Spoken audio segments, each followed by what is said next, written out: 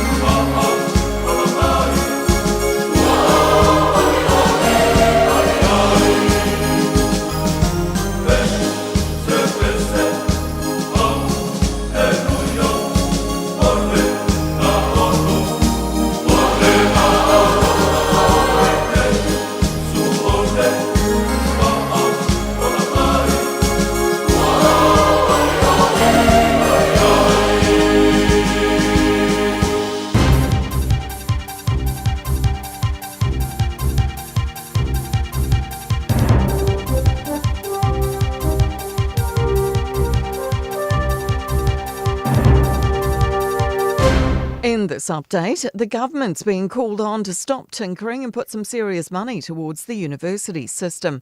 Universities Minister Shane Retty's new sector refresh includes a new strategy and updated governance rules. But Tertiary Education Union National Secretary Sandra Gray says underfunding is the real problem. we can't have a good university system until a government steps up and says we're going to invest properly. Gray says Retty's proposal raises concerns around government overreach and leaning on citations to measure research success.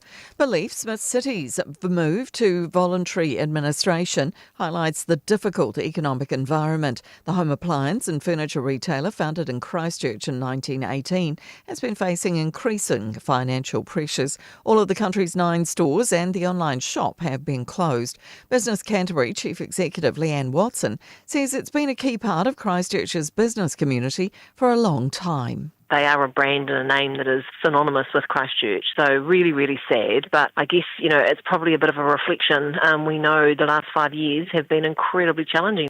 An Opotiki man's applied for $600,000 in compensation after having his manslaughter conviction quashed. Harry Matchett was accused of murdering 77-year-old Brian Hilton in 2016. A jury determined Matchett was guilty of manslaughter in 2021 after his police interview answers were used as evidence of a confession. But experts more recently found he likely suffers from memory distrust syndrome, often changing answers he thinks are wrong. He was released earlier this year after more than 3 years in prison. Explore Group is reinstating the popular Auckland Coromandel ferry service just in time for summer. It will initially operate the 2-hour services on a Friday, Saturday and Sunday from October 24. That's news. In sport, the Pulse are tipped to regain the services of ex-Silver Ferns netball captain Amelia Ann Ekenasio in the ANZ Premiership transfer market. She's currently on a break and won't be back at the Magic next year. Ekenasio played for the Pulse between 2015 and 2020 before switching to the Magic after the birth of her second child. Confirmation of her signing is expected at 8 a.m. A change for the Warriors ahead of their NRL regular season finale away against the Sea Eagles on Friday. Hooker Wade Egan is out for a week with a hip complaint, replaced by Sam Healy. 4 seed Jessica Pegula has executed a straight sets victory over Barbara Krejcikova in the opening women's quarterfinal at the US Tennis Open. That's sport. I'm Jodie Gill.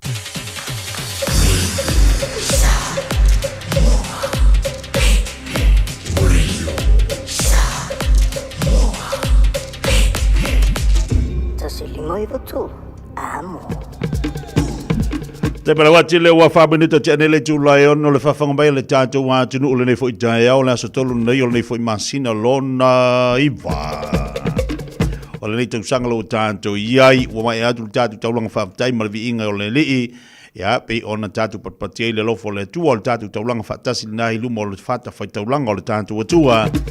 Ia ilona alofa molo na anga lei tātou whaafatai ai le mahatango fie ma le whaamaoni o le tātou mataisi le langi, ina mo whai o le tātou toi maua le nei tai au fau. Ia, manatu le nei tai au whaatalo whatu ma le nganga whaaloalo i pa ia ma malu o le tātou antunu o le nei tai au fau sa mua poto, e leo fau o mwhai o na whaatasi mai le nei tai au, tā whai fia la langi, leo mwhai o na maua mai le tautua ma le ranga le siufunga le redi sa mua tasilima o tolo amo. Ia, manatu leo pa ia o sa mwhai ngā le tātou antunu la le toi o iei se whamtalanga nei tai au. Sa mo le fu ele lave ele mfai sta utaino to e fangota sango ngolo iai pa ia ma babawe o lava ile fa babawe tu maua pa ia o le tanto wa tlo ale dai out ma tango fio tatu faita ulanga fatasi do moleli tatu fa no manu ole ile tua ia to no manuia e mai solo nanga pa ia so sani leo ia tatu taito luine o tatu faival ne yaso pa ia ma malo e foi o tatu tiu te manga luanga me se tapo inga nei a tātou mātua i maota malawa e meisila whainga luenga tofi le tua. Ia, whatalo whatu nei tai au, malo se fumaria malo whutlangi matafi, i le tautuma nanga si ufonga rede sa mua tasiniba vitolo amo, po kalame ale malu o le tai au, ia, le fu whatasi atuai, ia, mal le whatua ia ngaluman mana, Natasha Vaelua, a be whatatu insinia ia pesta a trade or sio, male tumaita ia Sarah Patea, ia, leo tātu i nei tai au, whatalo whatu ngaluman mana, malo se fumaria nei tai au, fumal nei ia so mātango fie, Ia, langi ma fo I lau to fa tia le nei tai au vi ele tua. Matango fie fo fie ia, ma futa mai fo le nei tai au. Fa pena fo fatalo fatia Samuel atunu pele. Ma lo le usu nei tai au, ma re winga le tau tai au. Po ia e tau maruru ma tai au ni maruru te lea ngal manana. Ia pele kau mangi fingifi, maruru mangi fingifi ma tai au. Rongo wingala ufu ala ia I lau sonu angala mangi fingifi rongo wingala kanga kare kiu ke kai aurungi. Ele koe afu de prangike. Ia. Ele koe prangike. O ngale afu ia mangi fingifi.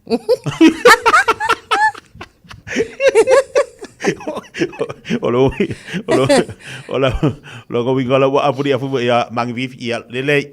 Ya wa tatu bo futulanga ole swing ole tau le tau la tatu talu atu ngala tele po a wing ole tau a wing ole wala ole ye pisa tatu le nei tau Fatalo fatu I tātou aveta avale le dei fo I tae au. Tātou lua ili poti mai lunga ole ala tele. Ia ole fo ila olo mai tau watu. Ia ole fata amatal tae au. Mana ia ki lia lunga o tātou awala olo o iai. Tātou motorways o lea lava fo I olo o maa. Ngai ale makua lights. Ole kako traffic ia. E le o iai fo isfa lava tau ta avale. Ile nei taimi ole tae au. Aveta avale. Ia tau ina ia manu wia tele le amatanga ole nei fo I tae au. Ia ile amataina I fo I o au whainga malanga I no fita minute te ai le tūlai ono.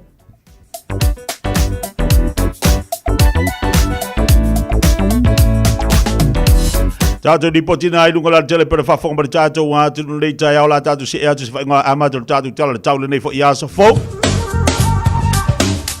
Ia, ona tātou whai maari rola ia le nei asa o le nau marino ia to e tūlanga la ia li tau mo tātou nei au kilani.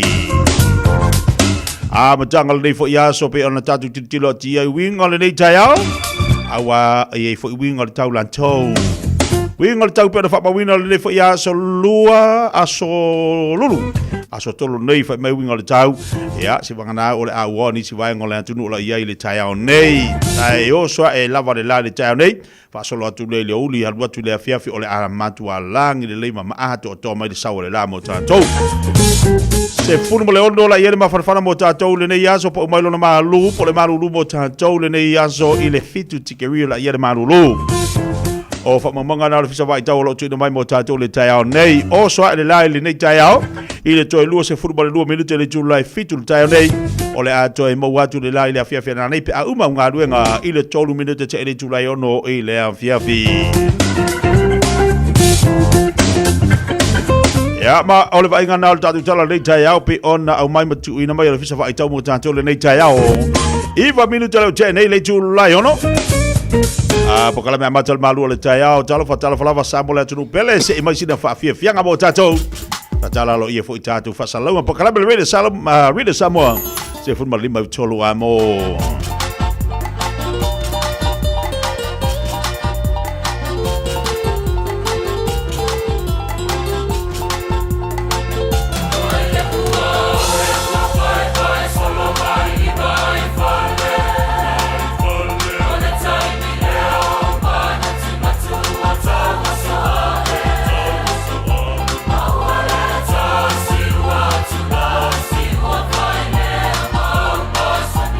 Fire.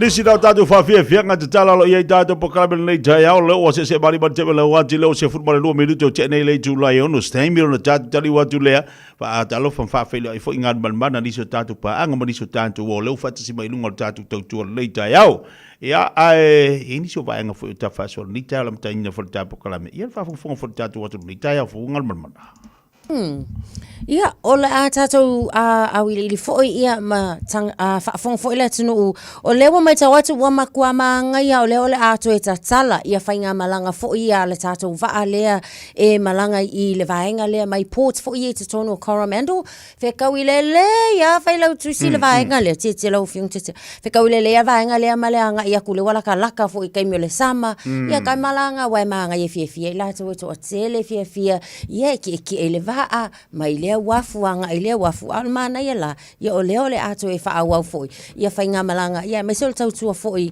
a le vaale na I le vaenga lea Coromandel leisi vaenga lo mai tau si ai o le fo tau e tatala aloa ia ina le vaenga lea ta o patrols I to tonu au kilani sa whatau ina foi lea vaenga I le aso ana nafi ma o se tūlanga I ta awa tele lava ia mō lo tātou community foi a wale puipuinga o le saunga le mufa aftai ai foi la tangalwenga leo ia wai pe o le isi leo tu sa mana o mia lava e ta tau lava ona lava ia le puipuinga o le saunga le mui vaenga ese o kilani so le atato wa ili ati fo ile na vaenga o le isi vaenga mo ilato uma fo yolo ia ina yalo manai fana witi e ia le baby wipes le tia o le wa koe fa ala wilua mai le taimile nei ia e ka kau lava o nga mata I tu pe afa pe ki o fa kau e setina fo ile le mo na yo na alo light ai o ia isi na fa le tonu e ono afia ia le tu tau le o la laulele ia por so fo malolo ina fo ina ia manai fa na ni sina vaenga o le a mo ia fo ulta to tal no ngal ni taia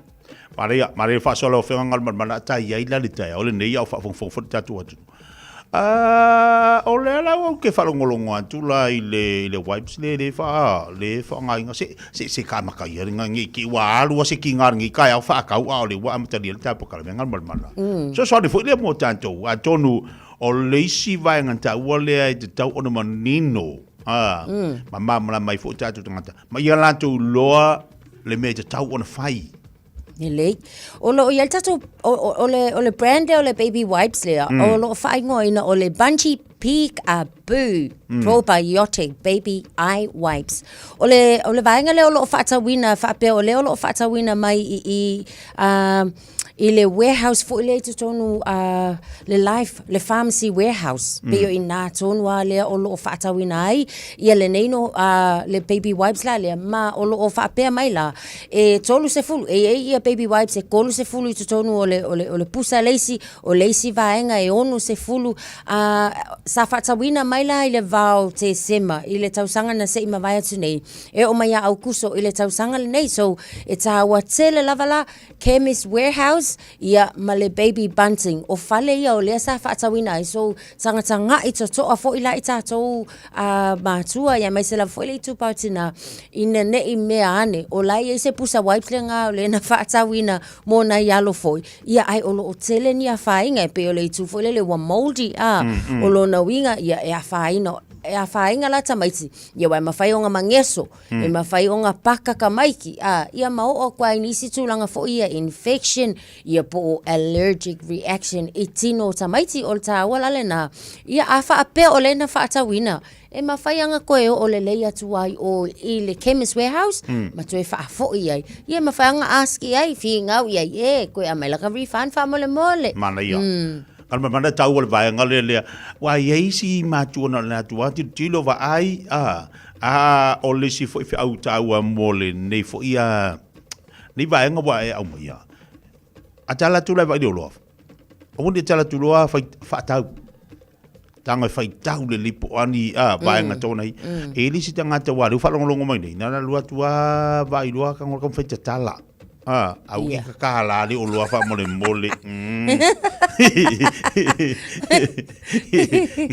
ai la vai nga fo ia wa ke la isi o lua fa la usunga tete o kulo vai ma ko ka ngo fia ape o ia le o a le ia wa isi o lua ya lang tau ngo fi e fo I lava ile quality po le ta ua male nga o lua ai ma na ia lava le la wa fa manatu mai ia a fa ape o le nana fa tau Ai ma se papupungi o le toe a ngai I ai fai ai va ai koe fafo mai la ka Saran se fa ka wese si wipes le lele mo sak fanga ia fu foi la iai fa pe fa ku fa fonga le tu ni tai au angal man fa ne fa ka ko mangi ka ko ka ngo fingi mi o wipes ia ai ale o le si do ba ko sa mo ngal apa e so ka ele oki ia ngape kingi ai sa ole le ngale okia ngal fasi solo a paipa solo ka magiki le wo mangi wa pisa me e ba mai tia ele ko work la o nga pekingi na sa I ka mai ki le ingal ma ko fo ya puinga ole puinga a fa pe o ngai a fa ina sia pepe ko apa ko ani nga ama ka mai ka ko yoi a le fa ka mai mo fasi solo fo ile e kire ke mat mai la ia le oi apa fama apa vai fasi mo ri ka ele ku kongu fa ko anga le kang o kinga a mai fa o sia pepe solo ka solo fa le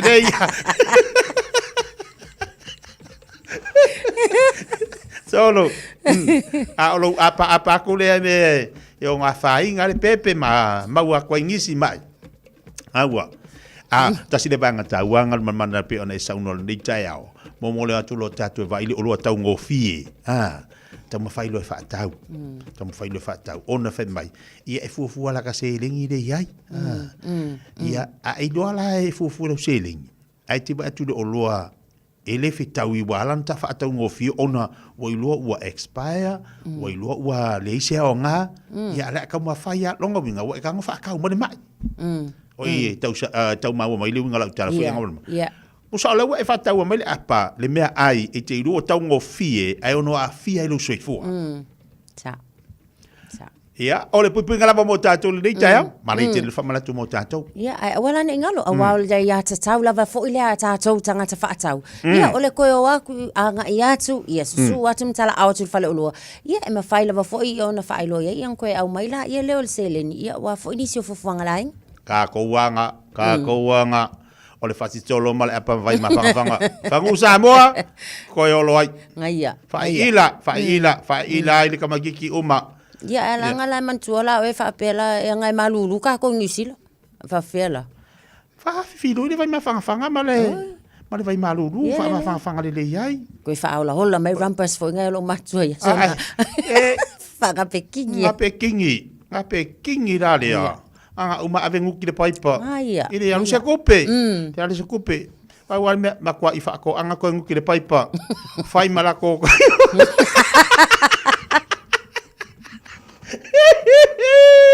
o ko tere ke kaya fai ma apa ke le ai o tu ala na pokala me malu ta ya o ngal mana so di foi de mata to ya aka ka se fuanga fai si awala fai ngala pepe fai si awala ko ya apa ka ko fang Samoa ngala ambaka kau vadi lau box fai fa de pa ve kan tayao to tari mai pokala me malu tayao luas 10 minutos chale chulayono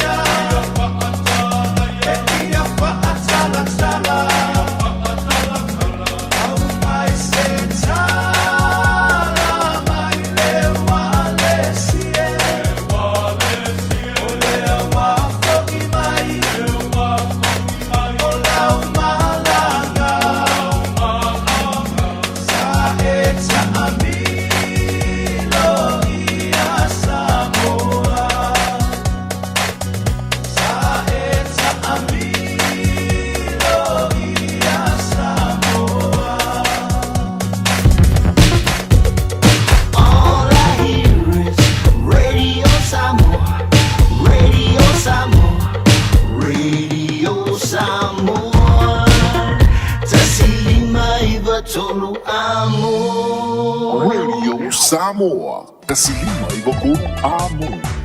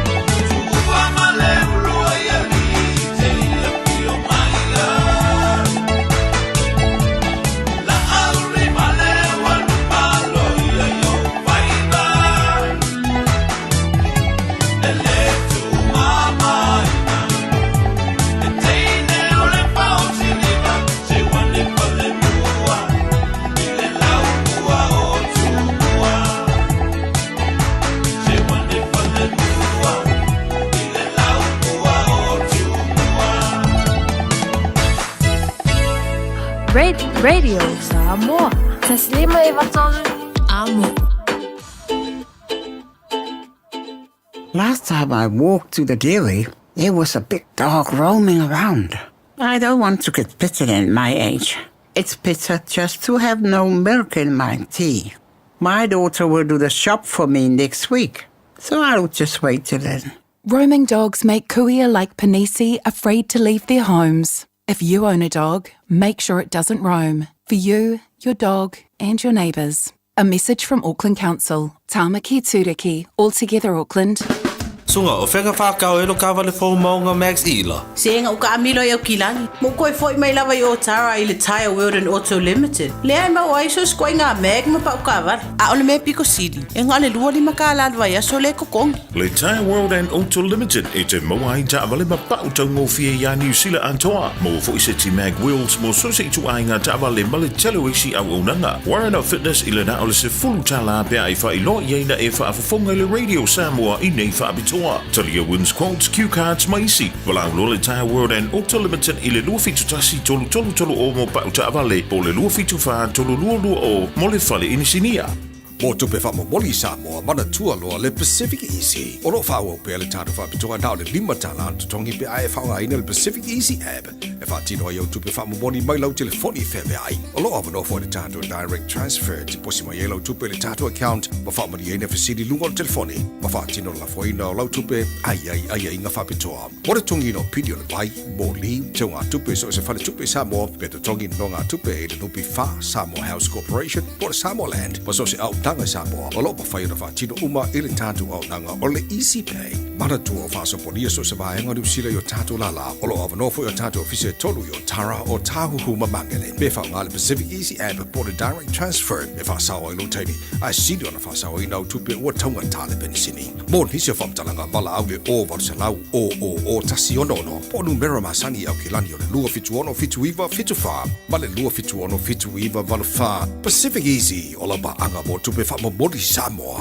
Talofa Samoa, o Ateshna Ryan, o le Licensed Immigration Advisor mo le Auckland South Immigration Consultants. E visosoani mo so se tu ai ngā visa e malanga mai e New Zealand po Australia. Telefoni mai nei loa i le o valu o tasi o no valu wha fitulua. Po le o lua tasi o no valu fitulua tolu o.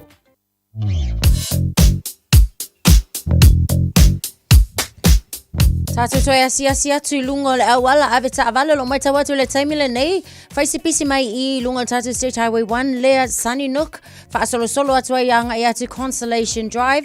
Ia ma whaasolo atua I nā le vaenga le nā Rosedale. Ia o pauna o le vaenga o mai tawatu lunga le tātou awala le nā. Faisi tele vave mai fo I ona pisi le taimile nei. O isi o tātou motorway so leo lo mai tawatu le nā lava o lo feo lolo o lona winga. Lanu sama mai le tātou mea po lona winga. Nai feo lolo a e o lo o whapena una flow pia tātou. E lei fwis whalava lava tau tāwale le taimile nei ava tāwale. Tau lava lea manu ia tele lava. Au whainga malanga ma ia saunga le mupia I lunga o le ala tele. Ma lo le tā Radio Samoa tō sulua menu te ai le tula e ono. Wharewa le nei tai awa ngalman mana. Moi la tau whaia lewa ngai atua mai ia ngā rua ngal tai au. Ia, o le tu ala lo fo le tapo kalame au whawhangwhanga mai runga la tele. Ia manisi fo I la tu ole na wanga ia tu la materi o ngā rua ngal tai au. Po kalame le maru le tai au. Ia tau longo atu lava ina ia Fautau tarelei lunga la wala wa le wanga ia tatu mo la materi o ngā rua ngā pere masani ia li tai au. Yeah, nena. A fa pela va wala ngona le vai. Fa mole lo please. Ia e ma fai lava fo ia ona fele pamu. Ia pe fa tafa lele awala. Fai se e me fo ngale ka parangi mo le power nap o ke le lo suma titi. O la fa sa mo titi power nap. Longo inga la le malo si ia fo. Longo inga malo se le paho. Ia. Fa fanga. Ngala pe ko fa power ma kama inga sinka. Ia pos malo longa fo dia. Taua, sa leia. O le vaenga taua le pe ona fa so atu ingal mana wa lu tai I vaenga le mo le lunga la tele wa le fu fa fa mai. E vaenga no pisi le tai la tolo no winga I to ai le tai. Fa utau tele le tatu lunga la tele awa I le anga ia tu. Ya wa pisi lo la wala yo le si tu ai lo a mata na mo me fero le ki kavale. Oso le spiko. Fali I lunga la wala. Fali. Na Maria. O le tualaro la da pokala melita ya o lunga tele ya fa ma datu watu ya uti fa meita au wa te fa meita lunga la wala ya disu fa nga fo ye pe ona fa ile pe mo datu watu melita ya lunga da pokala mengal mana O le isi o tātou vaenga tā wa fo'i ia ma se tala fiafia. O le utu e wha wawina ia whainga malanga fo'i al tātou vaa le malanga tu I au kilani. Nga ia tula kusala le ta ue e whai malanga I lunga le hauraki golf. Nga ia kulai au kilangi alu aku saoa alu lalo o Coromandel. O au lau ki fia ki e vaa lea moe mangaia. Au le lawa mai tau atu.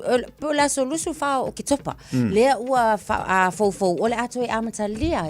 Ia whainga malanga la na al tātou vaa le na. Lea e whai makai pei fo al vaale malanga tu I au kilani anga ia tu Waiheke Island fa penala le fainga malanga ale vaale so o le fo ila io ai ma nga ia nga ka fa ko fo ia mai lo at ole ma na ia fo ila a wa langa tu sala le vaenga ma le wafu me fa ia na fa ai o I le Auckland's Viaduct haba ia ona tau nuula afa pela ke malanga nga ia ke ka nuula I Hannaford's Worthy Coromandel ai afa pete malanga e ku ole ia au kilani e te su le fa lima ile afiafi ona e tau nuu lea I Coromandel ile ono fa lima ile afiafi lona winga e fuala e oe le umi o le whainga malanga lana pe amalua tu la le whainga malanga e fo pasi o lea ole ia ile wafu e mawhai fo I ona whaongaina le malo le tunu o le isi tulanga lei e mawhai ala ona whaau atu fo I mo ila tau e fia o atu fitianga o lona winga o se makua whainga malanga mangai a lava tato pasese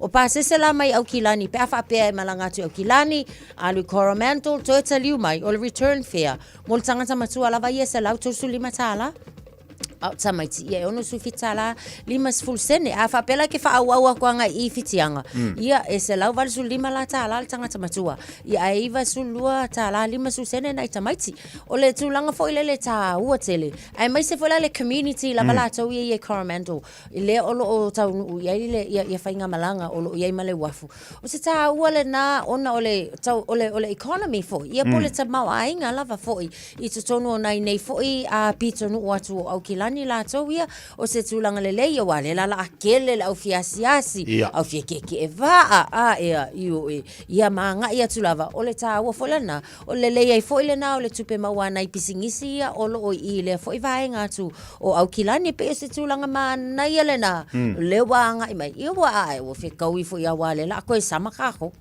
o le ala so ngal man le alu whainga malanga le ba si. Wa o ke fo fiu kakali akula la usunga tete. Aso lu fa o ke top. O ile fa ia o maloka mai. O so na loka mai ki. O le lo ma fa saka ma. Ale como yo le aso lu fa o. Im fa ko lo ku ile saka mai ngala ia o ke topa. Pe o le mana ia fo ile le vai ngalo e mo ia. Ia pe ku sape o la solusu fa o ke topa. Wa ka nga fa se vangoa pu la vangoa fu ile avel tama na o mala sa tama ai fa ka la so du fanga fi ka wi le o koi o se me se kupe koi ya nga ave ale nga lu le nga yo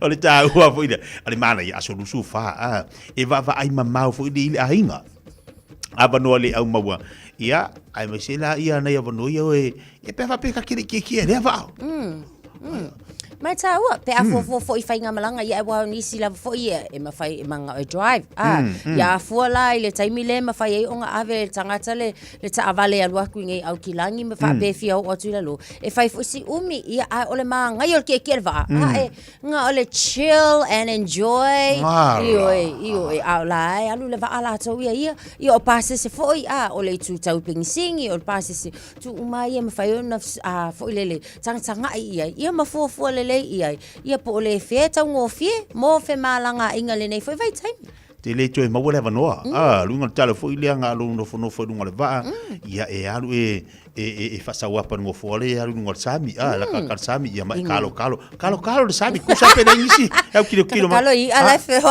kalo fa so la fo wa se le no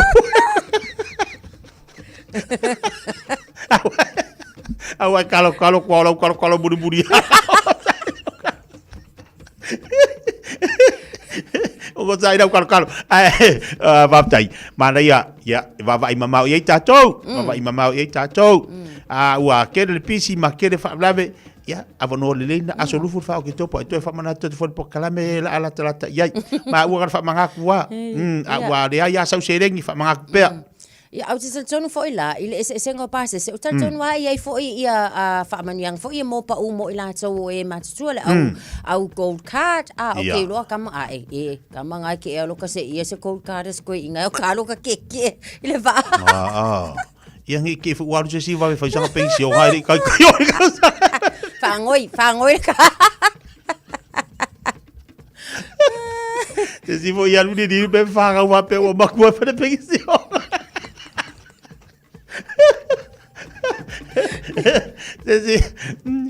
se va ia ke fu ia o fa wa i mal IT pension ala fa ko ari mai va ka fi mai o fique que va e vai ia te se gava ka te sa pension Nai pension ai kai lo so i fu ka ku Leo te lua se furu minuto na tale o le tu live fitu le tail po kala me al malu tail ka ko fe ka ko kari ia la ku fe ala me le is serious ala fia aka fia e u vai para que ya so alo aka ia nga e adu fo la ia le ko la fa nga po kala me malu tail fai mari tail ma el fa fianga le ia ma fa talo fa tu le tatu pa anga umare ngo tatu Facebook nei tayau ia e fa le kala le sido makua foi le wala mar kayau baba ia kusion ko lu ala e ngo fo mal il ko inga ala mar ko el makua pakeko anga va kwa el ko inga ia anga fis adema se lo kor kayau fa me kala lo makua ke fo o maka o pula el pop pula le ia fa me kala ko malo lo ifengare kala ko lo makua malo lo ya lo makua ia mele ia malo ale ola malo se fo malo ale ola ngika va via ka botato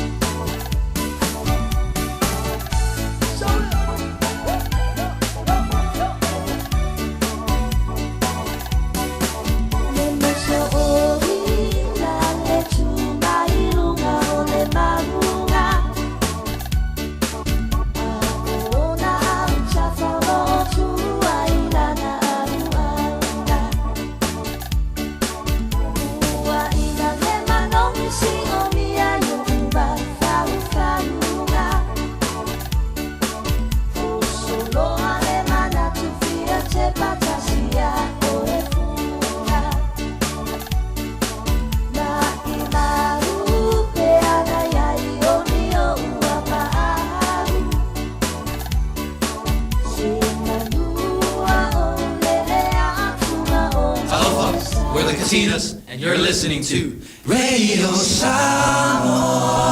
on 1593 AM.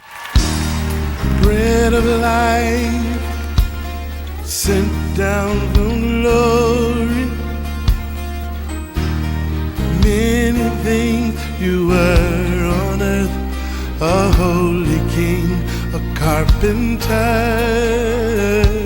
but you are the living word. Say it now. Come on.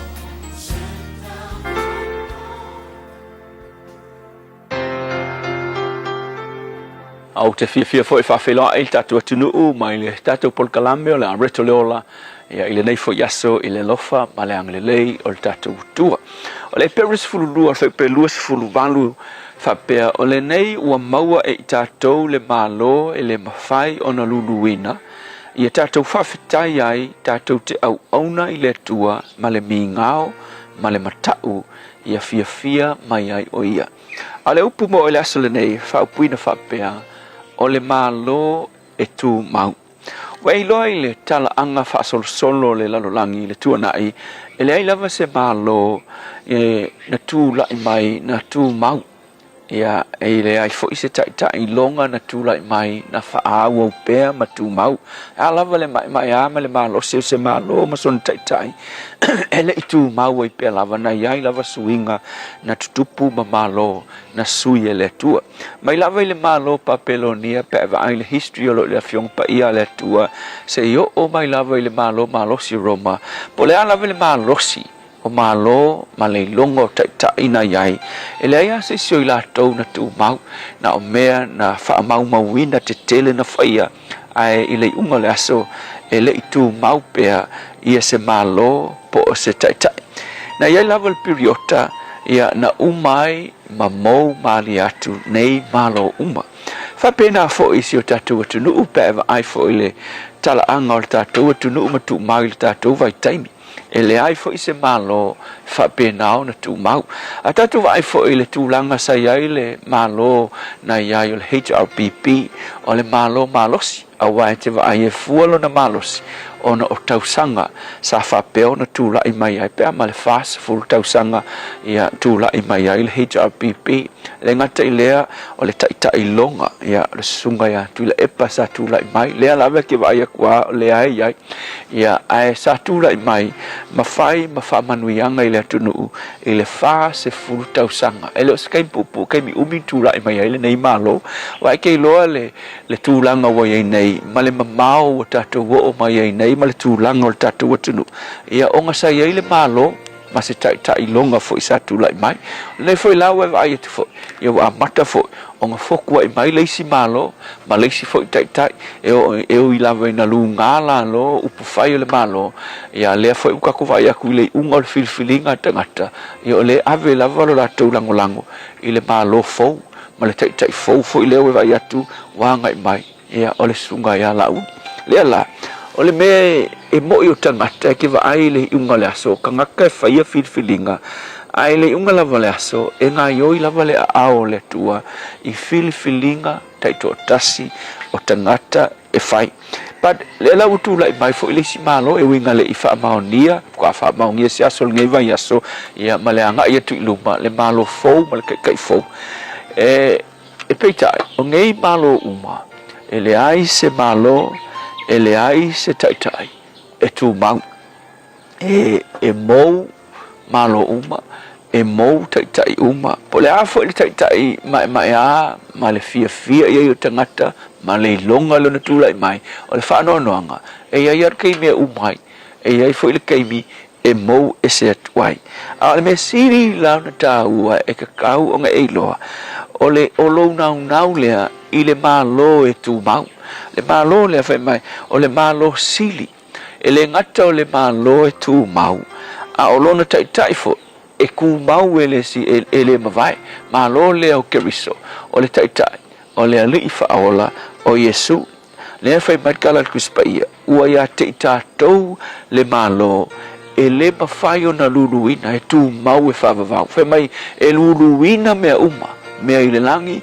ma mea i le lalolangi le ngei au fiai ma malo le lalolangi le nei ai le mawhai o na luluina le malo o ke riso Yesu e tu mau e whavau. So le upu whaila mo oila so ngai e pisi wa le upu kura i mai lisi malo u matu lisi malo ia e se foi malo e lango ave ia lango tangata fia ia isi tangata ia ake loa va ai o nge ke o fia i whainga malo le lalo langi nei ai misia ia te oe le malo sili o le malo leo le atua o lona tupu po o longa pale mia sili o le alii whaola o Yesu awa a e whai malo i le malo nga e tu mau pe mavae leo langa le ngei e kia fio i le malo nga le malo wa saunia le atua o le malo le langi o lona tupu sili o ke riso Yesu au whike mawai e te maua kwai le lalorangi le nei pe a talia le alii o le malo o lona suafa o Yesu e a mata tua le keminga i ke ola e o i le ola e whaavavau e le mawhai o na luluina le malo a wai mawai malo uma e mawai taitai uma ai le mawhai na mawai le malo le tua whawhitai lava o mātou mita i le malo wa e tuina i mātou i eitutonu o le malo leo le li whaola o Yesu wa mātou talia i o mātou olanga e tu mau e whaabavau ia vi ia o Yesu ona o le malo. Amen.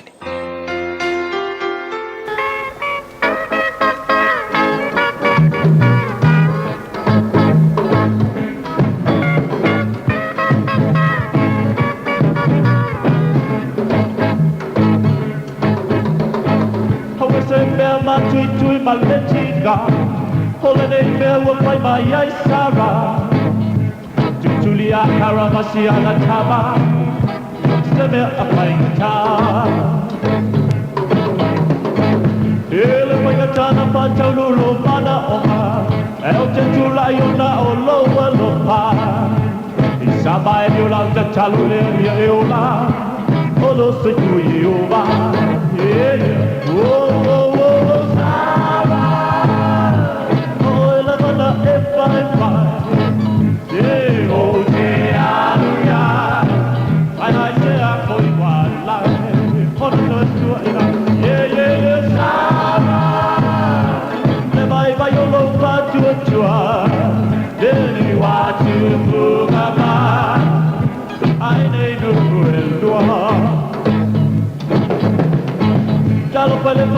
Polonga watulia ese ina wapana umaile tamale ele tamale yo la tamale loto tele akaraso ya de bebe dalo wa pese ai solo ile to apa wa umale pangu bai wa saule la pa apo konga ina e o ma la na tangi apio mai la bea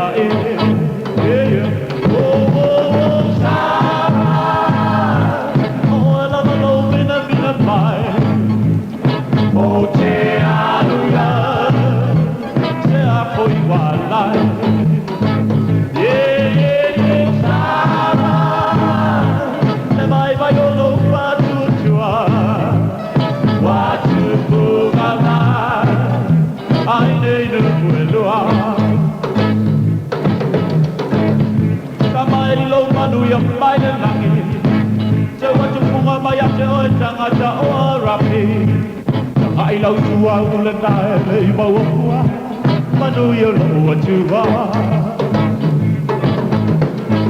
Isa Coletta Mole Pola, to Puma Mayate when they found Manu Yanga. I may yellow with Paula Tanga, the Selma Tanga. Yeah, Sarah. Oh, I love alone with a bit of mine.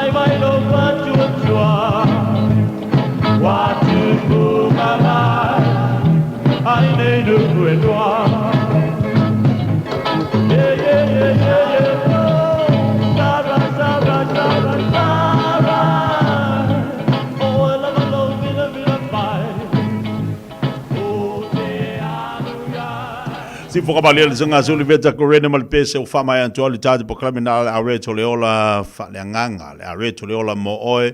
Ia bosi malu tai o whaleanganga na mo oe maa mutato umalaba nei tai au. Na pe nai whaafonga ia i tu inatu mo oe le nei fo ia so lulu. Le aso tolu nei masina ia biere li whaftei le tubola na upfolfola. Ia ma le tātou malu tai o whaleanganga. Ia o malo uma e mawai. E mawai malo uma, a o malo le atua e le te mawai. Io e moni mauni le whiong pa e le atua ni tai au angal mana. Sa o le saunoanga. So san, o le tau o vaenga ia Susana, fu le mo tātou le matari o le pokarame, ia o pokarame mau fufuanga le tai au. Ia, a wale whianga i fo tātou atu ni tu, te manga luanga pe o na whianga iai. Le lei, te bela wati le ua iei tātou le ua toi 5 minuta na talo le tula e fito tātou mai o amena tupu i le larola.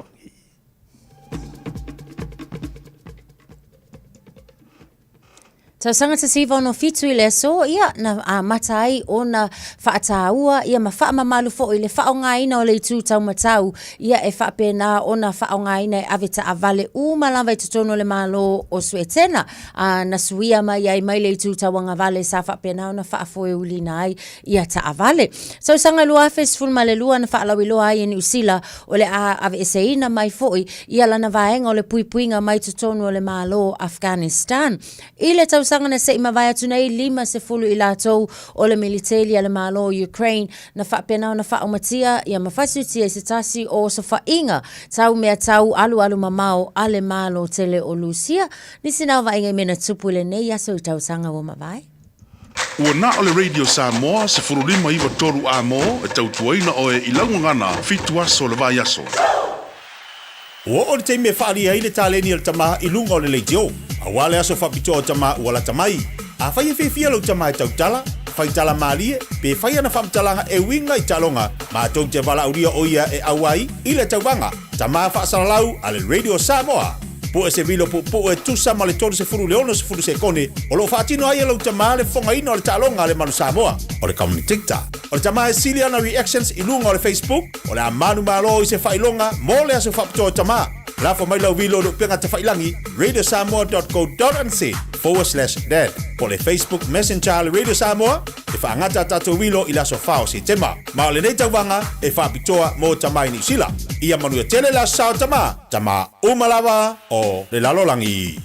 Avelo ainga tapua ia lelo whaivolo manu Samoa i lantalonga ma fiti le soro se tema i le Rotorua International Stadium i le toru leo auri taungo fie pepa unu whale se fulu tala mo tamaiti ai lua se fulu mo tangata matutua whaata whawhalo ainga mo le asu sao tama ma tapua i lau manu Samoa maua pepa unu whale i le ticketmaster.co.nz wa lango ina le netalonga le G-Mana Wholesale Autos e te maua i te awale taungo fie whafsota i nei loa le awhionga ia ngalu malemana tai ngalu malemana G-Mana, the answer is yes. Polynesian Spa, Herbert Rotorua Male Mountain Shade. Go Manu! O fia maua sau ta avale po sau piki apu. Ai tongi ta i vaiaso, lua vaiaso, pe ta i masina. O le sleek cars o le a maua ai le fsoswani.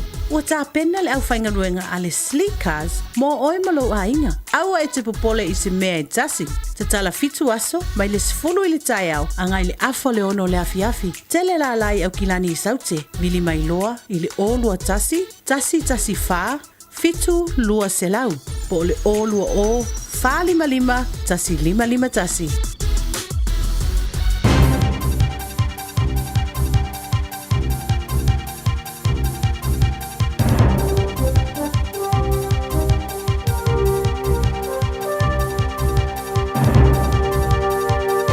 In this update, overseas visitors are back and here to spend, with tourism hotspots like Queenstown reaping the benefits. The latest international visitor survey results show a 5% increase in international tourists over the past year.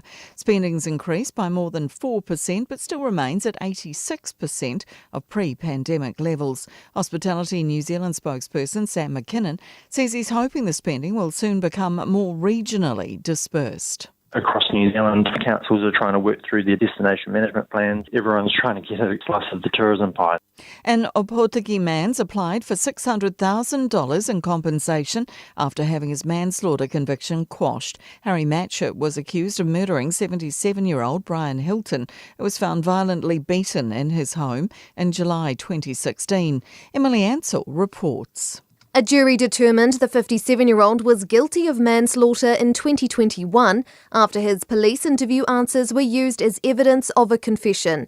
But experts more recently found he likely suffers from memory distrust syndrome, often changing answers he thinks are wrong. He was released after more than 3 years in prison earlier this year. The government's giving funding to schools for open plan classrooms to get fixed up. Education Minister Erica Stanford says schools could get the money from a contestable fund based on need to put walls in the barn-style classrooms. A ban on building any more of the classrooms was announced 6 weeks ago. Dairy prices have plunged 4.3% at the latest global dairy trade auction. Price of whole milk powder is down 5.3%. Waimakariri District Council sending staff to check on whitebaiters who've built makeshift shelters along the local river. Whitebait season started on Monday. A council spokesperson says under the Pegasus Bay bylaw, overnight camping on the beach or sand dunes is not permitted. They say staff will be taking an education before enforcement approach in the first instance. That's news. In sport, will Leicester Fainga Anuku be named in the All Blacks for Saturday's test against the Springboks at Eden Park? The Tasman back, who can cover midfield and wing, has been recalled to the New Zealand squad as injury cover after 2 seasons in France. Former All Blacks coach Sir Graham Henry says that Fainga Anuku could be ushered straight into the 23. I think he might replace one of the 2 wingers, and we'll have to wait and see on that, but I think that's a possibility. Jonas Vingegaard has pedalled back into the lead after the 175-kilometre relatively flat 10th stage on cycling's Tour of Spain, which was won by Jay Vine. Vingegaard gained 1 minute and 3 seconds on previous red jersey holder Torstein Tran. That's sport. I'm Jodie Gill. Talo Samoa. Waulene yo kaspitialu. Awal suya ngila wala kio. Eva mai ina se fulu lima iva kolu Amo Radio Samoa Vevela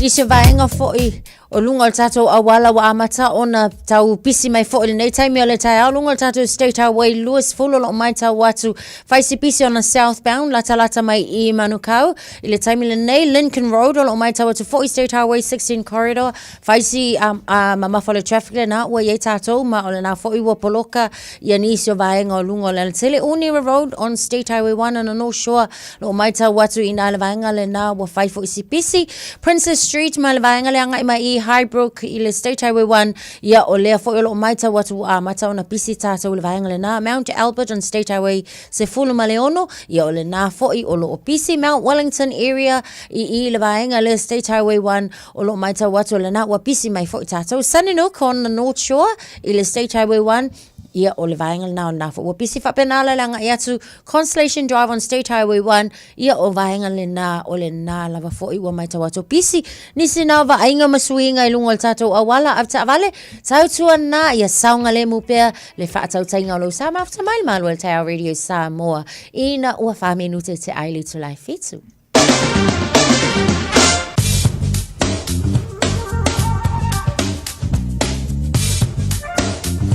So tali boyo tato po kalame le chayao le wa fami ni tele tu lai fitu pena fonga ni anto le fengan marmana le chayao ya se tato ripoti ngola tele tali waimbo tato lunga ole tato tato tala tau winga le tau pe ona fa mawina fo le so ya mo la to le mau mo le tato tala tau amata mon le chayao pa mele sava ai tau o fa mawina le so se futbol le ono tikeri o la ai le mafana fana mo tato se mai lona malu ile fitu winga le tau la ai le tau nei o le a woni si vaenga o le hantunu o la ai fa mai o so lava le la ile tau nei ile to e lua se futbol le lua minuto le to le fitu le tau fa solo atu le ole al watu le afiafi le ato o le ato to le sa o le la lo winga o le a se kueri pale ni ta fatusa winga o le la o le ai mo winga o le tau le ne fo yaso ngoto atu le la le afiafi na nei le tolu minuto te le tula no ile afiafi se mai mole so tayo la stofi le fa mole fisa vai tau se forma fitu la ye tatu ma fan la so tayo se bailo na malu ile iva ti keri aso tayo matua oso mai le la ilona tulanga lang le mama na ya a to le sawo le la ile se afala fa so solo tu le ile o le tu le afiafi mai le manga yo le so akayao fa mai le fisa vai tau o le auso le lai le aso atai au i le toe lua sefulu tolu minute le tulai fitu le tai au ngoto atu le ile ono te le tulai ono i le afiafi e abol tato li poti dan le tai au le mafutu le tato wa tunu le fo yaso ngol tatu tala le tau pei ona iai e mai se lunga la tele mo le feo i le tatu wa tunu i tu te bangaluanga masani i le tau tupala uranga luide Samoa se fulma lima iwa tolu a mo pa malo atu le tatu watu nu malo le pale malo futa wata i tutu mangalu nga masani ngal mana to tele niso tatu pa ngalu fat si mai lunga le tatu tau tuala ni tai au le fu wausua i ngā ruenga i le atu le fu o mafuta mai mauta manlawa ia pa to tele fu i la atu le ua tapena pena mise nei whana wala ua sauni ni atu moa au ngal ni fu iaso ia whatalo fatu ia mai i nei i au kilani ia wai moni lava fo ia ese tatu taimi ia mai se lava fo ia la to lo mafuta mai inisio atu nu e mamao ia fo disio lo mafuta mai o America ia ese fo la to taimi le nei fo taimi au tatu wa ia tilani ia o lea ua fatu a o ka ko i le taimi o tai au fo ia ma lo le soi fo man ia whatalo fatu fo ia la to lo mafuta mai fo si tatu atu nu i Samoa fa Afrika i kela ska ko nga malka ko e kalesia fa malolo si mai le nei tai au ma lo le soi fo man ia good morning Atamari from Tamaki Makaurau. Mana ia lelei fa fele ia fo iniso i lato le na wa mafuta mai le nei tai au lungo tavali tavali fai mali lo sa o tiso ona vavi ma pula sa o le lei o fonga i lumo le tele tavali ia la u ave taxi upa oi ala o ave pasi masangino o au ave kula la tofo ia le fe io ave ia meli ia vai de le luma ala ko ku le meli fe ko le se me la e kakala fo fe ko ku luma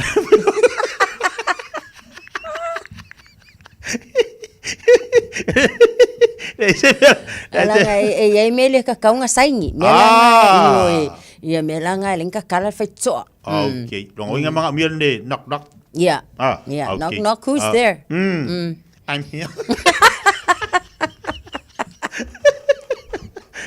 Ya, o meu mai, fiso soangia ko mo ave pasi vai de lei, nga fu ia la kwa ia ku le pasi ia camino milio, fa kori au ka fa le pasi. E fesi fa mal skingo, ali ia ngal man. So ave pasi camino o ka se pa e.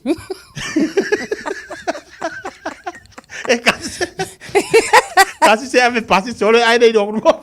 Alanga ia nga, walanga ile au fiu la vale lungo pasi. Ia la alanga o le malo losi le le male tino le ave pasi. Ia.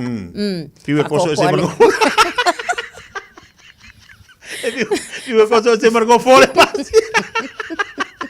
Lesa o kala fai ya. Ia malo ave pasi.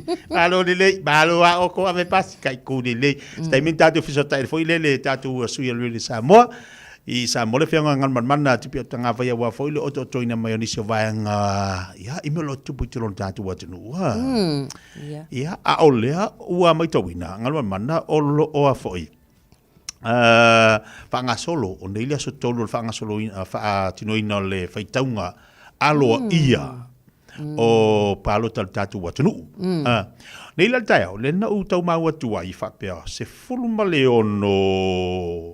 no foa ino mai alfa tau ngalo ia le ua mau le vang fa fa tu le tu samutas right ia stemion na tu fa manino mai le atonu le amo le afionga ngal man tu langa inisio no foa pe ona i vanga fa pa ona le vanga no tau mau atonu le tai ao inisi foi i lungo penga tfailangi ia la fa pe fumo le ono au te lo la fa ato tom fa manino mai le afionga ngal man tu langa ola iai ia le faitaunga alo ia te ona ngaluele o fisofinga palota ia la tu finga luenga ia to pele tai yes ma ia awande e popoli i popoli afa pe ngai e pipi paloka ile faitaunga momua ia lu fatalitali afa itau atu le faitaunga lo na lu pa o ngotai Ioe. Okay, ika. Ia. Ika, paure me ia ika le se kupe kongelo fale.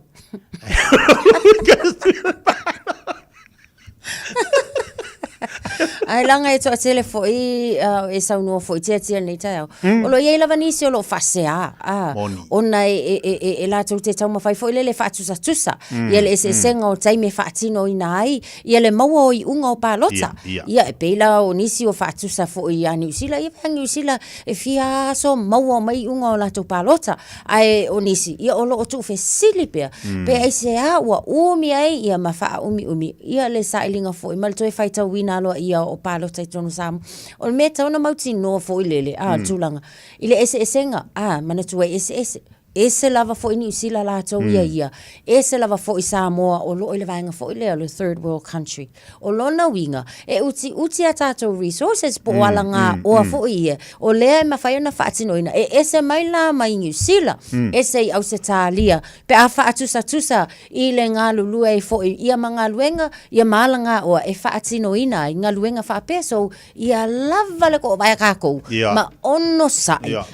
Ia le malama angale o le vaenga lena ma le tulena e alaiona ese ia fainga malo pa wala me ia taso ono sai ma kapu ai awal kako vesi mapulesa ia ke fo pulesa ngai ma o fai ka palo kala ko io ale me tawa ono sai o le ala vala le unga ia o tato mautinoa e le tai ona tusa ia Tato watunu ia mangusila ia mausitalia pea o ina tilo i tūlanga tau walanga o e whaonga ina I vaenga whapea. Sa olele. Pea o le tasina vaenga lo atu ngā lua I mawhau tātou. Ua iei le upu whaitio, le upu whaitio. Ona mai, skama ia ku ngu au ke whai aku, o ka makua umi ia le onga sa ia. Onga sa ia ke I whaua e pulesa. Ngā vau fu ila ia le o eka koe lo pulesa. Wai umalolo pulesa, wai le lua polan me la whau, ke loa. Que so mai pau.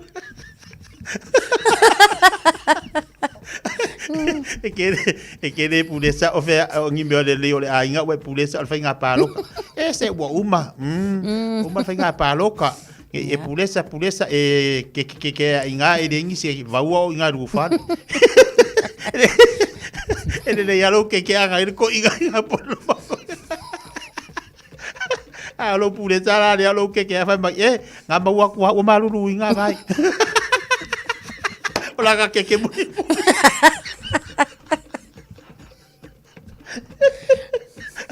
ola ka ke buri ala nga bala au he mai sei fu le fa le se mai sina fa me fia ka bota tu lo le sai di mengan man le tai vai sai buki I aka mai fu I singal man mangan ka wala le di fa buki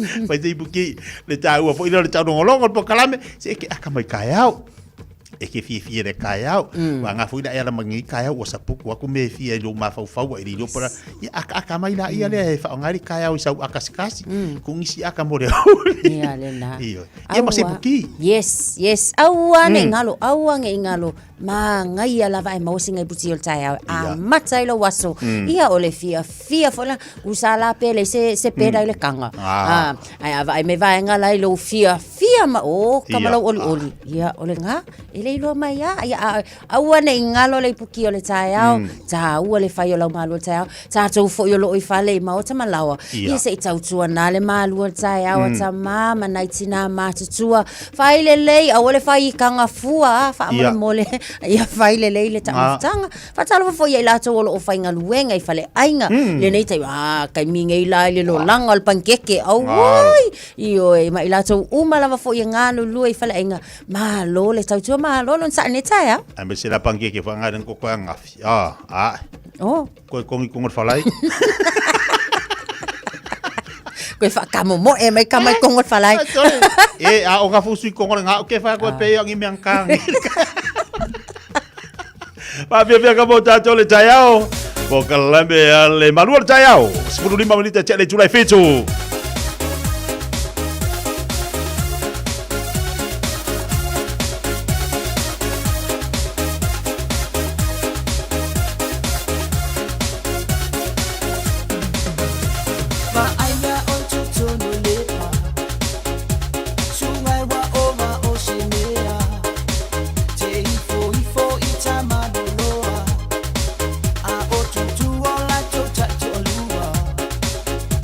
Le ai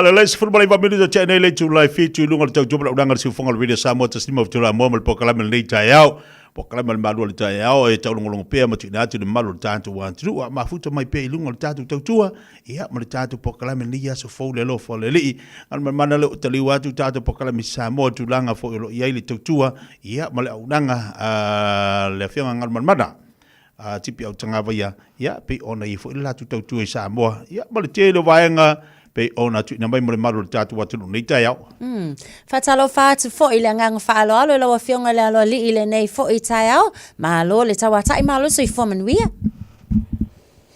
ma lo se fu lo fionga mai mana tau sala le radio Samoa le ka so fo ma lo se fu telenga ya tia ma lo le usu ma lo se fo mo nei tai au ia taltono le na lava o so longa le leile nei fo i vai tau ia mai se le alo atu lava fo i se tato o fisa fai palota ile a fa mai ai na fo i o vai ngai pe ona ia o lo mai tau atu lo ia ni se suinga ile to e fai tau ngalo ia le o tato palota ni se o tu malo fa lo tele mai e la o fionga le vai nga fa mole mole ia e tele a so lo ana suinga ia o mata watu ia ile fanga solonga le fita ngalo ia le tu malo le o si umu le sa felata ia palota ia le wa mautu mai na wa mai al fita ngalo ia o le situ to tasila u fili mai ai su to basa to wa tu to tasi ia e fa pena fo ila le tu malo le pasa le angalua le o tu le mai o le wa mautu le manu malo mai o le su to wa le vai nga fa fai e puipuia ia te o tangata. Nai swinga na e mesele tu malo leo faleata tasi, leo ua mai a po i lea sona nafi, po ana pole na mai elfi tonga alo ia, leo ua mautu mai o leo e swinga ina o le ua manu malo le sui tau wā o le vanga wha upwhai e puipuia ia tau tangata wa na mai ale whaitonga mō mua i alo i le sfreile o la e pālota si lia le sui tau wā o le whātua tua i le tua sa mō o tasi ia e peo nai swinga na o whanga solo ai ia le whaitonga alo ia ia rea whaafonga fo i aro tātua tunu ue longo puia li atu tūlanga fo i tūlanga lewa ta oto mai ei nisi o fui tau ngalo ia tia man tau sala. Palo whaftaingal man mana man Indonesia vaenga pēna whafungal tātu wā tino. E whōringa mai o lewa ma wot saunuanga le komisina o whai ngā palota. E ma whai o la mō lia le tangata whai palota. Ia pe o le whinu ngalo le komisina i le nei vai aso i le wofsini e fo e le ufa asana lau matu si tala o nai whenumia inga sa i fo i le taunu unga o le whainga palota mo ni se tu malo me se lava tu langa le fa ia fa pusa palota me se va ile ana ele mfaina tala ile so balaide ina wa mai whainga whiwhiringa ona wa tau nu pusa palota ia wa loka o mai mari pepa hone o le sheet wele le e iei wha mau o numela o le whainga palota mai whainga palota le tasi ia per tu langa na ele mfaina tala ho ile astonai o le fito a te tala pusa na e whae le aso mafua. Ia o pai o nai wala na o le e te rei na wale maufisini. Ia o le hoi la ua a mai e marifina ngalo le komisina. A ia se seisi o le au whainga ruenga sa ka penao na a wai le whainga palota e whamao ni ani tua ingo nisi ngai o ingo i tua atu. Ia e mauria le tura fona. Ile vaenga lava fo'i o anga masani fo'i tāpenanga o whainga palota ia ei ni fola folanga ia fo'i ni vaenga e taulau malu ia fo'i. A lo mai tau atu lai le taimile nei e fo'i se vaenga pi sa fola ile na fo'i taimi se vaenga pi e ta o se malo so whaatasi. O la se tūlanga o atangia mai ai fo'i le vaenga lawa fionga? Ia pi ole tele al na manatu sa iai a o loma le whainga palota. Ono le tūlanga wo ene le au whaingo sui tau bā, vaenga wha upwhai, me se ai vaenga wha upwhai o le wha tui le tua sa mo tasi, o sa mo poto, ia ma le vaenga fo e puipuia ia tau tangata. Ia me se me isi pāti la iti le sa a wai hola tau sui tau bā. Pero tūlanga le nao le sa ia le matenga, a tonu le a mai al palota, ia le a mawa iatu le a ele maua se vaenga wha upwhai se numela. Ia mafausi ai se malo so fatasi ia le lau tu le mai o le faisi mama o numelo no foi e manu malo ai fatu tu le tu sa mo tasi mo ala tu usia le tu langa vo ile numela usia por le maternity and for usia se malo fo ai o lo talia ia le faita unga lo ia ina fa mo tu le numelo no fo wa fa pena manu malo ai patia fa fa palo fa tai o leua mai ele whinga palota, ta lea fu o lo whaawopea i al tūlanga o lo i ele whai taunga alo i al tātu palota. E whoringa mai, ia, whisi te lo tātu tāpenanga i tātu tangi o palota, lea te tiloti ai, ia wa morianga so tu la whona ale whato singa, ngalunga lau whio, ngal mana. Te tia, o le poa las whaile lena lau manu ia i lo te pena o ni tangi. E lus fu tangi leo te maua lea te pena. Ia e te sila fia fo ia ingol tu la fono mai le aso na mai e palota fai tau pia lusu tasi atu fai tau lo aso lusu tasi na e tau te pena ima fa aulu ia mta upu tau i tangi o ni morianga fo i o so tu la fono i patosina ia luna winga a fa pe mai e fa ingol aso nei fai tau ngalo ia ia tatu kitiro le si lua vai aso wai umale si lua vai aso wa mata na o mai fafo ia tangi po o ai o tangi e o tu va solo tolu le fa muta in fa e o ka ko lo uma a tu langa na o le ai ya e dem fa yana mi si tu langa na wai pe o ma se ni e ta tu fa nga palota e te wa na ini mita bu ne o fa mi si longo ni tu ingo ni nga yo ingo fo i le menu ia sa fa tino ni si sui te wa po la to sui fo i sa lango i whaatinonga la tu tāpenanga i palota ia po komiti. Ia awa mele sa talo iai ia a umalo i palota o i lava utule i mai. Ia wa kala ia pai i jetia? Ia. Kaksia umalo i paloka o ia utule i mai ia kakoro i whaita ko malo. Ia a whapena a wingo so i whaka. E se a kala poru e se tala i sa wa. Eu marot palo ka wa ia ku mele fa le va pe. O fe le ia faz ka ko ka. Ia ai tara si ai si fio foi palo te lu o luta. Ia. Ese fu tasi ia tangi sa ave famsino. Ia na lu vo ia wa tu ngana e lu vo ia le ata pena. Ai le avala au mai ia ole o ia le kan ia pai mala fai o la u te fa so muri tu la u ia le te tuma. Yo kamo ia ki ke wa ku a wa kuror ke ku si ku fa ko le piko. Yo la vale. Yo. La vale ka ko ia e pa au se de sui wa ku ka ku sa bo pa pena. Ole sa no ngangan man yo ka ku ole mengi ole upu ole ava fata la ngai e pe e po ko ilo male se lengi dungo faka yo fa msingo ngo ko ya ko. Ia wa ka ko fa pena e umalo e se me papea ia tau fai ho i se tau fai ai o tau fai yo ma di ia ola valea ele na vale ko ma fo de sili ma tau sanga ia a vi le ngo ya lo is ko ingo xiong e o le a ver ka ko ia pape o ngai o inga umanga e fai ia wa ko da ia xiong e xiong e ke ku si ele ma fio le ai de la ave ala Anche chi le mansioni o coi politi, alcune si menano anche qui su per io la varia. Ora kako e su ela wala me mo si me amo e te su ela wala le si aki nganga iro ele o malo si se mo ba wole le ave se tangi se mo ri angol fato sina ala ya no ave wole le ola ye me la ki kilo mai ko se foi pe se fai ayo de ri de va ne fa mo ponga le su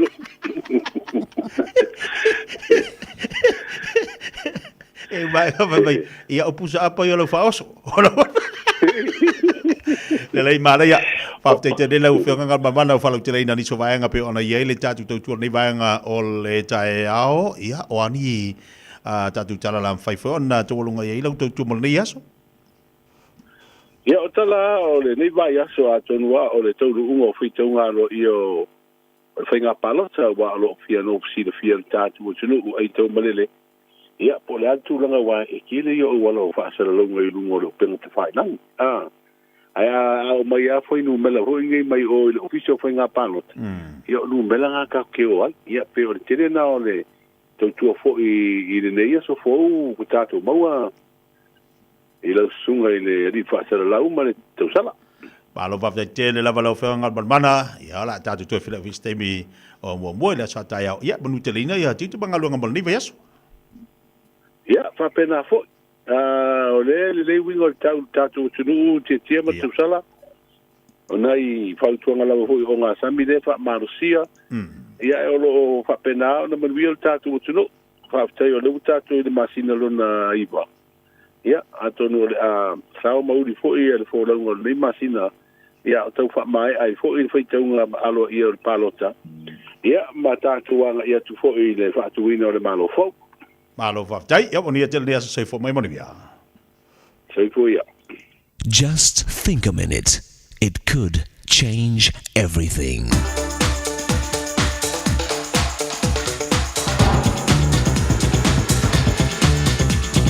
Think a minute. Remember Greg Louganis, the young, strong, superstar athlete who won gold medals in all his events at 2 Olympics, both in 1984 and 1988?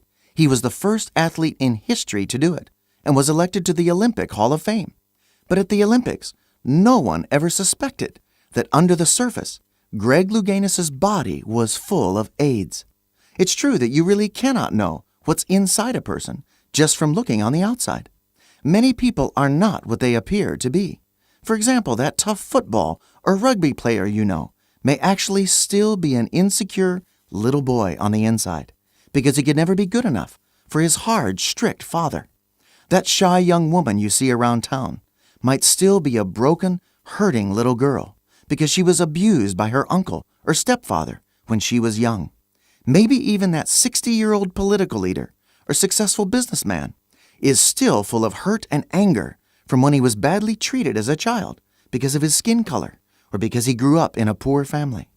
In fact, many people look strong and mature on the outside, but inside they're still hurting emotionally and need healing. They still have deep wounds, scars, and painful memories of terrible things that were said or done to them when they were young children or teenagers. Friend, if you've been living with pain, fears, and anger from what people said or did to you in the past, these hurts and bad memories can be like chains that hold you in prison emotionally. You know that Jesus Christ's own family thought he was crazy, and his own people had him tortured and killed as the worst of evil criminals. So Jesus definitely understands and feels your pain, and he's the one who can heal your painful memories. So today, why don't you put your whole life, including your painful past, into the strong, healing hands of Jesus? He'll even help you forgive those people who hurt you. Then you'll be finally free from your emotional prison to start living the full, new life Jesus has planned for you. Just think a minute. If you'd like a free CD of our top 40 programs, write to us on the internet at www.thinkaminute.com and catch us tomorrow at the same time when we stop and think a minute.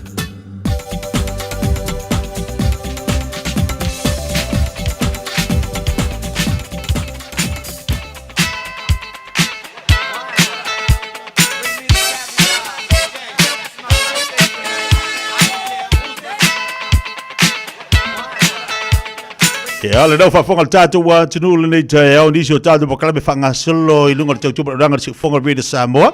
Se whanmalima i tolo a mo, le ua sa wale atu le mala wati le toi lua se whanmalima minuta talo le tu live balu. Ta tala lo mal tātou loina tolu fetu tasilima tolu fetu tasilima tolu o le tātou emaili o le onair@radiosamoa.co.nz. Ya, ma le tātou Facebook, ma lunga le tātou YouTube. E ma whana whasi si e ma iei lau whamurianga o le aso whanau ngal manmatna. Yeah. O le lawa yel tatou whaamanianga mo moelunga o le apia fōlinga, whaamanianga mai a puna o lo whaai e kuasi. Whaamania atu le aso whanau se tasi o le whanau, le tamaitai lea o Miracle e kuasi, o le aso le neiwa ato i eilo na lua su lima tausanga, ia alofa le li masanga fo eilo malosi, a walo fianga ia e mga luenga, to anga le lotu, alofa anga mai o matua, mai o ainga i Samoa, mani sila nei, ia aisilia ia alofa o Kwenda, Xavier, lo nana o Sina, lo Auntie Tau Vale, whaapema o matua, whenumia ai mapuna. We love you. Ya, lewa tala tatu leida. On mamadau e tatu wala udunga linga. Fatalo fatu I le ua I lunga le leina. Fatalo fatu ko I le neita o matango fia I lua fionga pe on tute I le tatu Radio Samoa. Ia vi ia le tua, whamandu I le tua, ono lawa noa wa o maua neita hao. Wo wila se ia o whamanuia I le aso whanau o seo ma granddaughter leo o Grace Anne Marie, Papa Vaupun Matangi Stephen. O le aso le nei wa ato e se fulu tolu tausanga o Grace. Ia e ui lawa na tato le o mafuta ina I New Zealand ono se fuafuanga o mato o mai ai. Ai Grace, yeah, we look forward to come and celebrate your birthday next week. We miss you, Grace. We love you so much. Happy birthday, to darling and sweet, sweet, sweet, beautiful Grace. So sorry, Grace. So we look forward to come and celebrate your birthday. But today is your birthday. Whabanuia le tu o te loa I was poio o ingailu. Papa saya manana mele inga. Ia ai o tapua ia tu mato I nei I Australia nei mato. Whabanuia tu lo waso whanau. Ia lo alof te lea tu aseu tama. Mai mato umala vai nei lo Uncle Kengi, Uncle Stephen, your grand auntie Makangi and your grand auntie Kinga, Auntie Nika, Auntie Epi, especially a big kiss for you, Grace, from me, Nena Aitino, and then Papa Vaupuni Matangi. We love you, Grace. Yeah, man really was to find out for after tele lava molo o mano and nectar out for man really to mo olua after lava. Tai, ia, whatalo whatu fo I leisoro o lunga le tātou laina. Tāro, whamā, mō soifua. Soifua manuia. Ia, fia whaonga nei tai au fōu vero whamananga nei le tua whana au tuai. O lao le suko wa koa ieri bua suma tasi tau sango se ua ine to tasi lau. I tunu se mātu ai. Ia, o te mai tai de o fuatino, to se wei matasiwa ia mai le fio anga o whaleui manolo ia mawailo ia nei pacha. Ia ma o lo mātou nuku nei tonu o le pitonu ule nei o lo tumutu mwai sa mwai tonu manre ua nei. Ia ma o la ua i ngoi e le tai au i lungo aluenga. Ia ai mbuli atua i o mātou alo whaanga ma le tinao le ainga. Ia whapena i o na tuangane. Ia ma ainga umalava o na to tele i tātou. Ia o le ala na o whapu o tuai o lo whaanga. Ma ia o nei le tamā o lo i bungo telefone. Ia o me kaele. Ia o futi e whaiu. Ia mua ni si tausanga si tele mo le awhine. A tu te mahu tai le o langa le tu mau. Ia o ni a tele lava le lua vase. Ua le le tai au pa tai mo le pokalaka mātou. Ie. Tai. Ia olo ia lisi ata tu whamanianga a tia ilunga le apia fōlinga lo mai tawatu ole aso soifua ia o to whaia to filau suli fale ese ile nei fo itai au fia mesi pa ia whaamanu ia tele tulava ilo waso soifua ile nei fo itai au leisi o whamanianga mai a Linda Matua. Happy birthday to my sister say Epa Sili Loto. And my niece Alea Tavita. Ya lo fale atua ia whaopopo si tau sanga se telo lo soifua. We love you both and have a wonderful day. Ele está valendo tão foi mai? Ia ta lo fale nei tai au ma walo avanoa. Ta lo fa lo sunga kikia pa pe ko atasha. Ia ole asfanga uni o se ukama mara ko pole ke fongi ole makua fo ide o fast food di mangion kausa. Ia memoria koero whaanga ke rola e la longa mai lo leo ai wha manguia le tua ia o tona ia o leo a koro fasu lima ringe ia so da skolo se tema e so fua mai ai ma e lo mai ela o le lo fore tua ia o le la ai wha manguia ko se no skaimi ia nga vidia kura e kisau e va kusau mea lo fore o lo peste ia wha manguia ke le tua o tona ia lo whaanga mama and all of your sister and the family. Yeah, love you too. Yeah, whamangere kua mo o rua a tia Tasha. Yeah, mangere aso. Tai mami e whone aso, soifua ia. O loo iaili sia tā whaamanuianga I lunga fo i api fōlinga mai a Viraneta Sione ete whaamanu atu le aso whanau le uso i ato filau sulu I fale ese fia me si paia ia lofa le li I masanga whaamanu ia pea le li I mo oe le uso fo i atu le tino maalosi e wale whea ngai matiute ma ngā luenga te tono e ka le sia a inga manuu.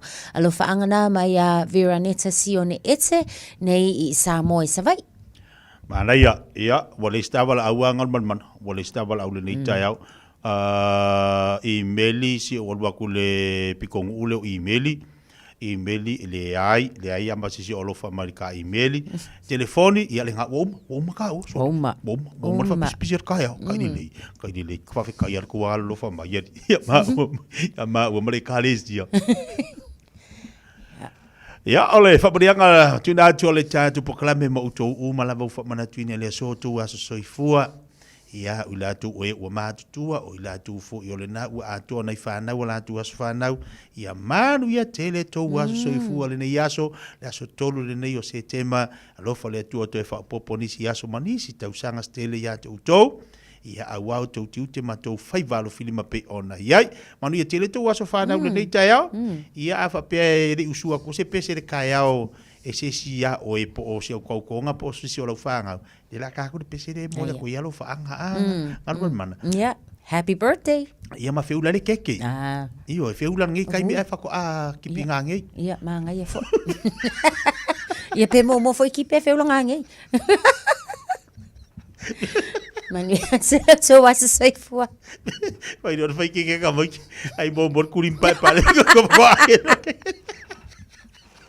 Mani te wasa soifua nei jaiao. Luas por minuto jalo le July valo.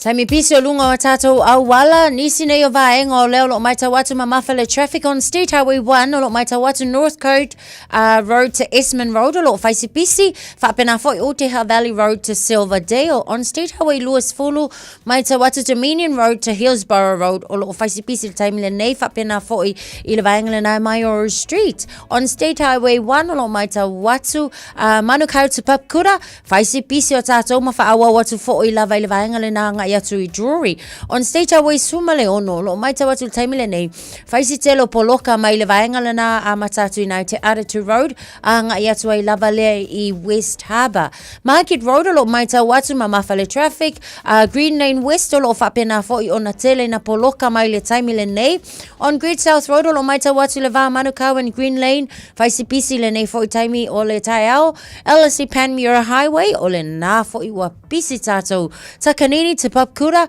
ia o le vaenga fo ile na o mai tawatu whai lava si pisi taimi le nei afta avale, ia o le taimi pisi le nei tautua na ina ia sao mauli pea lau fo launga o ima lau whainga malanga I lunga o le awala, mai se fo ile taimi le momoli ina o nai alo manai whanau, ia whao tauta ma ia saonga le mu lau whainga malanga manuia tele, mafta mai, malo le Tau Radio Samoa ina was 15 minute o Natale o le tulai valu. Radio Samoa. Taslima Ivatolu. Awana emisia le Fara Stateina, ale tui sa mo Manhattan, le as falele asolimo se tema. Fatau se over 4 papa on the wole fasipa ile tui sa mo Manhattan, le tuatusi, iva fatasi a Dominion Road I Mount Rushmore. Limas for dollar ticket, te fiu tau sa mi le po, pa fei menu. Ta tala le pa mo vai tau mafa, amata ile a faleono le afiafi, a ia tu le level po. O le afafi file tu sa mau pen ile a afiafi. Vili mai lis mo so avanoa, ile old watasi, oi watasi, o fitu o valu, old watasi, oi watasi, o fitu o valu. Talo fa Samoa. I mawhai na whasoasoani atu Dr. Chen pe a whai te a fiele mai suka. Tōta mawalunga, le maua se whanau, mai sela, whatu ngao, ti ngā le ua po tuli, whaalusi le tino puta, ka nesa, ma le tino mangeso. Maua fo I le kulini fuluni fo mōni fo ti ngā, ma toi whaafi lesi ai lau mānawa. Tele nisi o loa e whasoasoani I lo soifua maloloina. A fio ane loa e ai Dr. Chen, I le tuatusi lua ono Great South Road, Orahuhu. Telefoni lua fitu ono tolu tolu fitu fitu extension numero lua. Talofa lawa, ua mwhai ona awina atu tātou whasanalaunga o le pālota o le lua awhelua 5, ona o le langlong mai o le tātou company tāwale o le Enterprise Motor Group Manukau. O lo ua wha wau le mātou whapitoa, whaingoa ina o le Enterprise Smash Prices, a mata mai I le awhe tāla e o atu le tolu awhe tāla cashback o discount. Tele wha ma awenga su mai I le 5 Grey South Road Manukau, o le veni I le Overselau, ona tasiono whātasi walu. Enterprise Motor Group Manukau, o lo tau tua tātou atunuu mo le 5 tausanga. E fia le moana rental se whailong antula na whabitoa mole masino se tema o ke topa ma Novema. E luse fulu% o le apa uma walalo ai le tongi o Tavale. Pe a tolu aso pe silia to foi le umi e te whao ngā I nai. E ma whaiona piki le Tavale mai le malewa lele whaleolo. Po o whangali, whapelo tātou ofisa au tui ala fua. Pe momoli e to foi le whaletali malo o loo e wha mautu ai. Ai ngā whabitoa. O lo iaia tātou insurance cover e te fili mai ai. Ina rei tupu se whalawelawe ai o lo iai le puipuinga. Mara tuolo yele tanto account I Dusila, be la fo sao fo ile Moana Rentals, e fa nga ile Pacific Easy, be fa nga fo ile credit card, e fa tino ile tongi ino lo sa. Mori si fa talanga vala ile Pacific Easy ile ovalu selau, o tasiono ono, po numero masani au kilani o le lufi tu ono fitu iwa fitu fa, po le lufi tu ono fitu iwa valu fa. Matalo sanga e transfer o e ile Moana, be asisi ane ile Facebook ale Moana Rentals, po le tanto upengata fa ilangi o le moanarentals.com. Moana Rentals o laupa anga e taitoloina oe au e malanga asiasi I Samoa.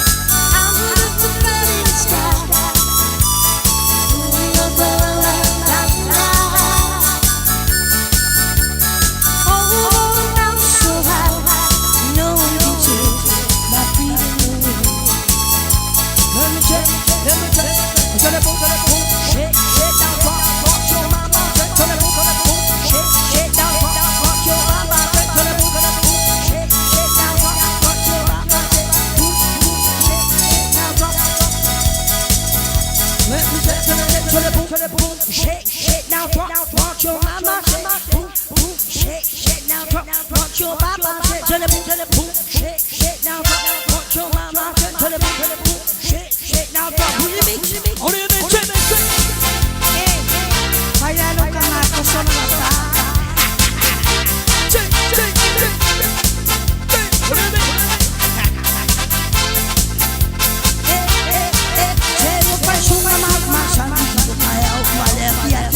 Eu sou mais lava e depois com o ar lá por lá eu passo.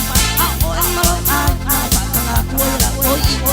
Eu sou mais aqui onde eu sou lá no lado. Até a Eva essa vai vir com o ar lá vai sabia. Não vai você que eu sou mais lava ele. Agora não há na coisa. Eu sou mais aqui onde eu sou lá no lado. Jole, e mongi olhar. Ini ko sila tinggal si polo kalima ko awan ay woke so liris kala ikala ko umaro siya kala polo kalima ko awan sele wala na ko sala ko kasi na kala wa kele polo kalima ko awan sele ko so kala ni shan su sele so ko ai atu alba sele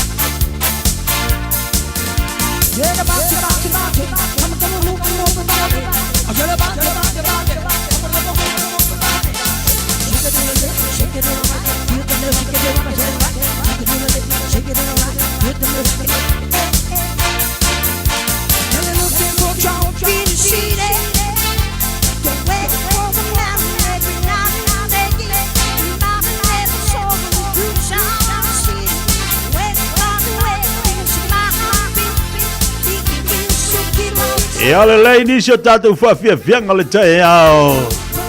Ina o tani mal tepele wati le o toi ono minuto na tae le o lei tu lai valu tale tu lai valu whafonga le tātou watinu le tae ao nei.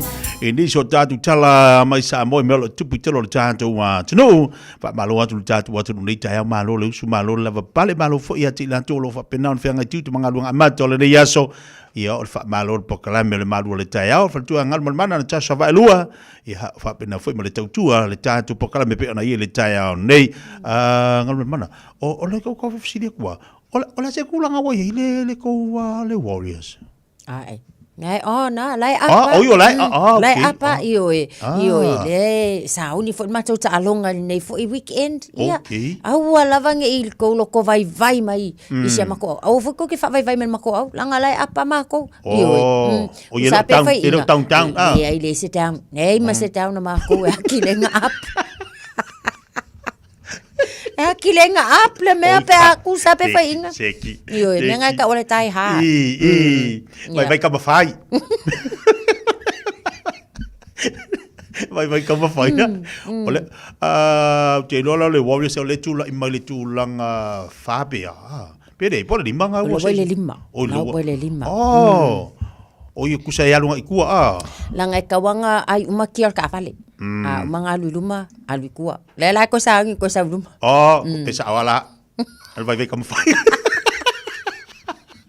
ole wo tulanga ono le Warriors time le fa tulanga ina fo ile lunga le ile table ya la va lai mai ka wa la mo le Raiders yo so ko male Storm Bulldogs Broncos Sharks ya lo ko lo mako la up ngai par mi ngai seki ngai lunga le up Jadi foi talo con vai aso le la ta tu anga ia tu ia. Tono ke tali tono tai au wa mawa uma mai a foi. Ia le sketcho ta tu ta longa ia la fanga solo mo le fa unga foi le vai aso. Ia be fo le taimi tia ta te fa ma lo ai foi. Inai ma tu le nei taimi o ke fa kai mini la wa makwa pisi solo la iki ile taimio a onga ia fa pena fo ina matua malo matua le ono sai ile nei fo itae ao ia ai mai se fo yo nga luenga ile fa ngofie io ile kaulanga lunga la iki wa ko nga moyang po mana wa esa o le te lo tai au ta te whalongolongo mai te lua ta pisi atu e malesunga le wao ta maiti o la ke usu ar kai au whaile lunch si au kamai kiki rari ai oka e pakia pakalunga lau ma vala au ia ia koe vala au ia ngale ma e so o ma fusi pau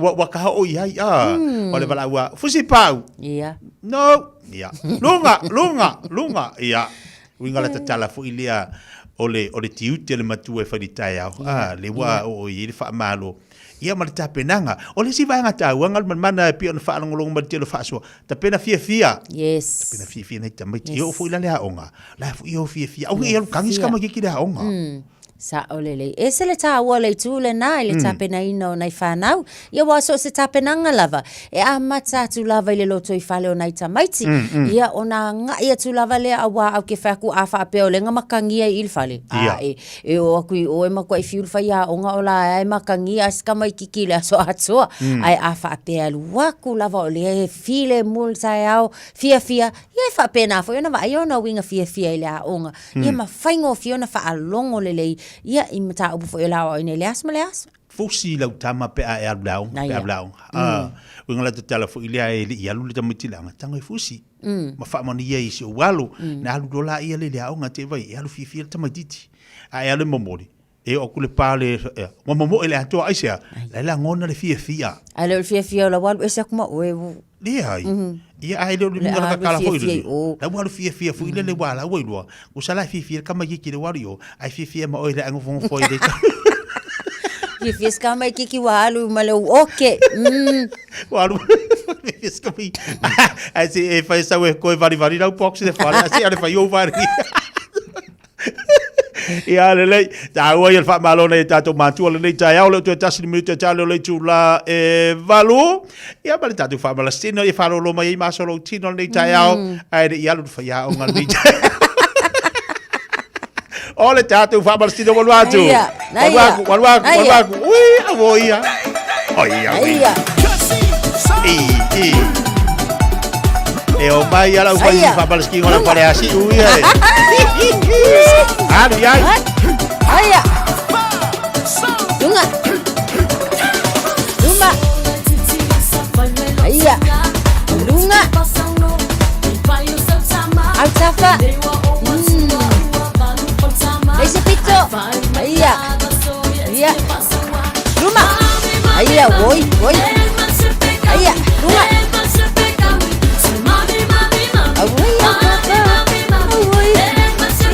Pito.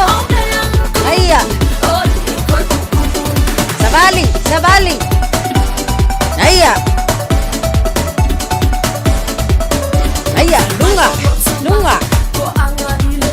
Mai luma. Aya. Antaka. Aya. Skursekole. Wange nesi au kafa. Ya. Iya.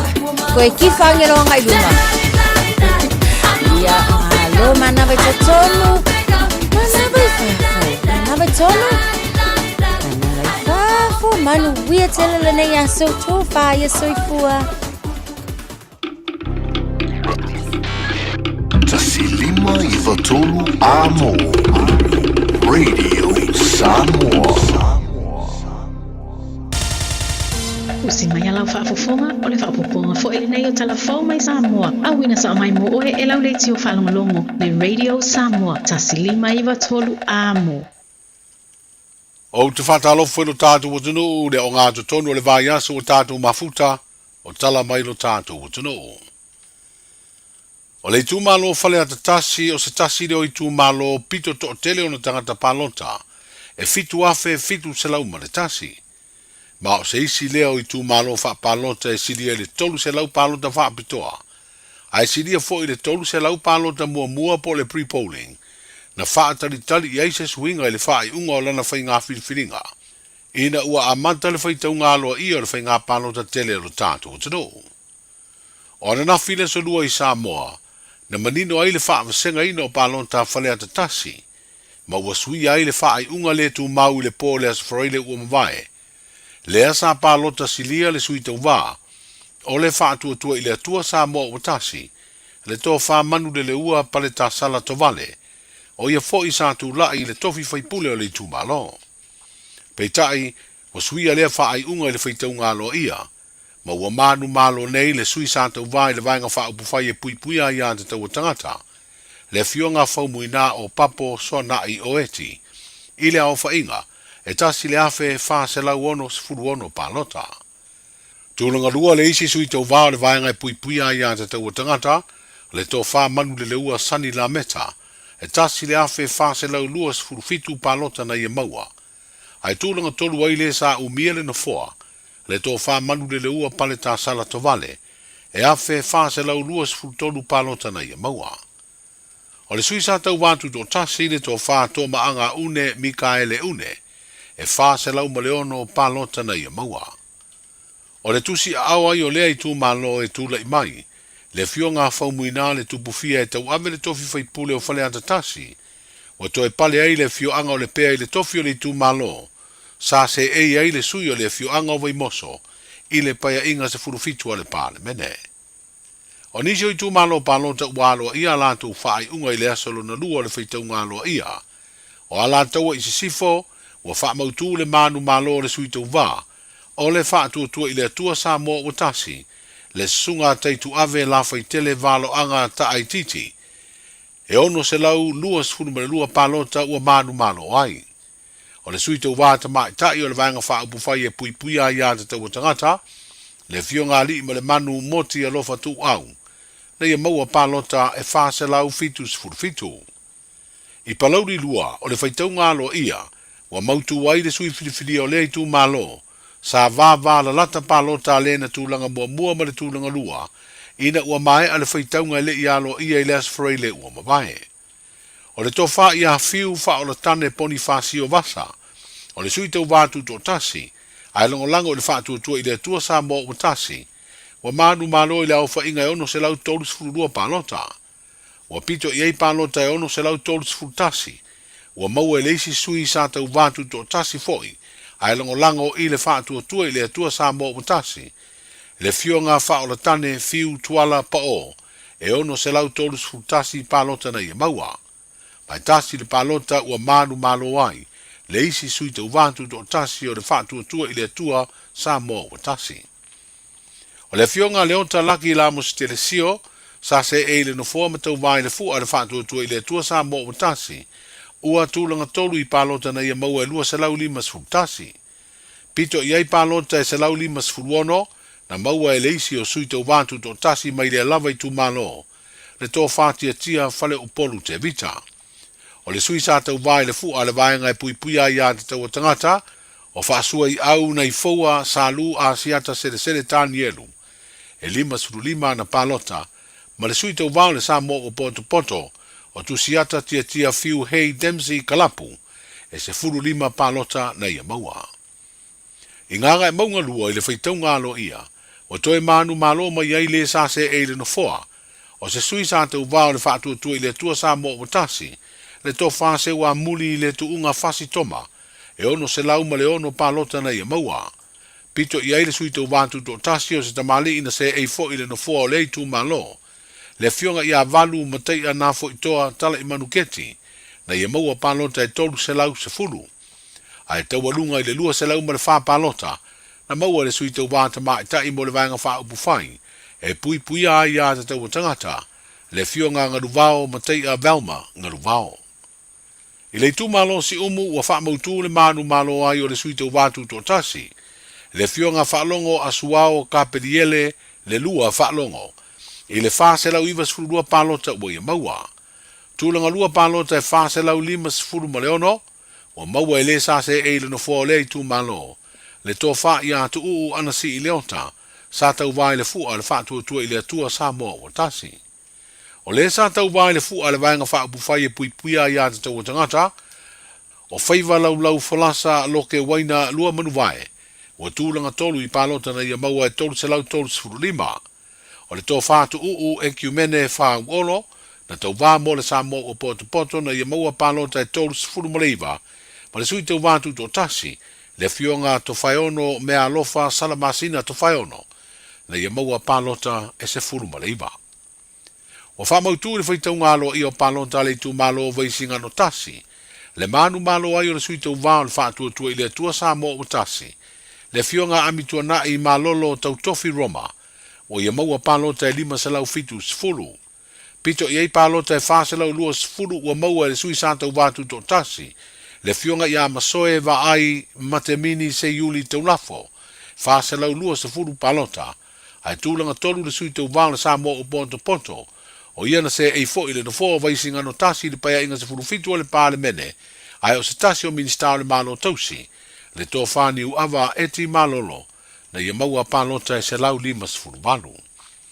I le tū maloa ana lo finu me le wha, wa manu malo ai le sui tau wāta mai tai mo le vaenga wha upu whai, o le wha tua I le tua Samoa o tasi, le fionga afa masanga leone mati wa ili masame, wa ia maua palota e valu se lau 5 sfulu walu.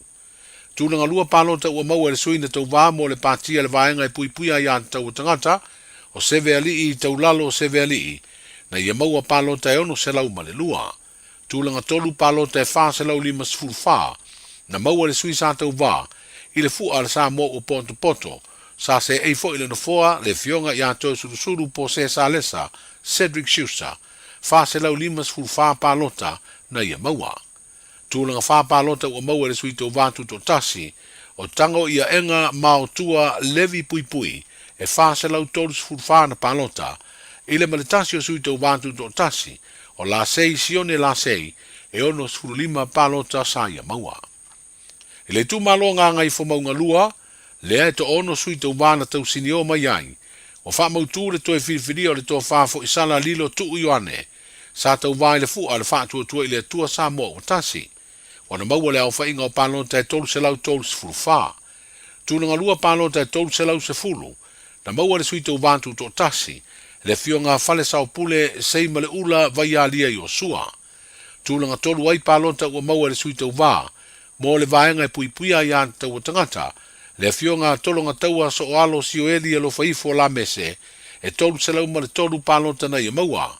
Pito I ai lao whainga o palota e lua se lau lua sfuru lua, na maua le sui tau wā le vaenga wha upu whai o le Samoa leipa, le fionga so o alo feo umi mene si osi, ai o le sui tau wā, o le Samoa o poto, le fionga so o alo mauai kuresa so alo, na ia maua palota e se lau fitu sfuru ma le tasi, ma le sui tau wātu tō tasi, tangaloa Mark Hoods, na ia maua palota e se lau rua sfuru. I le whaitau ngalo ia le tu malo palota o sanga ngā wha, o wha mautu le manu malo le sui na tau wā mo le vaenga wha upu whai, e pui pui a ia te tau tangata, le tō wha ia le fue pelenise le levanga, e tasi le afe ma le fast food valu palota ua ia maua. O le sui tau wātu tō tasi, sa se eile no fua o le tu malo ini paya inga ua tuanai, le fionga pātea tu isa turi masiali I tasi, wa tūlanga lua i le whiriwhiringa le tu malo na ia maua palota, e 5 se lau fast fulu. Tūlanga tolu palota na maua e le sui tau wāle whātua tua I le tua Samoa o tasi, o ia na se eile no fua o le tu malo, le fionga tangaloa telepasi poloa, se lau fitu sfuru ono palota na ia maua. O le sui tau wāle Samoa o poto, le fionga mata afa sa eni I le atu pue, na ia maua palota e se lau tolu sfuru wha, ma le sui tau wātu tō tasi, o tū mua ke le mete sa pa uvitale, na ia maua palota e wha.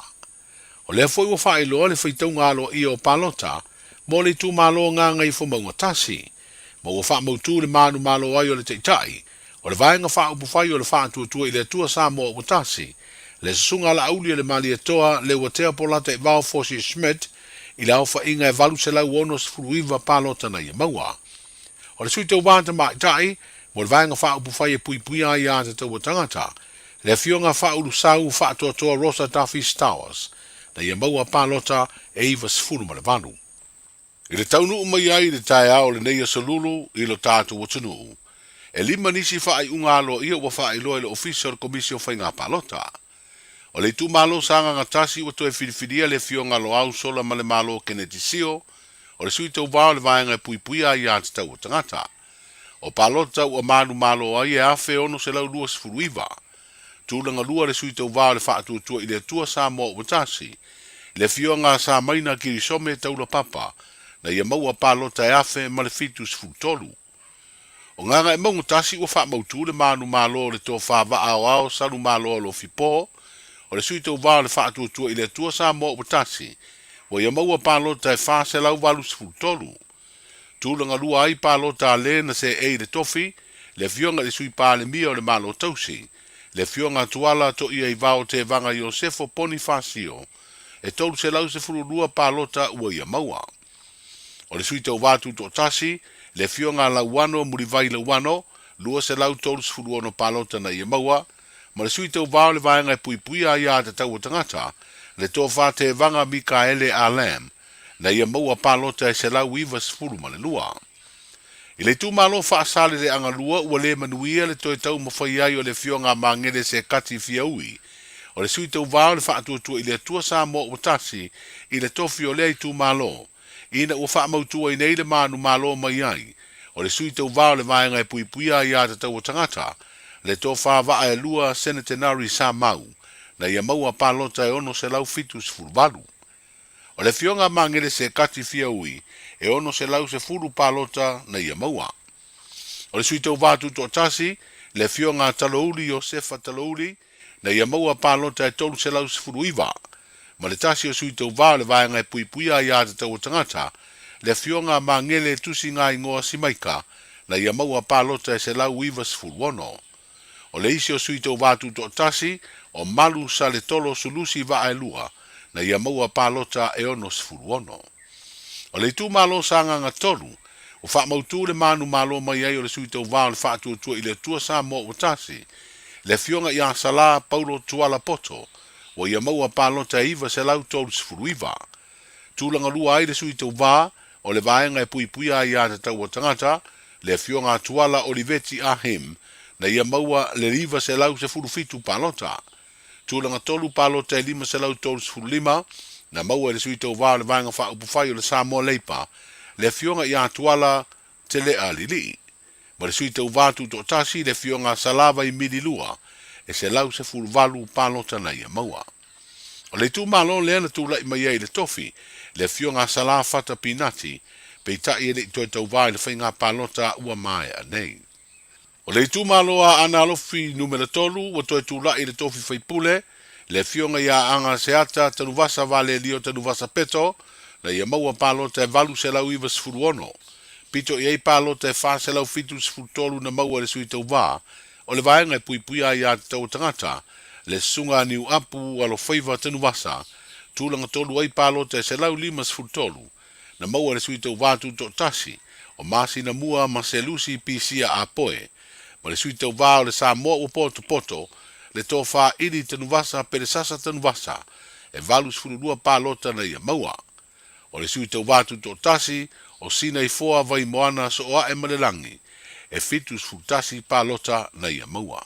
O whaitau ngā loa ia umanei na tu whaatasia ma whaailoa le komisio whai ngā palota, a matamai le aso na nafi, o le poa na poa se ia o mai, i le tae o nei. Wa ave le whauntuanga malosi le te tai o le vanga whaapufai e pui pui a ia te tau o tangata. Le susunga atu i le epa lupe sori aisa i lele malia le ngoi i le komesina o whai ngā palota. Ina ia sila sila ua te tau na wha i titia, i tu la whai ngā luenga i la tau lo ngā lurue, i le tau wha amao popoino le tau nuunga le whai ngā palota tele, a o wha ngā solo ai le whai tau ngā loa ia. O tangata e leo ni masini e pe o na wha i loa i tu le epa, i se pepa o wha amtalanga mai le ofisa tu te tonu ala na pāti i wha upufai. O nisi o tangata whai ngā luenga ua mōri mawina i lunga upenga te wha i langi, o matuala ngona lava le vai, ma o nisi ua vaia o mamoi la lo fata, i te tonu o le ofisa o lo wha ngā solo ai le ngā luenga.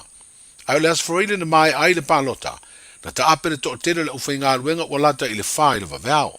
Na toi usu atu i le astonai, mo le wha vasenga ina o palota wha pitoa, o se ngā luenga na malama le taia o le asasa, o lo o wha tino pea, e peo na mori mau mai nisi na maea o na wha vasenga palota wha pitoa, o lata i le se furu le taia o, ai na amata lea ngā luenga le te o le sifuru, o le tai au le asto nai. O le aso ngafua na amata ile whaitau ngā loa ia mālua i ma le pō atoa a malama le solua. O lo iai leo ma le maenga e ngafa ma le puipuinga po security officers, o lo ngā lurue le vai o le no fuanga o lo whanga solo ai, le whaitau ngā loa ia, lea o lo te wai fo i mapusa palota.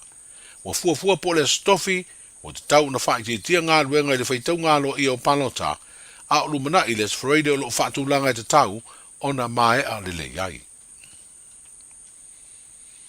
A o taria i nei se isi li poti la tamai i le soifua maloloina, i le tūlanga wa iei le pepesi o le whaamai o le whiwa o pona iwi, i ne ubatoea e umaia onga i le tuana i univai aso o malolo whanau e mafua, i puipuinga mai lea whaamai. Wa whailo ai nei le malo o Australia lana fisoa swani mo Samoa, manisi atunu o le Pasifika mo le tonga fitia, ma le puipuinga lea mai le tanki whiwa po le whiwa o pona iwi.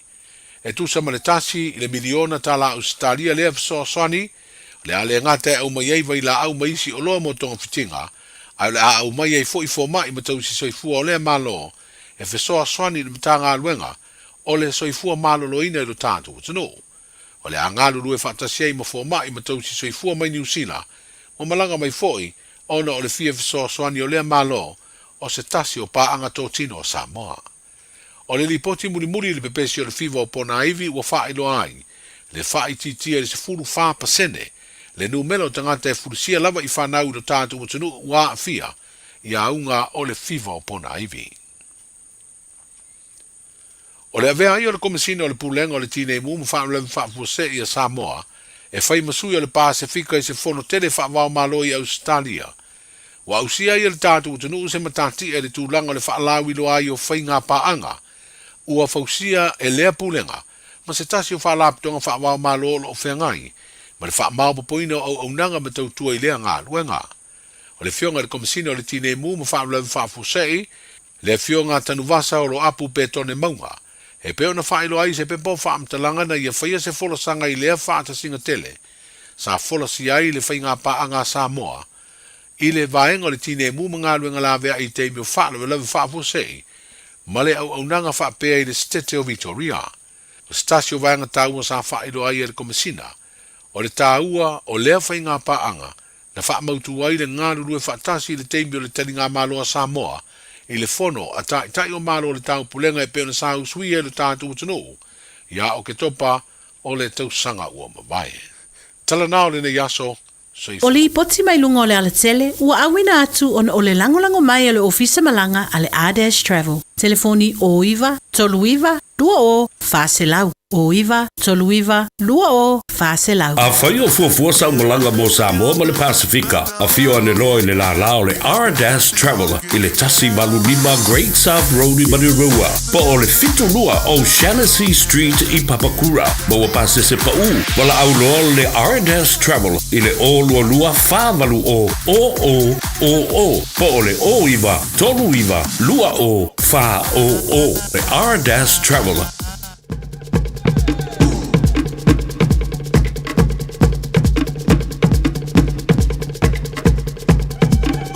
Loas fulubide te leo tēnei le tūlai walu whafonga le tātou tino o i tātou tala mai Samoa. E le tautua mo le unanga na le whionga ngan mana tipi au tanga vai ai tātou tala me le tupu i telo le tino. Ya na fuwa whafonga i ai tūlanga o lo i ai ia le tātou whai ngā palota ma le whai taunga lo ia pe ona iel ne vai aso. Ia la te whafonga iel te whasalawina o tātou tala i pa tali tūlai se futbol lua leu le so. Te mo le lesi whapoponga le asa tai au i le tau le tūlai walu lon taimi masani.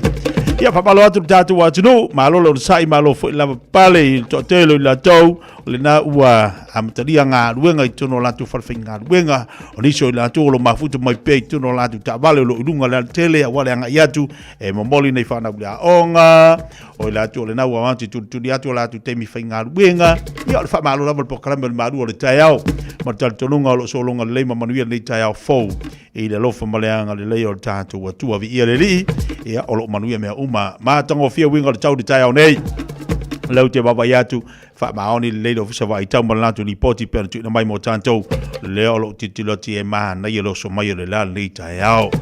tau whai asina malulu la titi ia o le awa wawa ia tua ma whalongo ina fo swing o le tau. Mo tātou ia whaatai le tua lo na lofa mo lo na ngalei o ia swing o le tau mo tātou le nei tai ao. Alua sultasi minita tele julai valu tātou walanga upo.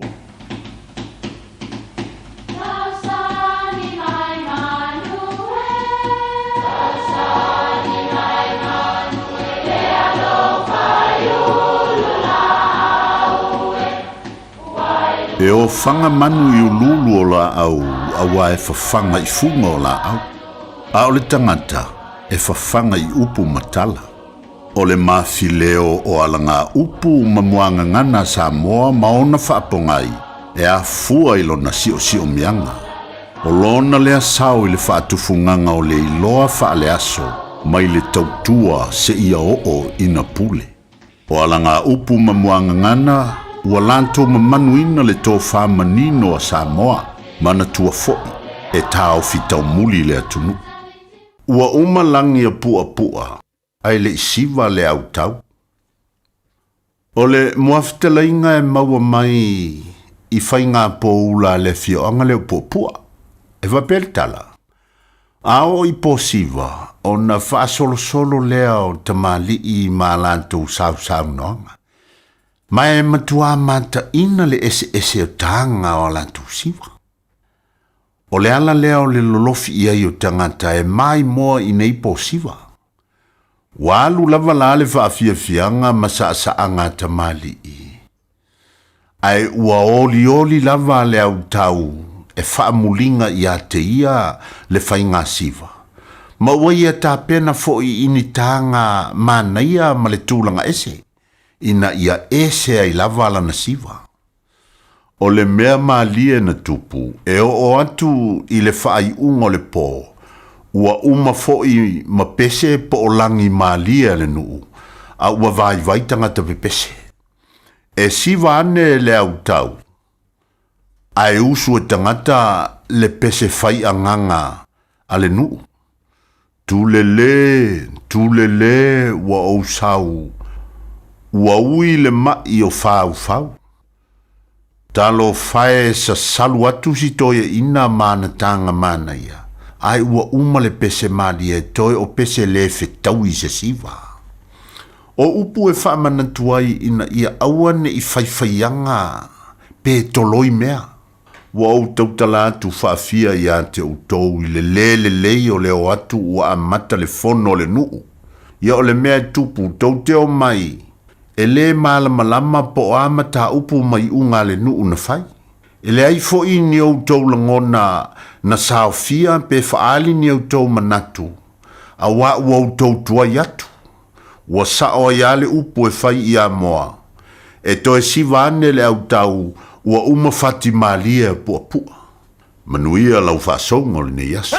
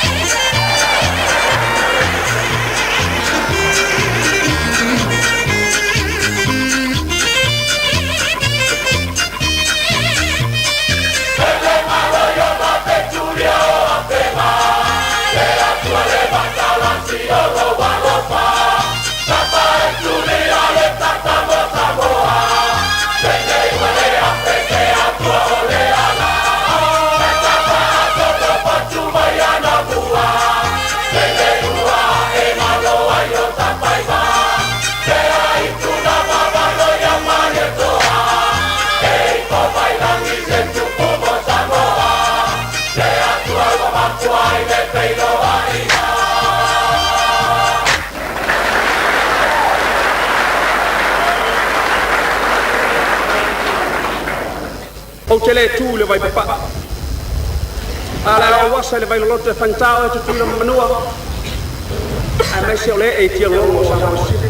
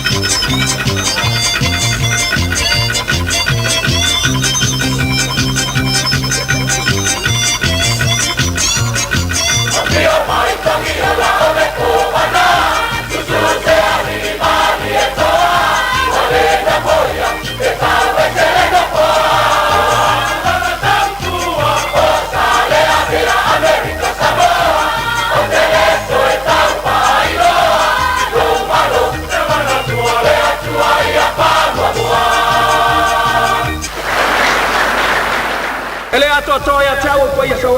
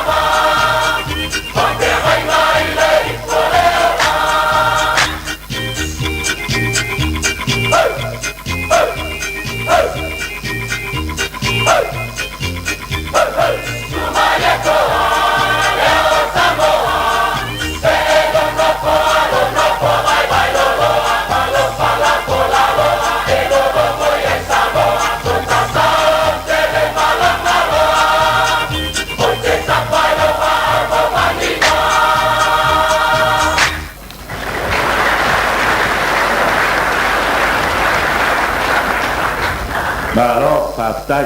Aftai o tau lau al whamama.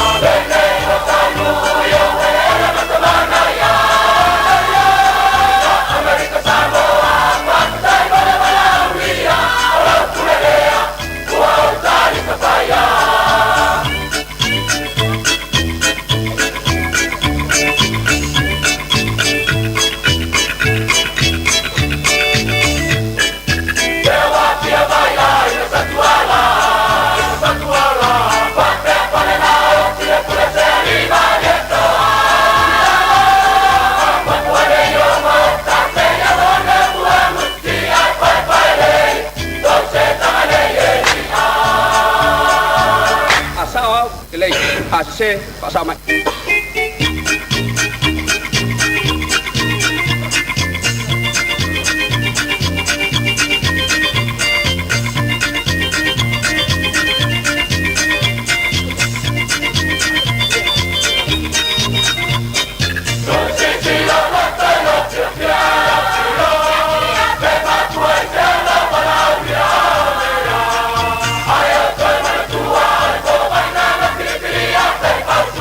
Bye.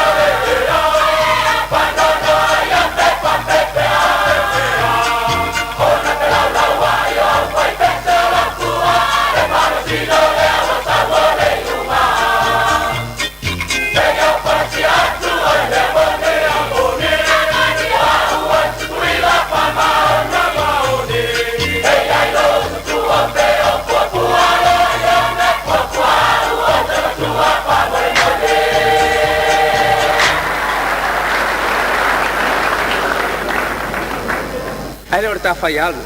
Pua pua. Pe ano pa ya tu ase o pa sa mai. Radio Samoa Tasilima Ivatolu Amo Radio Samoa Tasilima Ivatolu Amo Toi luas football valu minuto na tale o leitu laiva le nei tai au tale tu laiva ya on tatu taliwa fo ile avatu tatu tale vai frua ile tatu bala unanga le fionga si yuli mo tatu tala amata mo le nei ya solulu ya polo ngatonu fo le vai yeso tau fai atu tatu so ta inga per masani tatu mo konsulo tatu malole fionga ya mata paru salue fa po le lua per masani tatu fata tananga ya solulu vai aso tasi ya si toi tau fai atu stemi te lola wa langolene malanga le konsulo i Samoa e pe ona ye le tatu fai nga palota atonu te le lopo tari mai ya po le Samoa ya si toi tau fai atu le tatu po kala militao nei ya na toi mo le si tatu fata tanang ba fa ilo ni si vai nga taua wa le memana yo le na uwa ya to le Samoa le finga konsulo ya ile fai nga palota ya tatu lo foi po anime sa topo la foi se tanga e mo se sila fiona con sila lanto ia o tono tatu watu no ia le finga feeling lava ya so ua vai te lo ai este le tatu po kala town nei o la mafai ona uto e folatu ya o ia tu malo lo manino ia o tele lanto ia o lo tu sili malunga tatu po kala town nei ia ile tulanga pe ona ia le faitaunga alo ia o tatu palota mai tu malo te tasi te lo la fai ona to e vatu mo fa fonga tatu watu no ya mo tu malo pau na swinga la pau tu malo la na uva ai mo tilo ye swinga o le tu malo le o sa fata lua fata si ele ma fale tasi fale tasi pau na swinga le no tilo le no to maua ile fainga palota ina ua mahe alfa itau ngalo ia au te iloa la atoe manino fa fonga mali tatu watunu ia itu malo o lea ua umana faitau ilona faitau nga lona lua por faitau ngalo ia la mfaifana tu inatu ia na isi le fia fuila ia lea ia o ele faipule leo tapena ilona itu malo o le a fai ma fonga o le itu malo itu tono le o le mautafono o le ma al tatu watunu ilesi pa inga le lima tausanga ia o le tatu taloa ile li ina ia maua pele malosi mo le ola ma ye lo file mo ta penai se fai nga malo fo na ti tau avena le si lima tausanga o le tatu tu fatasi mo le tatu nga lu fatasi ia so sani ma ile li ma ta penai na se si me fo se si amatanga fo o se si fa mani anga fo mo tatou le ngata ina manuia tatu ainga manuia le kalisia, manuia i tumalo, manuia vaenga te tasi o le tatu watunu, o le taua na lau te talo ina i mawhai o na so sani mo le tatu watunu o nei tai au. Teimela wati loo toi lua se fulu male, 5 minuto na tai leo leitu la iwa, leo te mount tatu fsota et foi lea i sia ua ya Victor o la unama tautua ale tatu kapanino le tai world, wale fa leo pe palo ta vale, ia pe fa pe fa le tonu pe palo ta vale, ia ma tomu faina ia awani mua se sala. Awani mua se sala mo tatu ia e fia tele e ole ato lunga na tele. Ya, mana ia winga tau tai nei, e se le au le leo ringi kau. E se le manga ia fui o winga le tau. Ya, ma fa malo te lato na wanga ia te moli nei fa na ule a onga nei fo yaso ia un masau me o mal so sani mai o le lei. Se mai sina fa fianga tau nei. O loi mata a Paula. A wolo fa te mol tanto wa tno o. Pa malo ti av ta vale uma lava. Fai malu to fai val nei yaso i lunga la tele.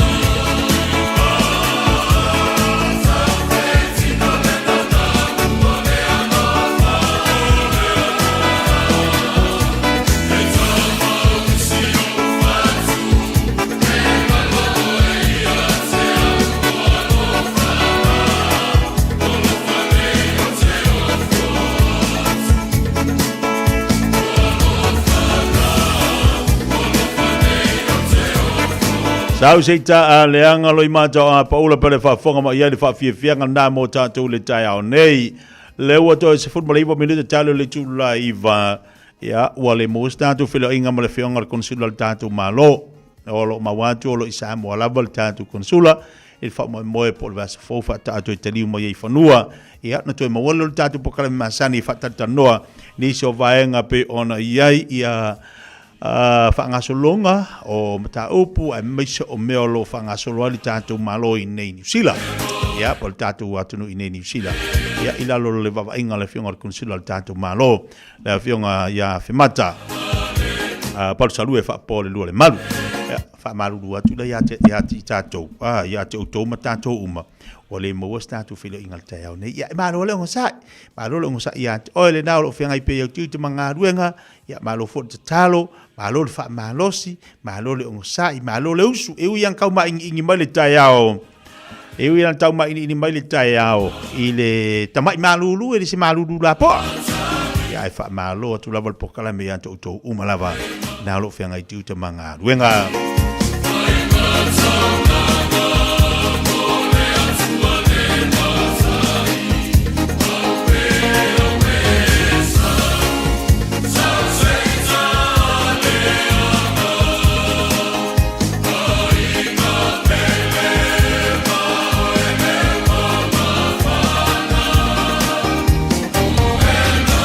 E vai nga tau ale na fa so tel pokala mel tau nei mo tanto yo e fai mo fa tau na la fa manatu al pokala me mo tanto wa tino mo tanto a e le fai la fa tau a wa te va ve langa i te me fisili ma yele tangata la fa fa tau pe te mana o lo disiki i le tu ala lo al pokala me mo tanto tapa la disiki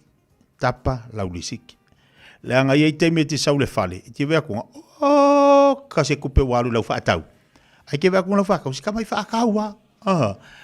E ngai ngofola ia le ma e kama sia ki la udisiki, o tawala na lo tango le vai la udisiki, pe afa pe o oil tangata foile te mafu fau mai mana tu natu. Pe ka fio fila udisiki se o le fale vai le fa kau. Ia la tu lai fale tonu, ia po se o loa. Pe te la tu le fale isi o loa le tilo atu fa le tonu. E ma fai ona tu fa foi. A la ile disiki.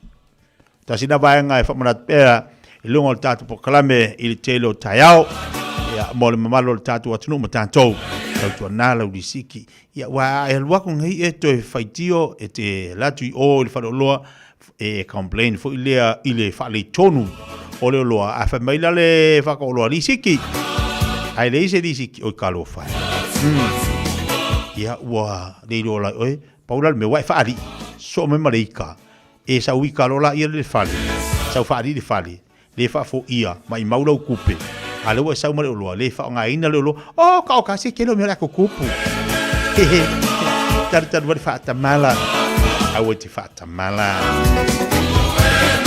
ya vai le malu al taiao vai sa malu al taiao oi sia vai nga fa mala tu pel po kala mel malu al taiao le tele o aso taitasi i lo wala fa ima le taiao i tawana e ala fia e ata fai masau malu o le taiao e tele yanga i atu e fai o fuafuanga maungalu nga masani Tona winga a e alu fa pe wangalo na faida wipti alu atu le farfinga luenga nga ye le ipu vai nga ile vai vela e ye mal fon kofe e ye mal susu e ye mal suka vai fai mal ipuki a ke ye te amata e ha pe kango fa mafanga susu ya ile microwave kango le ngwingu ele fa pera kango ye ngui uma le ai ku sisi fasi susu mo iskangaka ai de lo fai ai fia ya ke ngu susu ya fa finga luenga ma ai te tau ona fai la iputi o le taiao ya pe foi nei ta mama lai tina a fa fonga mai le nei taiao tatou ya malolosi te tau ona e ala taiao ta pena to ina malo matua fai le leile la iputi ia nga fai ya le winga ngi ya so atoa ala o mai ana fai le iputi sto ina masilo matua. Hola se bari e mai lo te bela wati le taiao le ua toe se football family te talo le tu laiva tali tu laiva ona watu le tatu tale vai fanoa.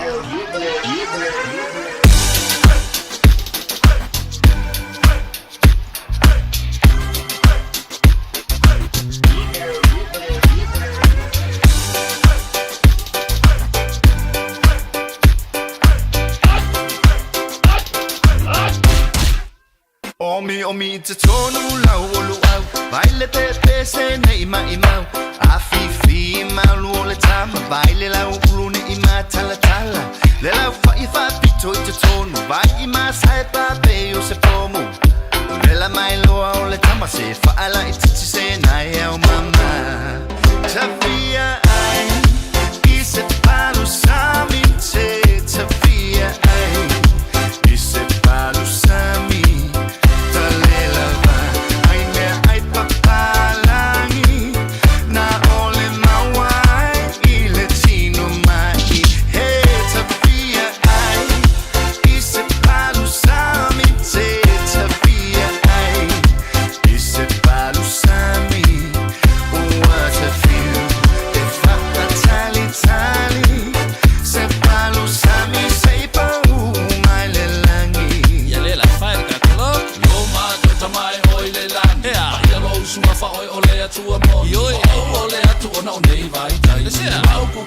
Ese papala ole masa iai usio kwale masa mi se kila vale no lola acho ole na ona chu fo ya le na se fa fe aku ile mekta luau ulo pelu au pipi e pule lava o ila skyli luau mamo e file mu ko sel si usi unge ike i wa feu ele ayo se masa lo salo le palu se mi lava inga ile kalo wasiki ole mea ato waka angulu fo I male samoa Tafia ai I se palu sami te Tafia ai I se palu sami what a feel If I tali Se palu sami se pa mai le langi La prefere ka koloko auto e ole atu ilo utama Sio watu nuku bele o Samoa Wala kopo a mama ma I utanga Kaila au ale au sai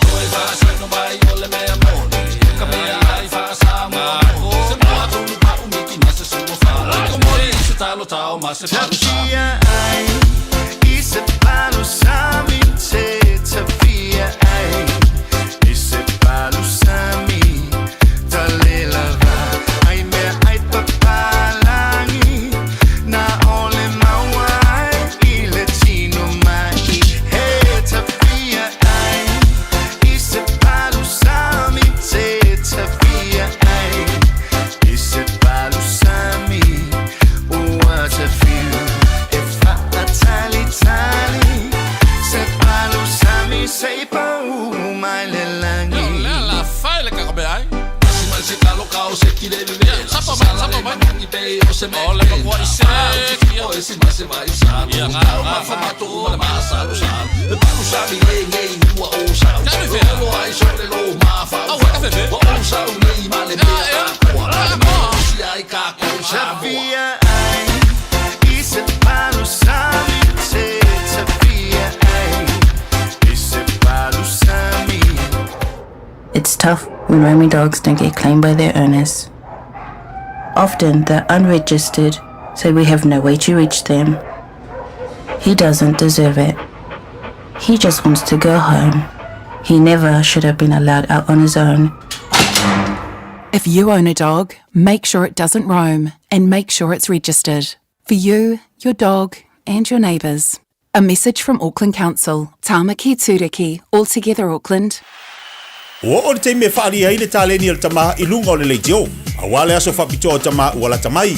A whai e whiwhia lau tamaha e tautala, whai tala maalie, pe whai ana whamtalanga e winga I talonga, ma tau te wala uria o ia e awai, I le tauwanga, tamaha whaasalalau a le Radio Samoa. Po e se vilo po e tusa ma le tolu se furu leono se furu se kone, o lo whaatino ai lau tamaha le whonga ino o le talonga le manu Samoa, o le Community TikTok. O le tamaha e sili ana reactions I lunga o le Facebook, o le amanu malo I se whailonga, mo le aso whapito o tamaha. Lafo mai lau vilo lo penga te whailangi, radiosamoa.co.nz/dad. Po le Facebook Messenger le Radio Samoa, e whaangata tato vilo I laso whao si tema. Ma o le nei tauwanga, e whapitoa mo tamai ni sila. Ia manu e tele la sao tama umalawa o le lalolangi. Beta Drive Doctors I le taulanga whaatau I maangele, whaapea manrua, mo le vainga o so ngase pe amana o mia. E whaatino e fo I matupui pui o le whanau witi, o tupui pui la ko witi sfuriva, mo I lato e sfuluan tausanga malunga atu. Whapea matui pui pui o le flu. Wala au telefoni, 255 25 25. Mo sau wanoe whaatino ai nei au nanga. O fisa whamai i maangele i taftafane o le McDonald. A manrewa i taftafane o le Whaletusi po le Public Library. Peter Drive Doctors Clinics. Wasilia ma le luas fulu tausanga le tautua le Aro Memorials. E ngau sia lantou maafa amanantou I o loa anangata. Maua maa e fua I lau whaasoa. Ma whaifoi ona lei bai, fausia I lau manao, malafoina I Samoa. Tatala mai le asunga fua I le asfarei le mai leiva le taiao I le lima I le afiafi. Ma le astona I mai leiva le taiao I le tasi le awauli. Awhi o ne loa I le lualua o Massey Road I Mangele, tolu tasi tolu Great North Road I New Lynn, po le tasi fan tolu Cavendish Drive I Marukau. Peter Yane e le arrowmemorials.co.nz. Le Arrow Memorials wasilia ma le luasful tausanga o lana tautua. Lau te walu budeta talo le tula iwa fatisibose ungoya le se usaya Victor o le tautua pala uranga le tantu taya world ni taya o talo fa Victor.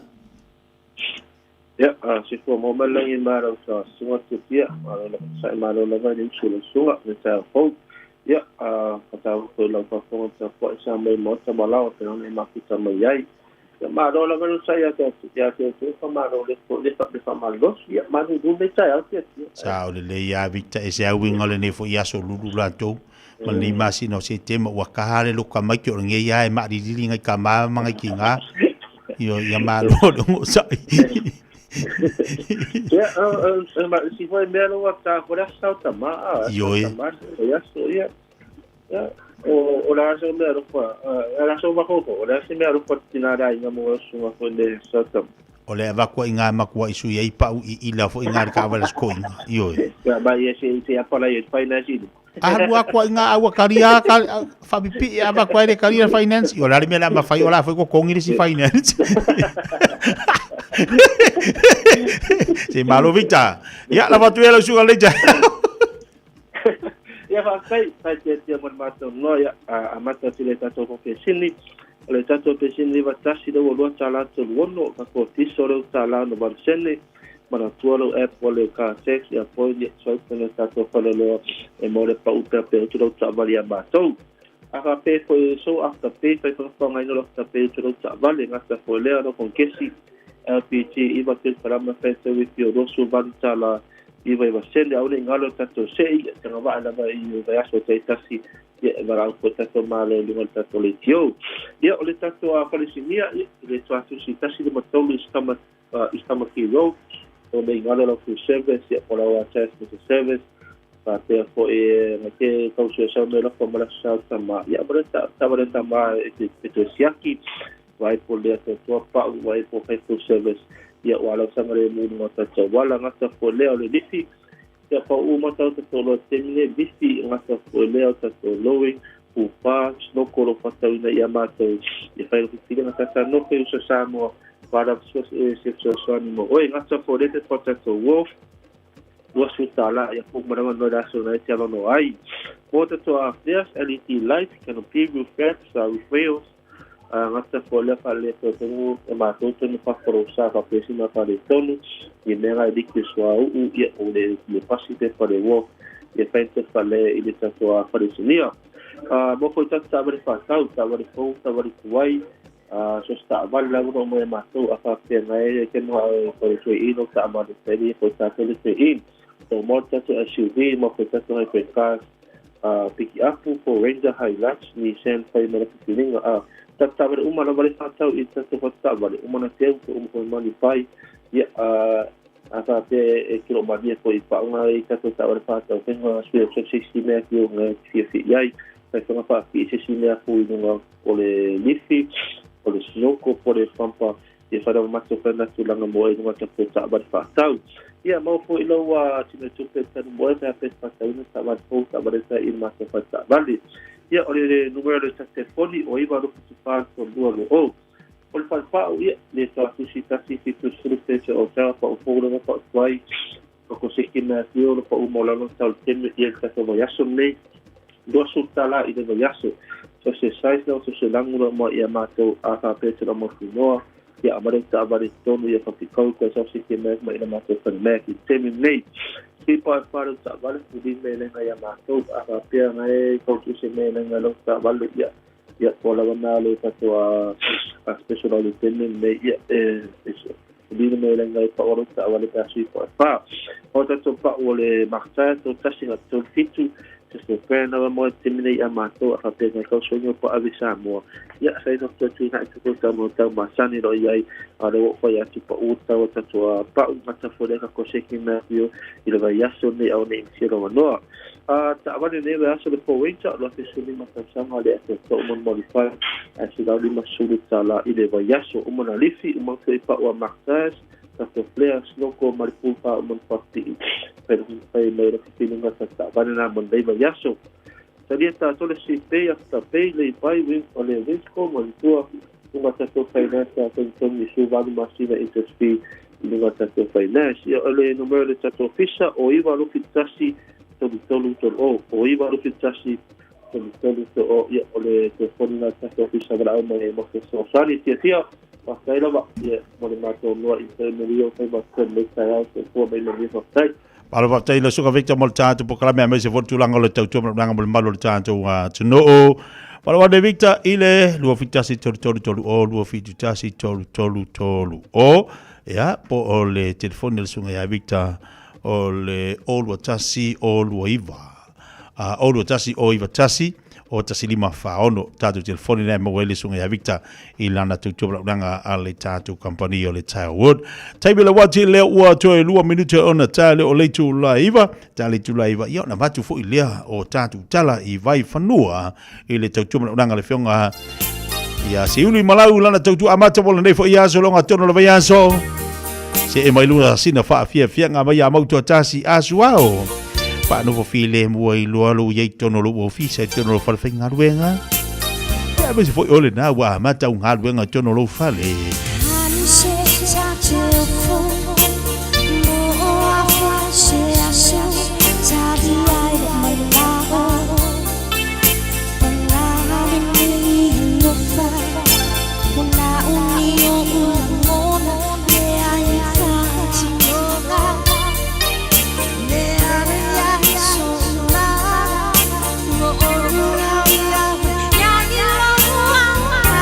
Radio Samoa.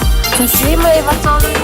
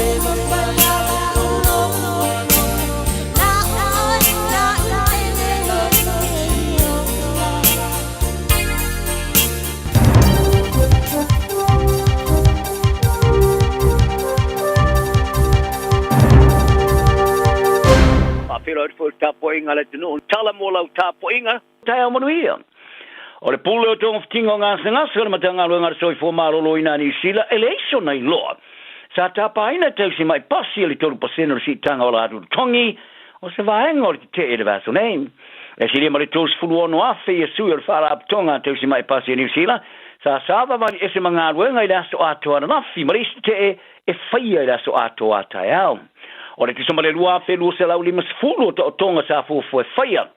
Tō lua fe ono se lau e whaatala tala noanga, ma fō mai whaapitoa malisi wa lua fe o whaatala tala noanga e to e whaawau o tōlo po ina umai te tōnua re te lu.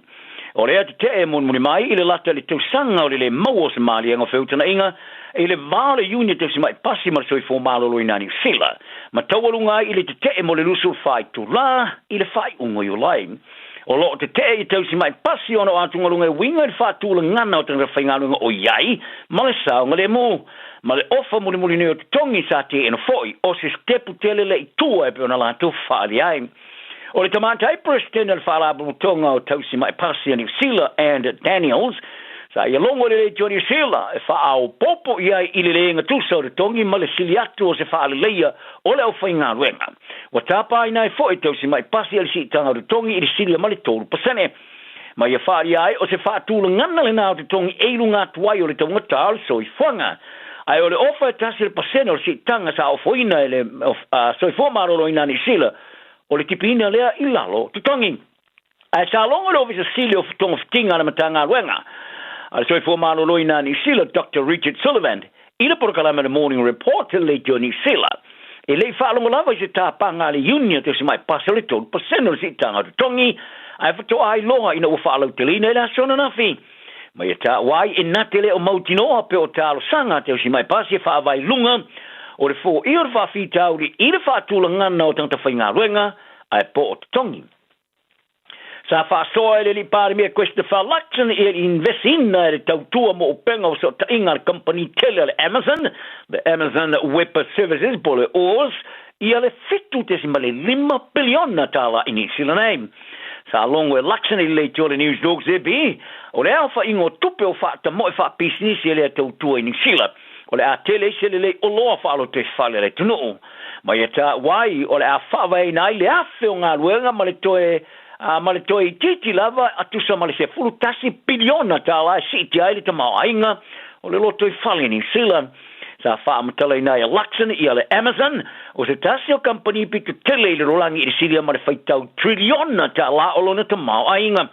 O le tautua ale Oz e ona ina le company ale Amazon i Amerika o le au foi nai le siria ma le lua se lau tautua e business e tauratu i lana whaavai o so ta inga ale cloud platform o company ma whaalabu tonga i ni sila e whaonga ina le tautua ale Oz au fiaile e ni sila Fale tupe le being said, matanga ruenga o sui formaloloina le University of Killarney, Ciro, Vodafone, Sherasis, male Deloitte, whapea male Orion Health.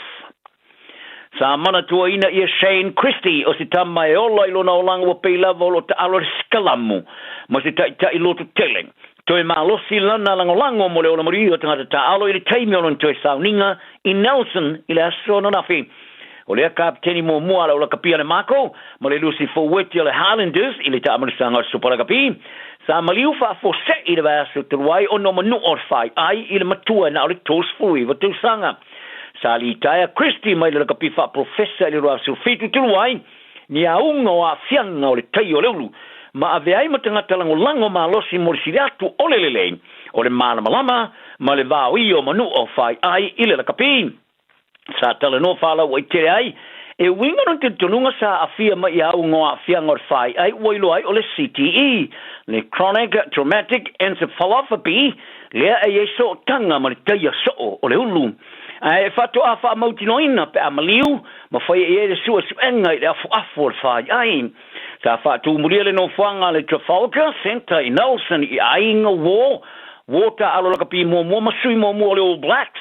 Ile toi sa uninga da sona nafi fa ma vai tua ile tama sa fa ma talai nai o se te ta ile ma salo fa ma oni toi anga lei o tu ua nei sona fa longa I au uma sa ta aloin ai le maliu sa ia o foi na lona fa ai fa ia su enga fo mai fa pitoa ile a fianga o fo ai o ta vale mai saina ma Australia ile Solomona o fa lo ai le fa tu te vanga tele ile vao ni tunu e lua e pona whaari ai li tamai tai to mai wha pitoi whainga wha por kiki le tulangi ni Pasifika e whai tau miliona tā la i tau o ta avale o wha mealo whatu e saina ma Australia a rumana ai le whono tanga luna limas mar whaare whono tai le Pasifika le tali malo ai honi aro ai le vaso a sau e ona su testa avale sa fo i Australia i leo le Solomona e langalongo ai wha tinongo le puipuinga mo le tau wafianga e bana fa maoni ai le pare mea Jeremiah Manili o le vastuai sa tau nua tuai le lua sumo le lua ta avale Ai ua foa ia te saina i le fast full o SUVs, mo le whaave i ai o Suis Fono i le Fontanga, i le luasu fito ta vale sa tau nuatu i le nā vai aso taruai. O le tomai whaapitoa i le University of Massey, Anna Powells, o i whaalia, o neo tunu e lua saina maustalia, o tilo e ai o ni pā anga more pui ngane mautu. Se tūlanga o whaelo ai le maurunga telo le whaatau tawanga i le wāo neo tunu e lua, i le motu la vai o la Solomona, e peona tau whai tauwa i vaenga o puipuinga mo se numero ni tau sanga. Mai e tā wai o le foa i Australia o se vaenga o le lau telo le maalienga i le langoino o le Solomona, i le tali māloa i le fono le Pasifika. O le foa i Australia o ni ta avale o whaafsengaina pe tusa ma le tolu te se ma le 5 miliona tala a Amerika, ai pe tusa ma le tasi le miliona tala a Amerika, i le tau ta avale o foa ia e saina. Ia taro ta longa, ia tose paka fōringa mai ele wha mautuina se la fusu anga ma le champini ia i o fusi umora rangi le pāma mafa, Alexander Usyk. Ai o taula i Neiland vai, i le situ. E tu tamari li poti le Sky Sports, o le tama fusu le pāma mafa Peritania, Fabio Wadley, e lata mai nei sa whai e whiutana inga mo se la fusu anga ma paka, whai ele suru surima o ke topa, i le malaya tele le O2 Stadium, i lona tona i Peritania. O lo finau ia pāka malana pūlenga, mo se fusu anga ma Usyk, i champini a bitai. O lea ta mai Ukraine, la ta mai nei, sa ia tālo sanga ina aile toi whao popo asu e tuatu, e whai aisana whai unga mai ta ua ini manua, o lo oa a fiai, a bitai. O se ata video sa whasala lawina, la ta mai nei sa wa ai Usyk, o matua ai alu i la to le siwa e pēla wa elise manua, se whata singa. Se ata video sa whai ai lava si le fia le pūlenga, pāka masiringi ai, le monio ni manua. A bitai, e leo tau fia i lato o le tilo le iniso tama pe a whaile e le taunu se fuso anga ma Usyk.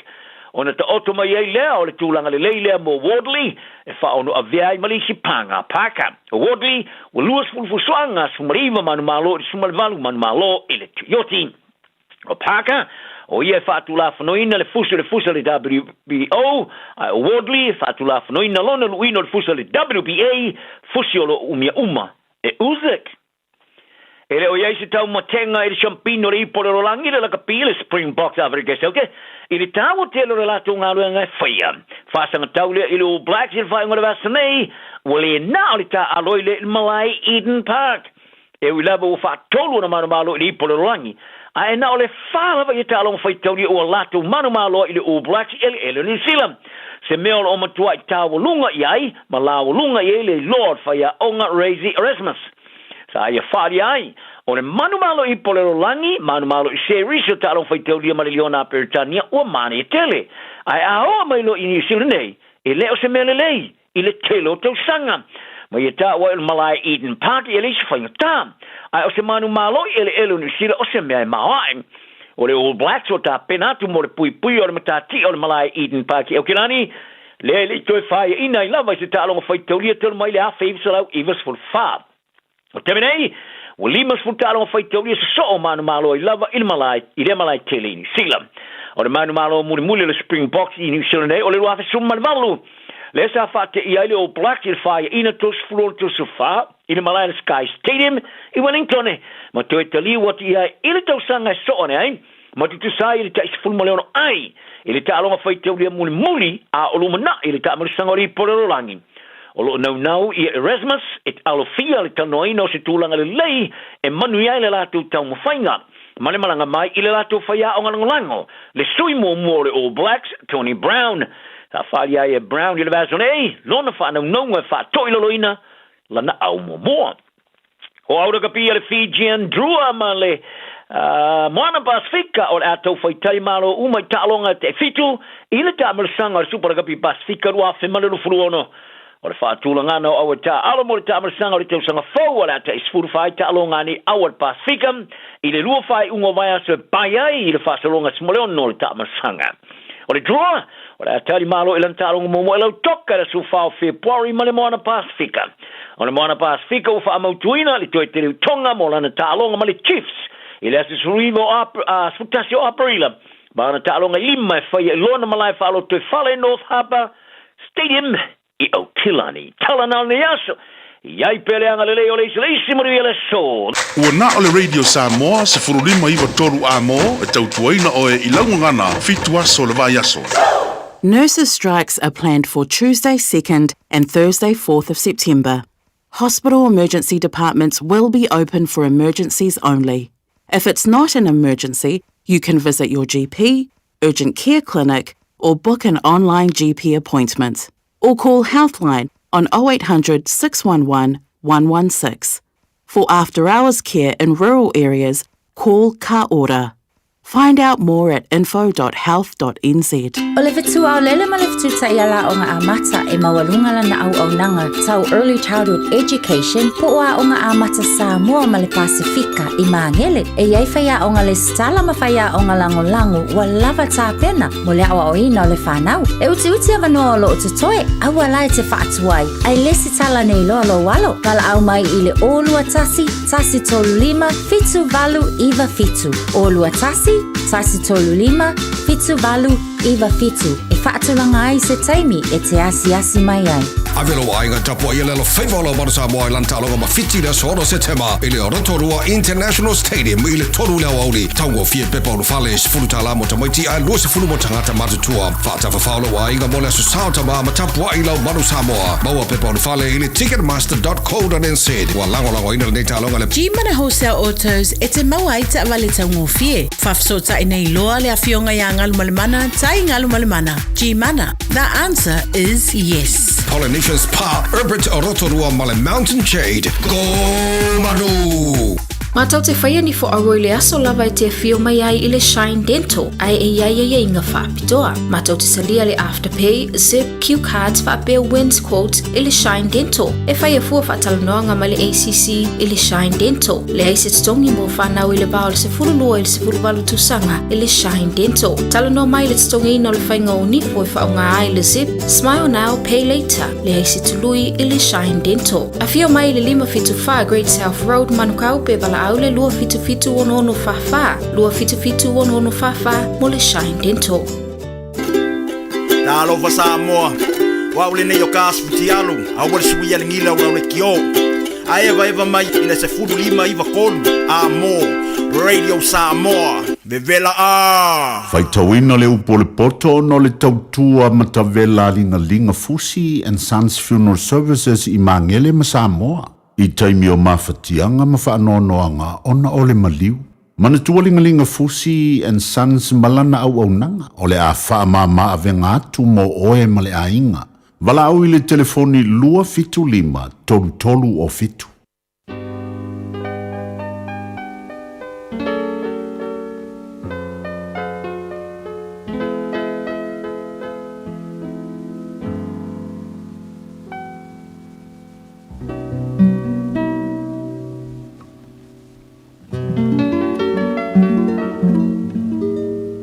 Watali e. Awani ngalo la tu la fono. Ai atu sia polo inga i loto. Awai fa poina ia te oi o aso i tele. Matau sanga i te olai. A toa malmanuia. Awani te ama oi le lofa mal fa maoni. Ia aso ai lo ua. Ia tu sia i le papa o loto. Na e mawai lea o le alofa ma le manuia le lei luma o le tua. A toa matangata. I e whaatua tua i le li imalu loto a toa. Ai awa le whaalangolango i lo lava ata mai. I e mana tua o ia i o wala uma. O na whaatonu ina i lea e ia lava o wala. Awa e te whaafia poto. I e matau i le li. I alo ese i le leanga. E whaile ma mea e maalosi eilo pute ma mea su wai o wivi. Ia e awa ile li ilo oa ma le whaapolo o au mea uma e te tupu. O na tutumu i leo whare seito i le mau e feos. E feos ofi fo i au tuunga waina i le waina fau. Lo watali e. Awal whaatau wa i at oela o inga ale lii. Awa fo ia te ino pe a oina oe e ia. Awa o le ua alo fangia e le lii. E a oina o ia e ia. E pe i o ta maa o na oina o lo na talii. O ia fia iai. Amui le tangata na te maua le poto, ma le tangata na te maua le mafaufau. Awa e sili ona le lei o lona whaatau, i lo le whaatau o le ario ma mea e maua ai, e sili lea i le auro. E sili ona le lei o ia i penina ma au mea whaafia malava e le tu samaia. O lo ilona loto 5 tau matau o le ola tului. A ilona 5 tau anga vale le oloa ma le viinga. O nala o ala matang o fie. Ma ona mga ala uma o iai le manuia. O ia le la au o le ola i e tango atu i ante ia. Amu ia fo ila anto o e ta ofi atu i ante ia. O le poto na whaavai na ia le li i le larolangi. O whaatu mawina le langi le mafaufau. O lona poto ua vailua i nai moana. O a fo i wa to uluai le sau. Lo uatali ie. Awana i te ese nei mea i o 5. Ia e tau fi mau le poto ma le mafaufau. E wha ia mea maola o lo wanganga. Ma mea matango o fie i lo ua. Na e savalia i lea ma le saunga le mu i lo wala. E le tu ia fo i lo vai. Ai ta oto e te le fefe. E te le ta oto laba. E mali e fo i a moeng. Aua te matau le fefe fafose. Ma le mala iau e amio leanga pe a o mai. Aua o le li e fai o ia mau fatu tuanga. Na te leo leo fo i lo vai. Aua na i e fafiti se mea le lei. I e ua te tau iai. Pe a ua e mawhai o na e whaia. Aua na e whai atu le lua te tua oi aluia. I nātu e sau. I nātu e sau a tai au. O na o vatu ai lea. Alo iai lava le mea i ant oe. Aua na e whai tonga fiti e lea ngai le lua te tua oi. A oi olo nofo whaatala noa whaatasi ma oe. Awana e fi nau fua ma se tasi tangata. A whai wana le whaia se mea leanga i ant oe. Awa te mataua i le tangata whaasaua. Awa fwoi te filifili se tasi o nala. Awa ino sia le li tangata anga pio pio. A e whaua wa i o ia ma e ua sao lanto wa mio. O fetua le li o lo i le fale o le amio leanga. Aua whaamanuia e ia le mea e no whai e amio tonu. O e tau e mua fo i lanto e ia. Ai fo ai mai e ia le alofa tu noa i e ang malu. O e popoto e whai mo lanto tofi le vi inga. A o e vale lea e whai mo lanto to mai le maa.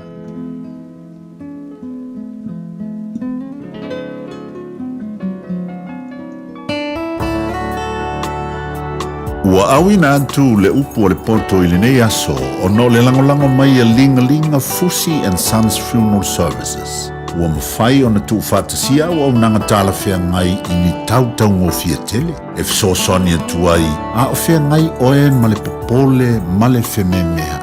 E mori whatasia atu ai ma wha mai senga, ma wha mawhana whananga mai a linga Fusi and Sons mo a inga uma o Samoa ua whea le maliu ma le oti.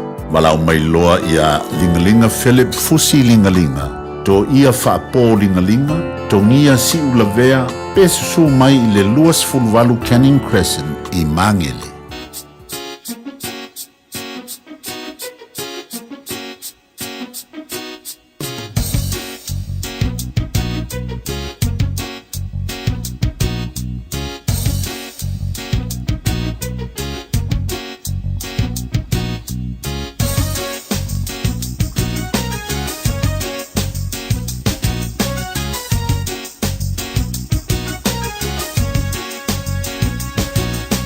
So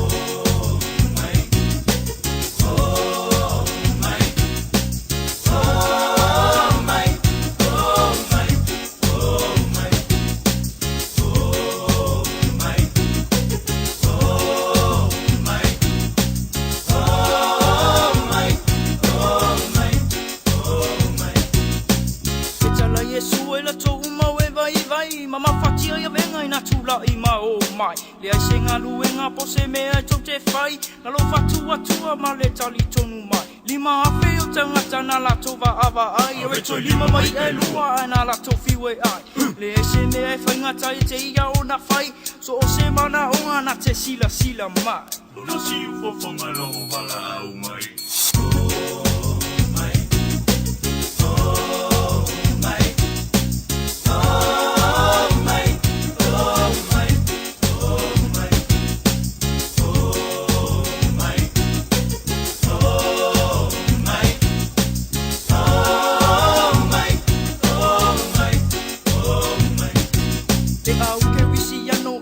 Alongo mai o lene o le whea ua ia au mai ua la tamai le temi o te alu atu ai salamo malili umai o le tuai moli maui se anganga ma e tai mai e talia Yesu e avea mamatai to anga e ta talo mo e o vai ne i maua e le o ti te i ane watu ai no si ufo fomalo o mala au mai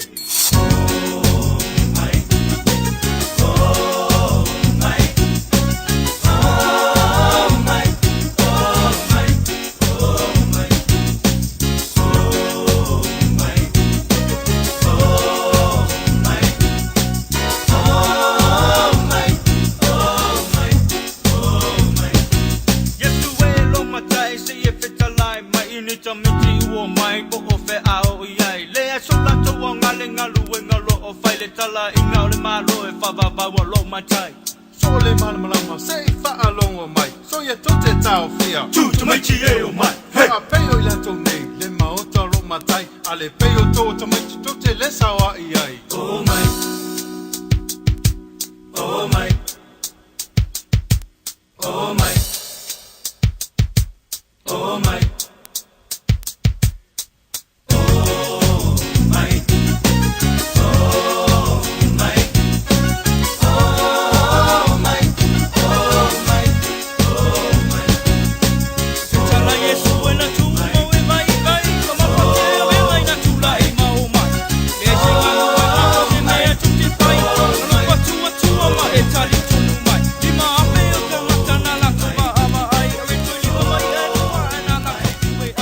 Upol poto pere fa fonga mai le tai au luas fu tolu minute o te nei le tu lai val tu sel fa o te lom tau pe tolu pe ona va tu mo tanto le nei fo iaso au tatu fenga tiu te manga luenga po kala ber fifi mai le tatu te tali ba iai io e fa malo atu tatu wa tu malo lo sai malo fo lava pale ia mal tal tonu ngolo fo lau manuia le tai au le lo fo le li tatu ia wa amata fo ia na fata si mai tono fa fenga luenga ia fa malo atu po kala me atu to lea o le po kala masane tatu ia solulu o le so ta inga fo ile mal tatu fa ia onga ia ta ia o pe ona masani ai tatu po kala me fanga solo ia mo tatu Samoa le lau te tau tilo atu pe ia ile i mo me se vano le sunga le fa ia onga nei taiao o te wawa i atu ele i mo maisia se tatu filo inga ia po wa anga me fo tatu po kala me taiao nei o le so o lo o fa so solo i pel tu langa o lo i ele fa taunga lo i o tatu finga paloto por finga fifilinga o tatu watu no pe ona iai ia o le lau te tau tilo atu on sa i mai li tatu watu o tatari iai ele tatu po kala me malesunga ia ta iao o nisi o foi nisi nei o tatu tu malo nisi o tu malo le ua baba iatu ia ua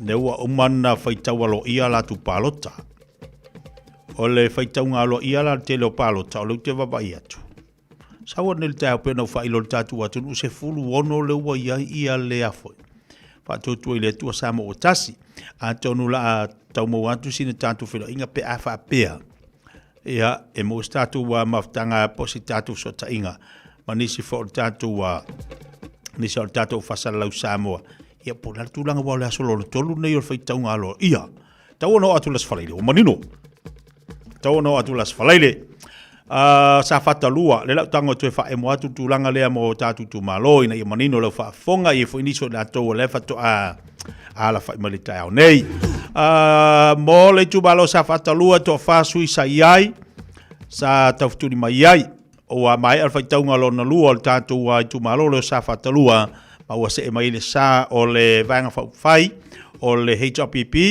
po o le vanga fai o le puipui ale ya tau tangata o le fionga ya tu ya po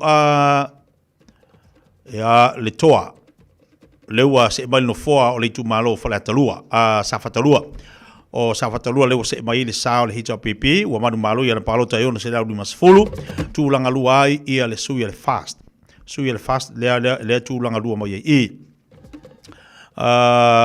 o e foi o tupai sai masi chan o lea ua se mai le tūlanga lua na palota lona wingala o safatalua ia lewa sa mai le sa o le HRPP ia le fionga ia tu ia fuatongi le toa ia mo le paenga o le nei fo i lima tausanga.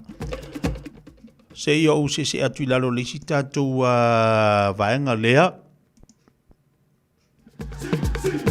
o analofi numela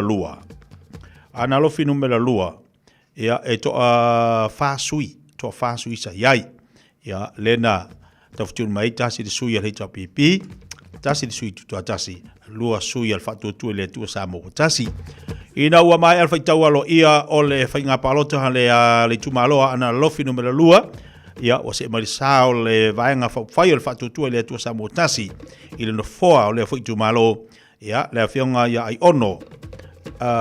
ono Alec Ekeroma ia na palota lima se lau whafitu lono winga le watu lai mai ia le fionga ia ai ono Alec Ekroma i le nofoli tu malo o ana lofi numera lua le sa se i mai ia le vanga whai o le HRPP le fionga ia ai ono tile ngafa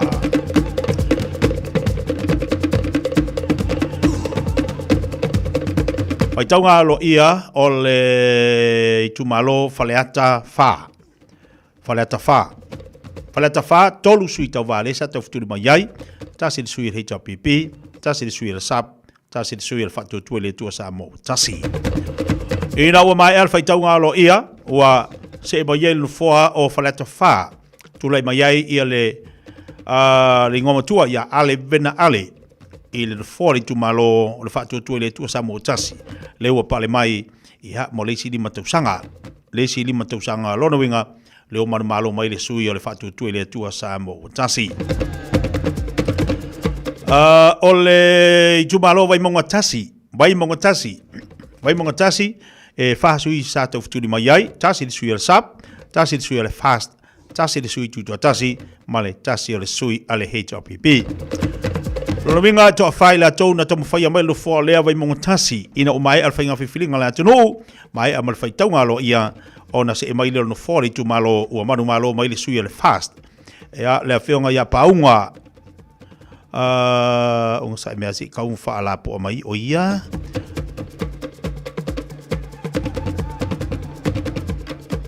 paunga te mta bui tala le paunga ya le se mai no foa o le tatu tu malo le nei o vai monga tasi lo no winga ya le pale mai le ia le fionga ia paunga ili tu malo le nei o vai mongotasi ili fatu tu le tu sa mongotasi ili no fole foi tu malo ia mole nei foi lima tu sanga pe ona yai ona tatu tali mai le ia vai mongalua ile fai tonga lo ia tolu sui tau vasa yai tasi sui tu tasi tasi sui le HRPP male sui al fatu tu le tu sa mo tasi o mai alfa inga whiwhiringa le atunu o mai afo i alfa i taunga alo ia ua tulai mai ai ia le vai mongolua se e no foa ia le vaenga whai o le HRPP ia le awhionga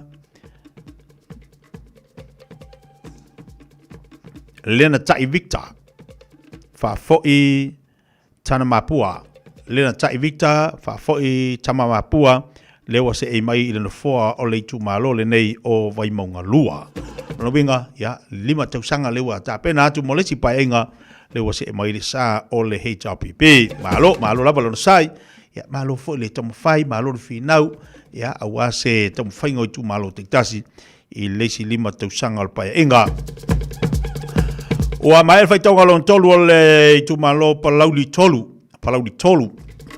Tolu fo i sui ta wasa ngai mai ai, ia pe ona iai i le sui le fast, o le sui o le HLPP, ma le sui le SAP. Ai o lupotea misa, sui le fast, le tuala, talavau a talaveu. Ia o le HLPP ma lang aia. Tu funga o le satu la mai i le no fo ale le tu malo le si pa inga ua mai atu i le sui el sap. Mai al faitonga mal fainga fifilinga le tu malo ma ua pale mai ai ia le sui el fast ia ai o lupotea misa i le fo le tu malo ia mo le si lima tausanga o lo monei ia pol pa inga o le la savalia. Ono minga la palauli le watu la mai le sui el fast.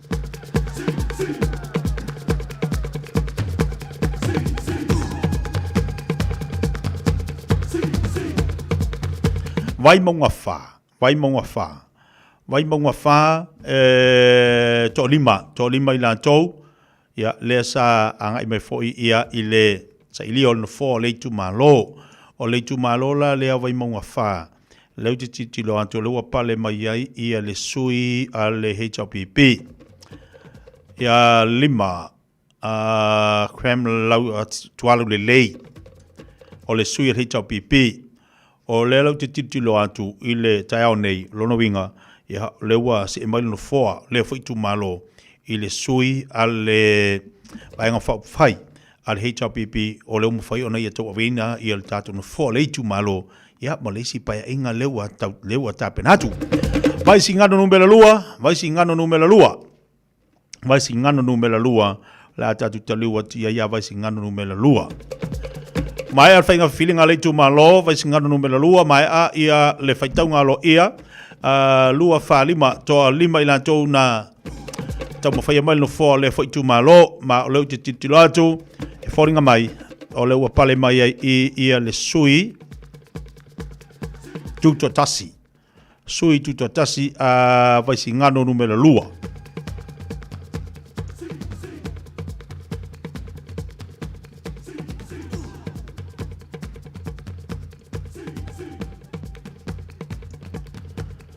ia o le sui tu tasi le sui le ua manumalu mai ava singano numero lua o motu apua Sebe Henry Ferretti papali ia o le ua se emali no fo le fo itu malo ia le ala ua se emai no fo ava singano ia i le sui tu tasi mana tuala o le ala valo fanga solo le tulanga lo ia le tatu fainga fifilinga faitaunga lo ia o le tatu palota ia o le tamu fai to la watu no ini so ila tu fai mai ia po ai malo a ai le malo a ai wa yo ia ngo sai mai la ka mo fai ko ile ma tu official fai nga palota inei ia to la watu ona o mai le ia palauli numela lua o le ku malo le na fai atu ila sonna e makau kia le paloko wa ulele ofo oka se mana ia le palota le tu malo le nei palauli lua tasi dua tolu sui o le HLP ale sui o le fast tasi le sui o le HLPP tasi le sui o le SAP tasi le sui tutua tasi vai le makaukia winga la tala fo ile tolu asu ile ale fast le sai ona o le na titilo atu anga ia ro show manga e tue matatu wa sui tau va fa yoli ia a ona le atu titilo la tudunga le o mai sui te tasi ia sui tu tasi pi ona ia fiu faltane yona le sau sui tu tasi o fiu faltane Bonifacio sui tu tasi ia matetia fa polo ma oti mai ai leo talaki i le sui el fast HLPP ia sui el HLPP lo te wawa ia tua i nei ia o le whalitua ia nei foua asiata leo o sau leanga i mai le tātou vang whai HLPP ia ma le sui tutotasi o tusiata te tia ia lea e angai mai o le unga la whinga palota lea o le unga la whinga palota le ino mai ale whaitaunga alo ia ua tūla i mai ai ia le sunga ia fiu faltane Bonifacio na palota e ono se lau torurua o le no foa lea.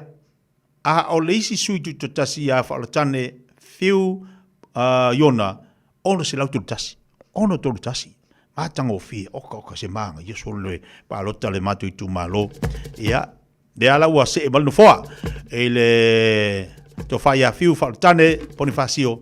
Ia o lena i no foa le lesa i aile sui al fast. Le afionga i le ota laki. Tamo stele. Ia lewa o malei a paenga. Lewa se e mal no foa i a fiu whaalatane. Ia ona i vaenga na ua watu mo tātou le nei tai au. So o lato te tau sa ili mai ia isi tātou tu malo falata tolu ya e to lua sui sa iai o sui al fast pe ona iai paloa ma le sui al hita pipi le ala pule rimoni iafi o mai al fainga feeling ale foi tu malo ua tu e tu la mai ia le sunga ia la fionga al fai pule ia le ala pule rimoni iafi ia ile tu malo le falata tolu.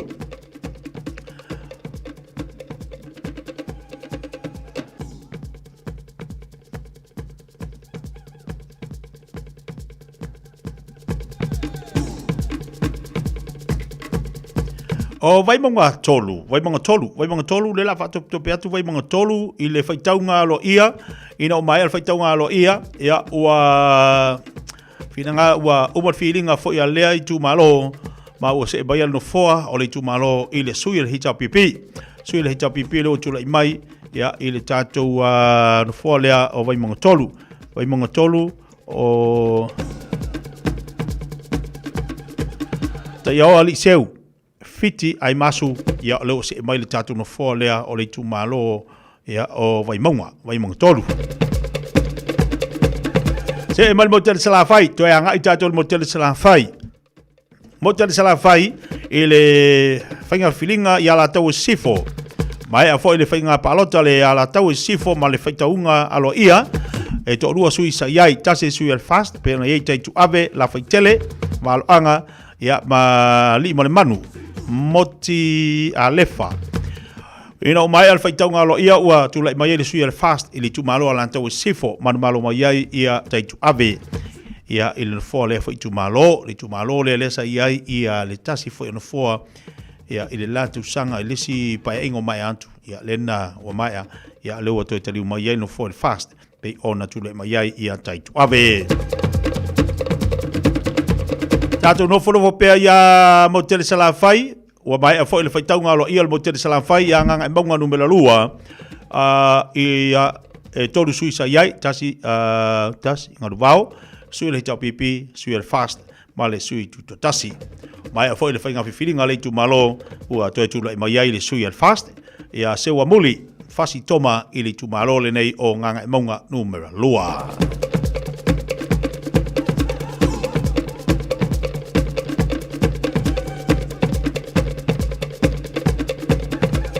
Le la watu tatu tu malo le tasi, ia ona tatu taliwa tu dole vasina whaafifianga mo tatu le tai au nei. O le tu malo le nei o si umu, le tu malo si umu tasi le tu malo le funta pisal to telo le tatou. Sao, ina umae alwhinga whiwhilinga, ia whaitaunga momua, ia le alaman tatu titilo pipi ia palota. Pipi ia. Aina ia le matenga, ia e eisi swinga, ona. O le baba ifuile le atunu, e whaia si vava lata. Le la umae alwhaitaunga lo ia. Ma ua tulai maile afianga le tu malo si umu, ua tulai maile sui tu tuatasi. Lea ua tūlai mai ai le sui tu tasi tu lua le sui le fast. O le sui tu tasi le te wawai whaalongo asuao. Whaalongo asuao, o le ua tūlai malo fō le tu malo si umu. Ia, o tūlanga napi o na iai, le fo I tu malo, ia, ua umal whaitaunga lo ia, o mai fo I le whainga whiwhiringa le tu malo, ia, o se mali tātu no fōa. Ia, o le leo fo I leo le tu malo, I tono le parmene, pe au sui al furtanga ale tātou tuno o. Taimele wati leo tau 20 minute tāre o le tu las fulu. Ya, sina whawhiwhianga mo tātou le nei tai ao. Walo watu e mo le tātou wā tunu whai malua o whaiva.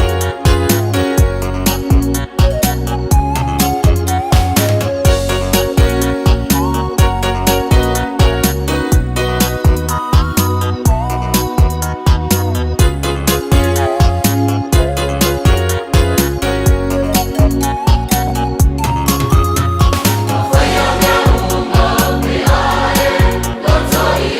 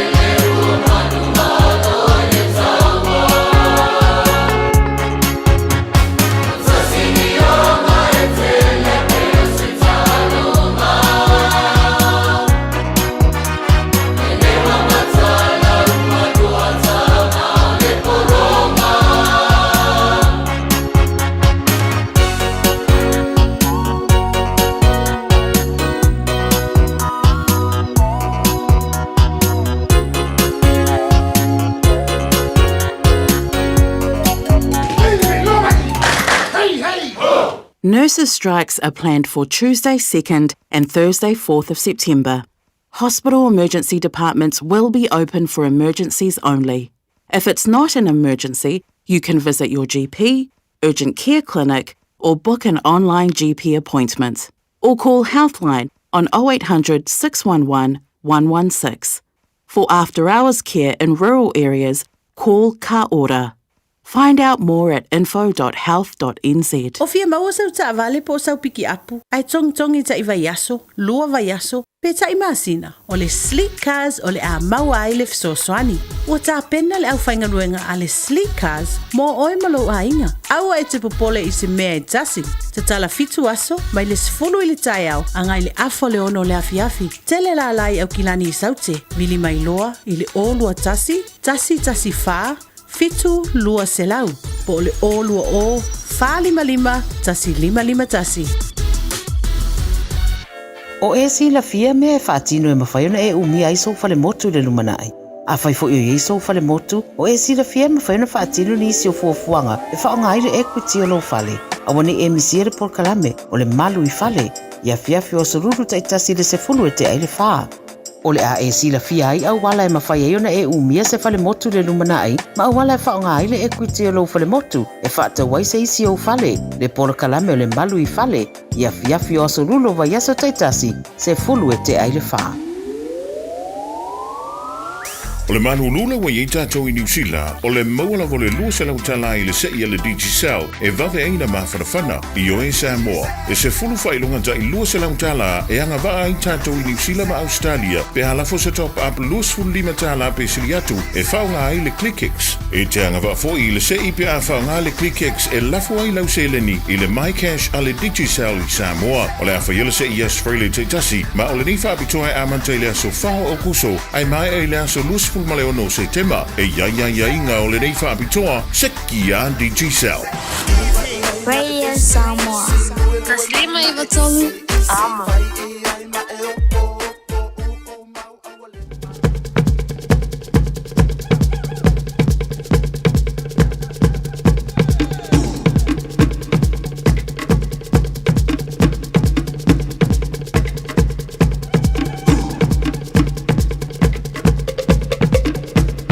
So es ful mal family to the channel le chulas follow o lewa ia tu lita tu po kalame o le una morto tua ale tatu faltavale o enterprise morku motatu le nita yao tatu asia tua ia ku Sofia le lei ile matango fia le ia so le sulu malila au ti lo fu lau matua tele mtatu tavale ia pale amtari yo la tunga ruenga le nei fo ia so lulu fatalo fatu okuso malo si fo morio nita yao ia so fo morio tau tarang tia malo tau ata i wa hun tau tuai no se tato atuno malo se fo manuia mana ia le so mai le le awi ko falo nge pe ko mangi ma singa me pisi malu ru ari ia kuso ia o na to na ia tele sa to telefone ia ai ta uale le ta pena le vole le of ma pana ia se o le man sama ia on fa ya lola ia tau ai sa ele ia le fa ngofu le ia nga asi ia se fa ma fa le ia nga ia la ia le swing os kaili la to sa le leila e ale lei ola una mo tu tatu falta vale tau le failo tu langa masani ai mai se folo tu ia bes fodi so tomari o tatu watu le na lo ngalu mai tro tatu falta vale tai ao o nga tono le vaiaso la val te meanga e tu le atu fu ila le sa idion la tu sa augusto ia sa le leila va ia fa tai te la mole mato wa no ia pa talo fatu fo i se tatu tu no nei tai ao ia alo fama o falo fatu le tapo ina mau se tato atu no ia tarsio man via me humai i so la was vai no nei aso a me se pena i malava singa ia ole tato wa di potimasan fo nei le enterprise ia tu langa masani lava i to tau fa i lo fo i tau tu le enterprise wo limas fu man tu tau sanga tau tu ina se tato atu no ia me se lava ia New Zealand ato ia o tato Fabto o ia per tato cash bonus ia afutala ma i tolu afe ia fai lau filfiliga pe na fa pa ua ta vale ia pe fai fo ia tulanga fo lele o le cashback ia tele mana no eta tu ta vale ia tele ta tu ta vale la los fulwafe ia de ama fo mo nei time de ta mo fil payment ia ma se tulanga uma ia mo le fa mama venga de ta fo so fuanga nei vai tal ia fa pe lo e lungo al market ki sa ili so sa ia mana tua e fo ia le tatu o nanga enterprise in Manukau ia fai ona su mai tal mai au ia polo bil mai foi le matu telefoni o le Barcelau o notazione fatta si vale o Barcelau o notazione fatta si vale ia polo su mai tato e tres o le lima ono fitu le lima fitu tone nei quei road in Manukau ia fai ona su mai ia fatta no foi inicio tulanga ia wa pole causa kapenaina o tulanga mo lau tarsanga lo mato fatasi atu nei miso tumali le sunga de pule ya Terry Coon ya tamafo ya tawo papo ya vai ono so tai mai lau ngana ya fa o mai fo ya tulanga uma lo o na mi ile fia malama ya munisfo ofsil e vai ona mato so so ni atwai ya manutere na ya vai valo flima la ftalanga tia wa la val tautuari no se tato tunu manu fo tapo inga se tato tunu ya tato i filai fo i se lau mo i le lofa maleanga leo le tua pa mon mato fia le ta se vai nga tau fa fsilia tuai mo la to fo i lo manaba e manaba ya ona fianga i mo la ia le sa i se la tu ta vale wa o le mo sistemi nga i me temi o le aso ono le pisi te lo la tu ngalbe e fa so solita to mo la tu fo o manaba o la tu te pulita to fia mo se fo so mo la tu ya nga i me sa i la tu ta vale temi la fiafi ia mana ia telefisili ia pe o tataua au nanga fitu aso e le iva na i afa lima ia am faiam tutu na ia fa pe fatoa mo mesa ba no i la fiafi ia e ato ia e fata tale toale tataua au nanga i le tulanga fo le faiam na fata le tu tai e tau mai ai fu tai me mana vai ia faiam fai tulanga ia a tatu au nanga o le iva i le afa lima fitu aso e fai ona mau tatu o nanga malo fa tai ia manina nei vai nga ia mole fa fonga bele tatu wa tunu manvia tele nga luenga ni fu yaso ia me se fu ia nga luenga tu mo ni va yaso ia fa pena fo i lo telanga ia manvia fo ia lo fai lo lima o al tatu ino se tatu o tunu pa so foi ia so foi ia le sunga ia ku Sofia Leper na fa fonga bele tatu wa tunu i lo tatu pokalame lawa watu la unang matautua le nal tātou whatawalu enterprise morku mo tātou. Pala wane le oversela ono tasi ono whata si walu, ono tasi ono whata si walu, o le oversela ono tasi ono whata si walu, ma le telefoni whea le sunga ya ku Sofia lelei o le olu o, wha o iwa fitu olu ono wha, olu o wha o iwa fitu olua ono wha. Tātou telefoni nau tina atu mo le whawhongamale tātou watinu whatalo whatiniso tātou paanga. Wo ma panga umala ba fifia mai nei tai ao le fo wa ia tu tele la to o le wa mafto mai ma ngai mai tatu e vai musika tatu le tai ao fa e vai le tai ao la to o nga tu no le vai aso ele uma le vai aso ke wa kari mai de kampangi ke le usu akula so la stofi de ele uma lo no vinga fai mali fai la mu fai isi e te iloa o na fa so ma fa fa ile asolulu e te to usu ile stofi ele longa posi ma fonga la solu o lo mo fa lo sofo inga la stof ai ka fa fangula sfalaile mai foi lo nga ko kongi o le lava ia nga fa mai lo kampangi ai le lo ia on sa ia lo ko ngi va yaso pa malo singa ruenga au te fa vai vai si au ko konga ma vai si au ko du ma vai nei te maiti ia ai le nei te maiti ia matau tu tongia tu matatu piri o fasi kelo le piri ko kongi fa no vo file mula io o le taiao la wa maua se malu o le taiao le ne fo ia so lulu dai longa i pule mamoli atu i lo mauta mo lo lawa ave ta vale awa tau sawa la ualu ai fa fonga na pesi tono lo ta vale tu lunga lo vai matua wa faisi la po mama mafa na vai pensini ngocho le lange le sama fusa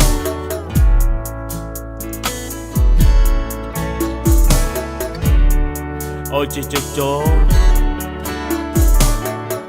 Se lili sama I o Bautafa E whai lea mawainga O lea lofa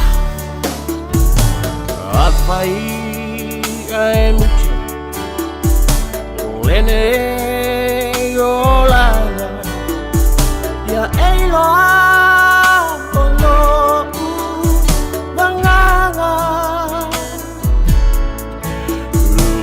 Uma o na whai Waja ua tala O te tota se lili sama i o Tafa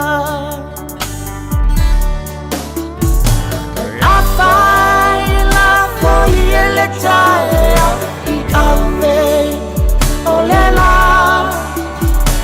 Nama tala lona funga Ua ulena Ma le singa ma eia Te aia so uma Te whai ma leo Ma oi a o tofa La whai la foi e le tae I ave o le la Nama tala lona funga Ua ulena Ma le singa ma eia Te aia so uma Te whai ma leo Ma oi a o tofa Wai lea ma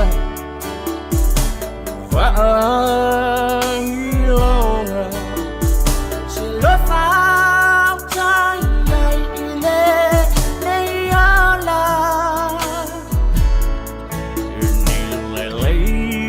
Manilang Ile tama futanga Awa ile toy tala no Ile pala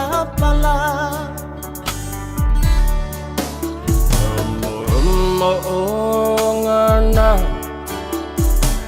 Look nei changa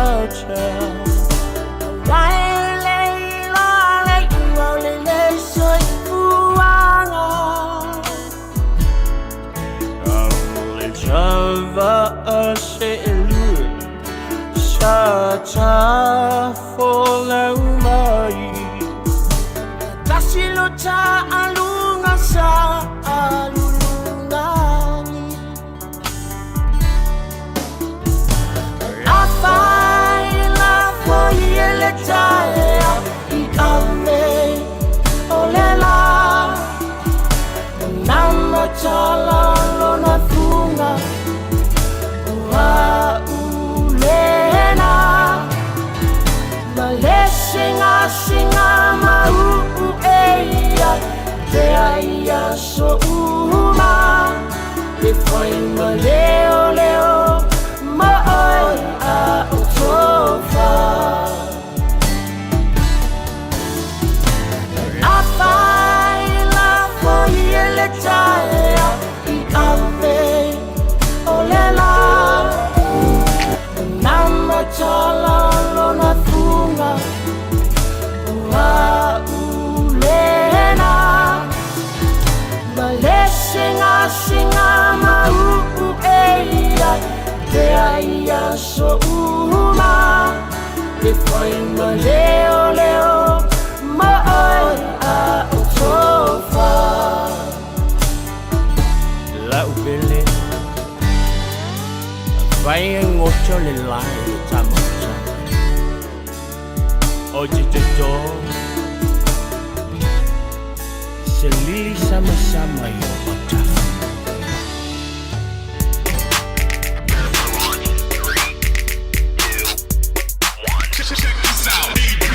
Give this when one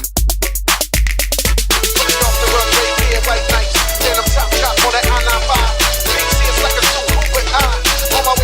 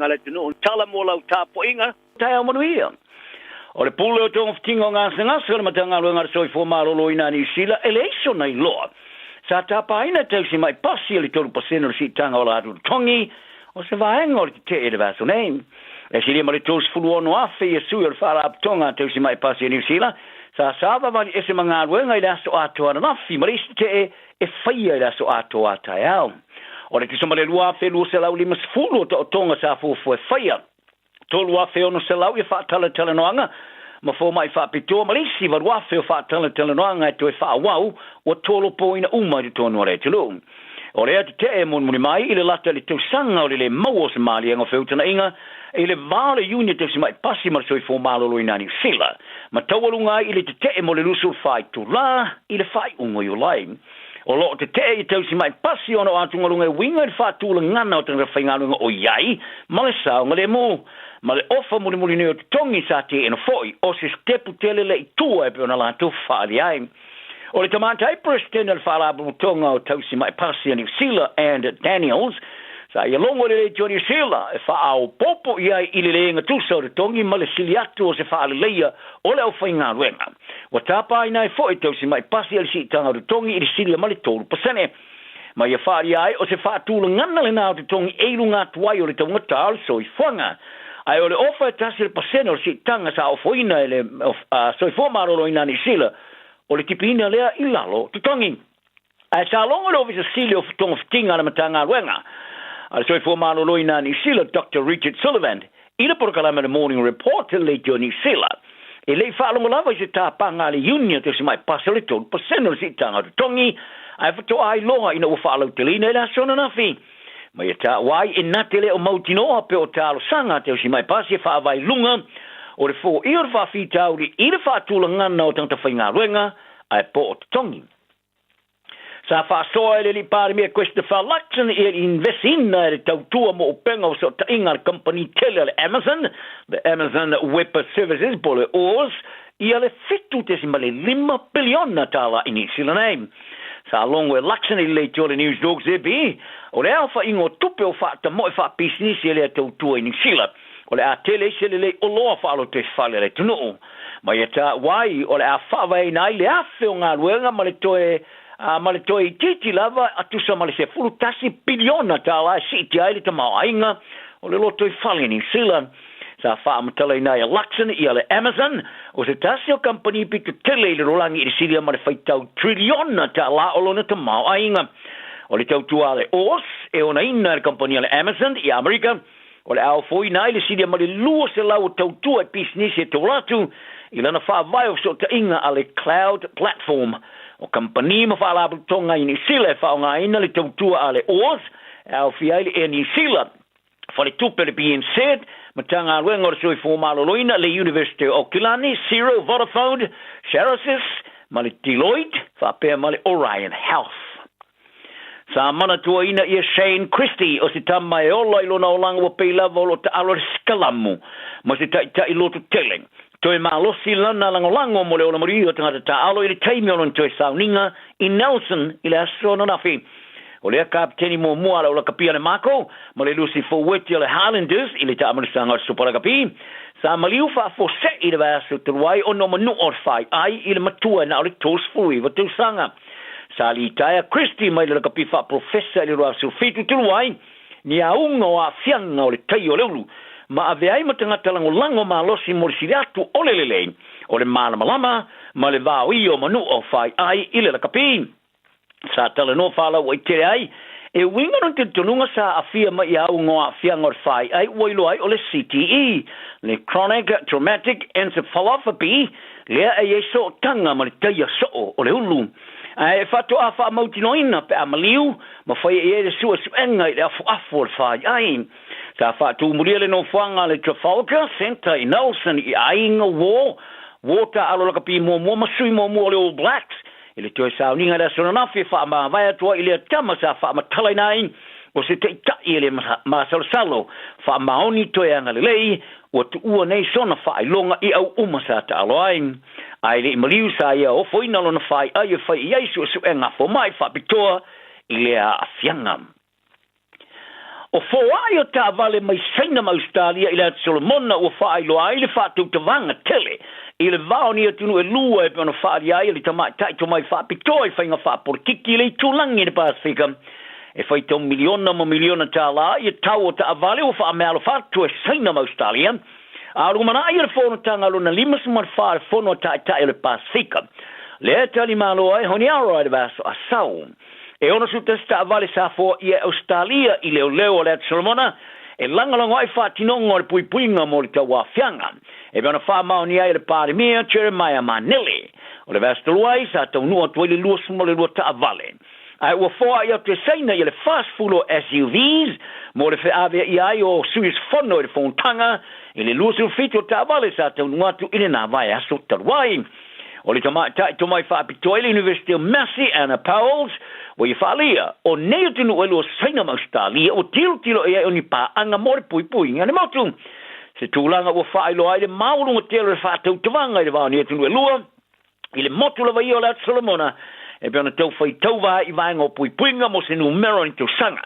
mai ta wai o le foa i Australia o se vai ngo le lo tele malienga ide no ino le Solomona ile tali malo ile fono le Pasifika o le foa i Australia o ni ta vale o fa singa ina pe tu samale tolu te smar 5 miliona tala America ai pe tu sa mali tasi le miliona tala Amerika ia le tau ta vale o fo ia e saina ia taro talonga ia tose paka for nga mai ele fa mautuina se la fuso anga mar champinia ia yo fusi umoro rang ele pa mafa Alexander Usyk ai o taulo i Nederland vai ile situ e tu mali di pote le Sky Sports o le tama fuso il pa mafa per Tania Fabio Wardley en lata mai nei sa fa ye feu tana inga mo se la fuso anga ma paka fa ye le surimo ke topa ile mala tele le O2 Stadium ilona tona per Tania o lo finau ia paka malana pulenga mo se fusu anga ma Usyk i champinia bitai o le tama Ukraine la tama nei sa ia talo sanga ina ile toi fa popo ase tu atu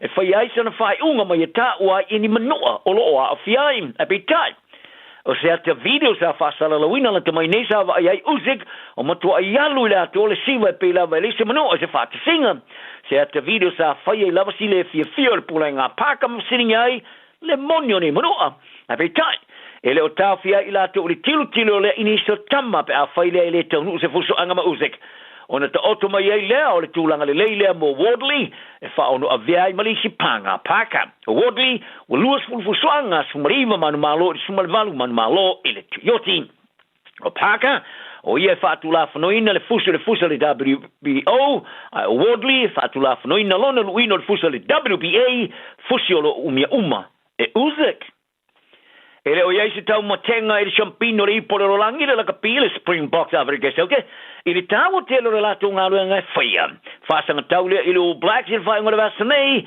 wole na le ta aloi le Malai Eden Park e we lava o fa tolu na mano malo le ipole rolangi ai na ole fa lava ia ta long fa tau o la tu mano malo ile o Blacks ele New Zealand se meo o matua tau lunga iai malawo lunga ile Lord fa ia onga Raisi Erasmus sa ia fari ai o le manu malo i polero langi manu malo i series o talo fai teo lia mariliona per Tania o mani tele ai a o mai lo ini silnei e le o se mele lei i le telo tau sanga ma ia ta wa il Malai Eden Park i le se fai ta ai o se manu malo i ele ni sila o se mea maai o le All Blacks o ta penatu mo le pui o le matati o le Malai Eden Park o kilani le toi fai ina i lava se talo fai teo lia telo mai le a fave salau ivas for fab o temenei o limas futalo fai teoria so o manu malo I lava il Malai I le Malai telini sila o le manu malo muli le Springboks I New Zealand o le loafe summan valu le sa fate I le o Blacks il fai ina tos floor to sofa I le Malai Sky Stadium I Wellington ma to Italy what I ile to sanga so on ai ma tu sai il tais full maleono ai ile ta longa fai teoria muli a o lumana ile ta mo sangori pololangi o lo no I Erasmus et alofia le tanoino se tulanga le lei e manuia le latu tau mawhainga mane malanga mai I le latu whaia o ngalangolango le sui mo le All Blacks Tony Brown ta whaia e Brown I le vasone lona whanau nonga wha toiloloina lana au mo o aura kapia le Fijian drua ma le Moana Pasifika o le atou whaitai malo umai talonga te fitu I le tamarasanga o super kapi Pasifika rua whemale lu furuono o le whaatulanga no au ta alo mo le tamarasanga o le teusanga fau ala te isfuru whai ta alonga ni au Pasifika I le lua whai ungo vaya se paiai I le whaasalonga simoleon no le tamarasanga o le draw o le atari malo ilan talonga momo e lau toka le su whao Februari ma le Moana Pasifika o le Moana Pasifika o whaamautuina le toi te riu tonga mo lana talonga ma le Chiefs I le ase surivo sfutasio aparila ma lana talonga lima e whai e lona malai whaalo toi whale North Harbour Stadium I Okilani talana ni aso iai peleanga lele o leisi muri ele so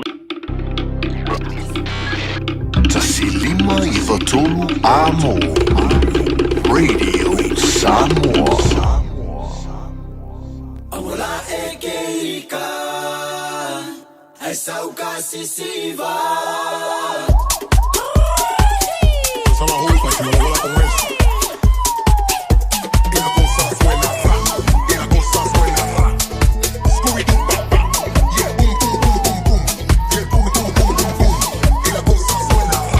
Y la cosa suena rap, Scooby-Doo papá, y el pum pum pum pum pum, y el pum pum pum pum pum, y el pum pum pum pum pum, pum pum pum pum pum pum, y la cosa suena rap, rap, rap, rap, rap, Scooby-Doo papá, y el pum pum pum pum pum, y el pum pum pum pum pum, y el pum pum pum pum pum, pum pum pum pum pum.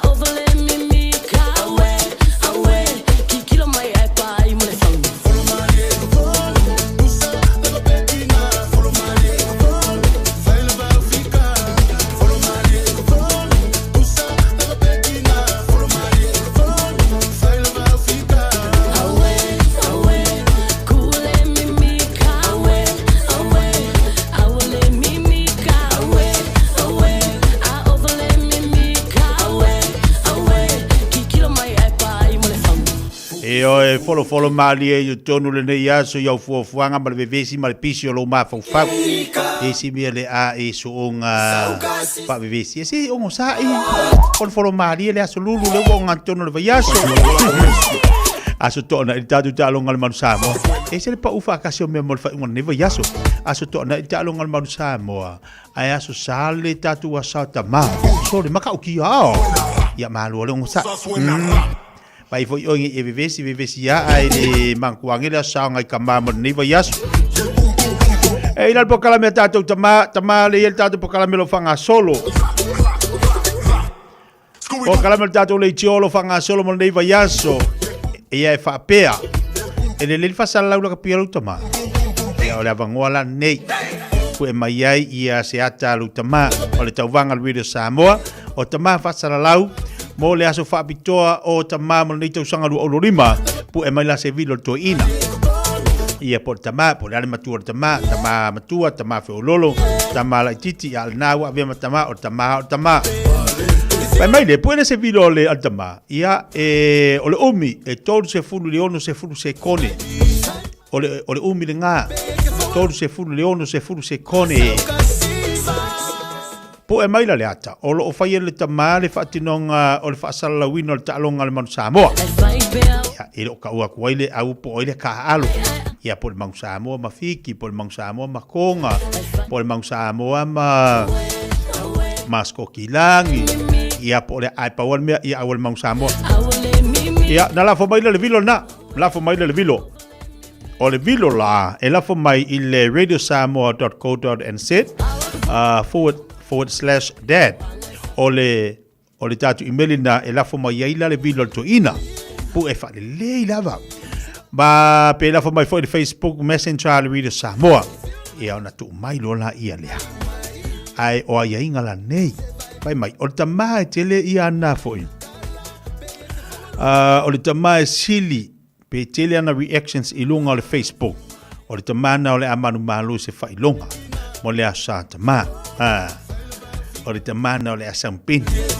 Rono winga, ta pena le lei, o le vilo e tolu se furu leone se furu se kone le umi, pu e mai o le tama o ia nai whaasara la wina le tala i talonga, ia po le talonga le manu Samoa. Ia na lafo mai lola ia lea, ia e malatua la, e whaangata ia tātou videos ia i le aso wha se tema, le waso kolu ngei dongo winga, o kai au, o tai au. Va velafu mai e la ba taimi le ai le taimi mo tatou io na mo lo se failonga o le pokalamela nei no tamai nei New Zealand ngi ke fu po me sia ko se ko inga po se ko se vi se sita ma ai family Australia family sa ni fa maru watu ta tamata to ni New Zealand io ngi ke o mangu malo ko inga ia po se tamai family ia o le akalu ka male sa mo pe finga la sa mo e se fa mo le o ka ku ka ma fai fo ia e li liu le fai upu i longa kulanga koma di liu. Kau ka fio fi mai ka koma di liu. Ia le na, o le tātou pokalamina mo le sao tama. Leo tape na ina mo tātou mo le neiva yaso. Po e mai le ato le to ina whaangata le aso atai au. Po e mai le sao whai li. Ke lol mea e whatoro tala. O le manai ia. O isi a tātou wata po isi tātou videos ia leo alafu mai. Whamalo whaftaina i tamai o alafu mai. Maanga ia kele. E se le manai ia. Malo. Tulanga na wale ata atu te whalongolongo. Ia i whasala wino talonga o i nafu i te amai le ata. Le ata o tatu talonga. O nisi o tatu kompani o langolango ina. Le Wichinas la le lei kitchen. Ia whapefo le tānoa. Ma le cheesecake shop. Ia o nai kompani na. E mo le tfuanga whaftiktiri lava. I le langolango ina o tatu tawanga lea. Mo le asa tama. Ya ngofu ngi mai fua fasala uno talonga ya e ke ngofu o ima e va ai talonga pe ki se akarkalonga mo Samoa ma makai ya ai lo le ke fua ngofu fasala mo ku kalo makua ngai fai ke wala ko mai turunga lo matua sauni felang ku ko ko ko le ma se pu fulua no flo no Facebook la so atoa le se me ai o fai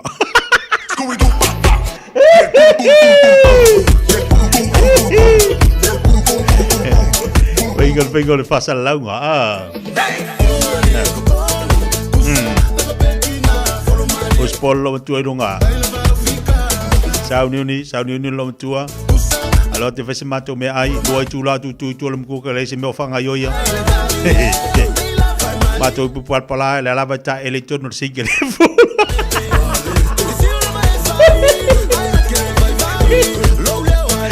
E fa pengal vasa la ngo kalonga. Ngalo luai le sikor kama kalo. E va mal dala wa anga tu nga lenga skoa. Awa fao ai nei lunga sing. Talong al tato manu Samoa le fai le astona nei. Ia tasi le vai nga tau mo tatou talong al manu Samoa abil to ina fa te fau talong al manu Samoa. Tapi na lo ai nga to mo se ta fau nga matango fi na Rotorua. Rotorua fel tatu talong ma fiti. Talong al tatu manu Samoa ma fiti fel le asono se tema I Rotorua International Stadium ili July tolu le oli. Tau ngō fil tau al pepa mata se fulu tala mo nai tumaiti, lua se fulu tala mo tangata mata tua. Tau loa la se pepa mata. E ilunga le penga te whailangi I le ticketmaster.co.nz. E tau I le lili talonga ma le asao tama. Ma le talonga le aso tona ai, toi te liu mai lunga nei toi, whamanatu le asao tama. Ana ia, tele no whanga Rotorua, I whata whawai nei whanau. Ia ma whata whao toi ma to ina. Awa SS lava whaaruenga I Aukilani, ma whaaruenga I Rotorua. Habis to ina lolo whaarua ina loi whaaruenga Rotorua lantou. Luas football 5 minuta lo tene, ia lei tu la. Se furu lunga tau tupula udanga si fonga rida Samoa te sinima fitolua mo whaamaloa tu te utou. Malor whaamalo si malo furu maftuba I lunga tatu po kalama nei temi o le tai au.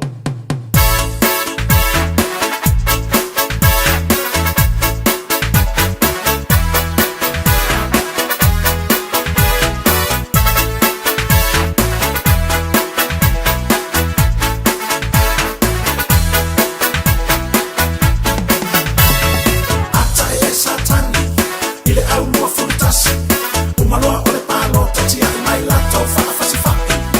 é o chutão, sa o que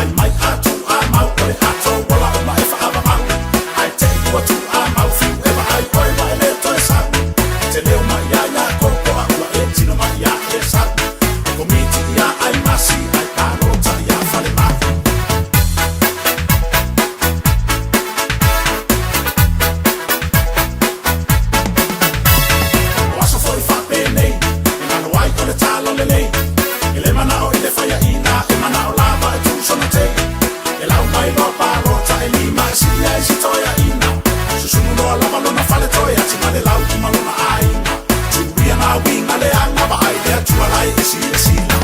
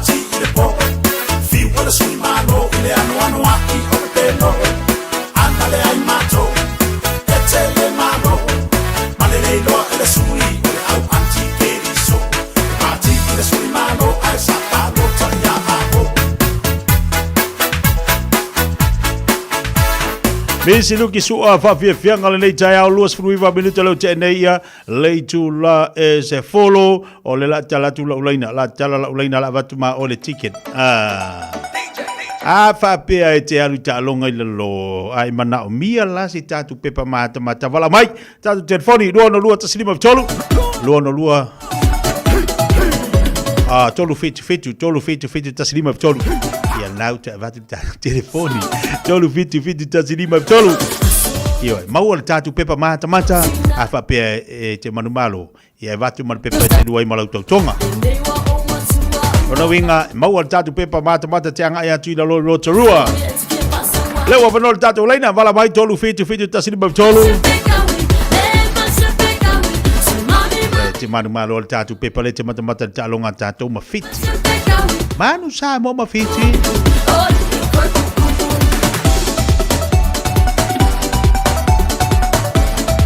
Patalo watu seu sombo fenga tiu te bangaluanga nei tai ao.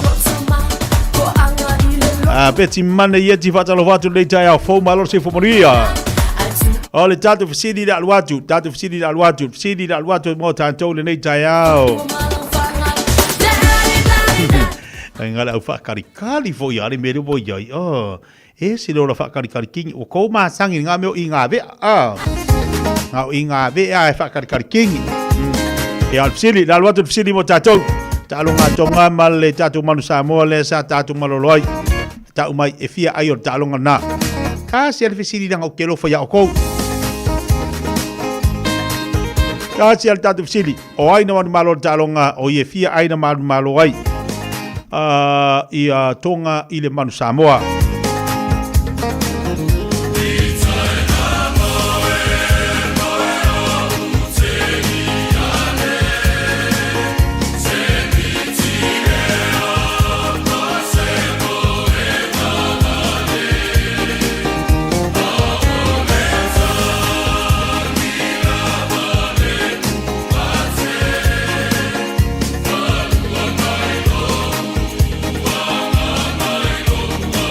Ya, le tatou leina ua tatala, tolu fitu tasilima vitolu. E fia aina malolo ai tatou, e fia ai o talonga tatou ma tonga. Tatou anu tatou leina, talofa. Maloso sua. Seifu moria tina o suafa? Aso, oi fai u aso? Tuloa. Loa? Ya. Aso te alu na lo italonga. Ya. Oi keru male kaukong. Yo mal pepe. Oi keru male pepe. Pepe makua pepe. Eka. Pepe sabali pepe kaukoko. Pepe vakafau. Ia wale lei pepe mamoi. Ia lei pepe. Ole altano tapsili. Kos fulu lei. Kolu se furu le ai. Kolu se furu le ai pepe. Kalo fa ya pepe. Fa bomo e lole pepe o ngai se sere kali. E se le yo. O aso sa o yo kangaka. Fa fie le tama. A wale foi se mea lofa e ka ya pepe. Kalo fa ya pepe. Da tu dunga le talofa. Yo orofa. Palo se foporia. Le au. E jaru talonga. O ke de alu lo wakari. E alu lo watali. Ia le lei. Ia le au. E fi ai talonga. Oxford suruongo. Kolu se furu suongo kari mai au so kanga sia ki pesa ala kari dem. Le au. Le au. Le au. Yo. Ia. Maua o kali kafsi. Seki. Ia. Maua, sfuru wala le lus tol sfuru. Ia faktai da wala fatu. Ia. Ai da wa maua ko ingole au kali visiri so. Ai o talonga tol sfuru ono. Tol sfuru au tonga sfuru maleono le au. Ia o le tato tiken lewa I tato ofisa e mawhai o piki ai ia le tato pepa manmata awa nai alu walo. Nai manaia ona au te ilo ele mwhaina e alu wa matua lu soi fuwhinga tāna wherua. Ia nai salo mate. Tā penanga mo leiva ia la sao tama uni ngali ante oe tina. Tā pena lea sao nai tama. Si au pepe matua. O si au tautonga. Mana i ona fōringa mata I pepe. Tawia, kasi o lai. Ande. E a pose mo e vapale.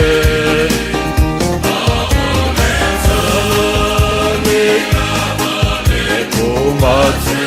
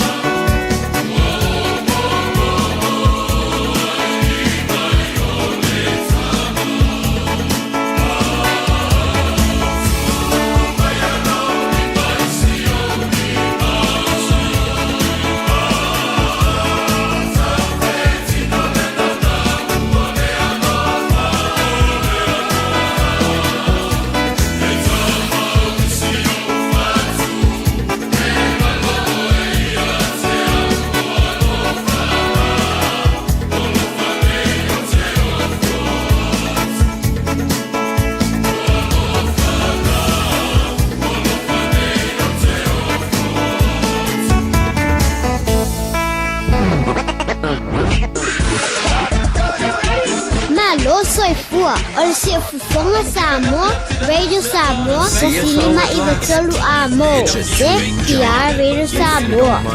Whaftai te lava mo le whaatasi mai. Whaftai whakatoa mo le tātou sponsor, Enterprise Motor Group Manukau. Awana MCA le mātou whakatoa o whaingoina o le Price Smash Sale e o atu I le tolu a whetala cashback po le discount mo lo sa fau.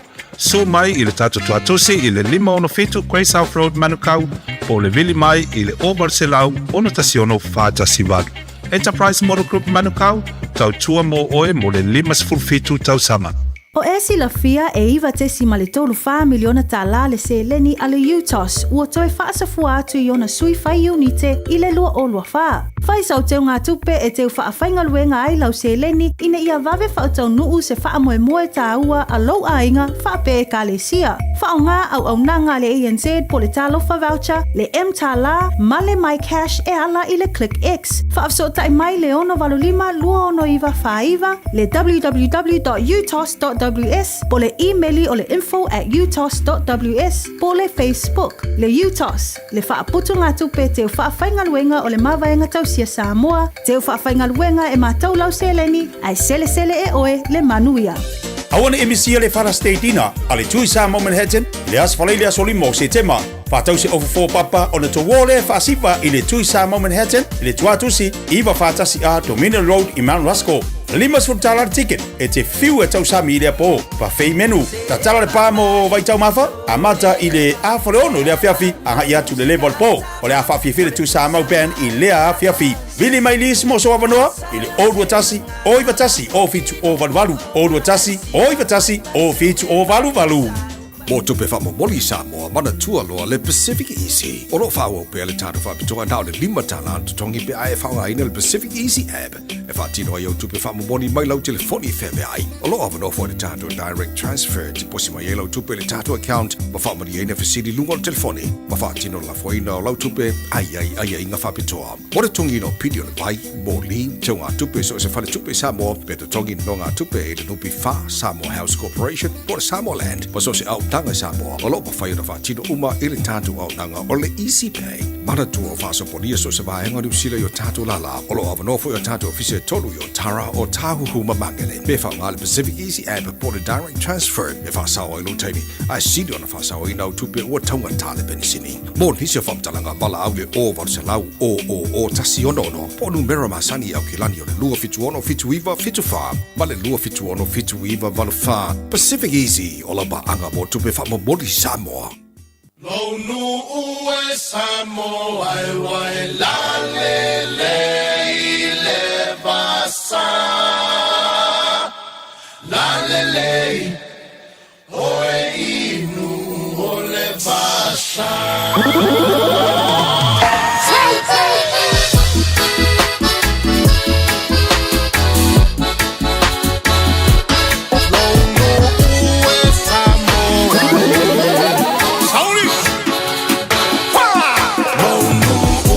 Samoa e wa e la le basa. La le oe inu o le basa. Solte mita I lo le so se mea oe o le penina. Ai a fa a peta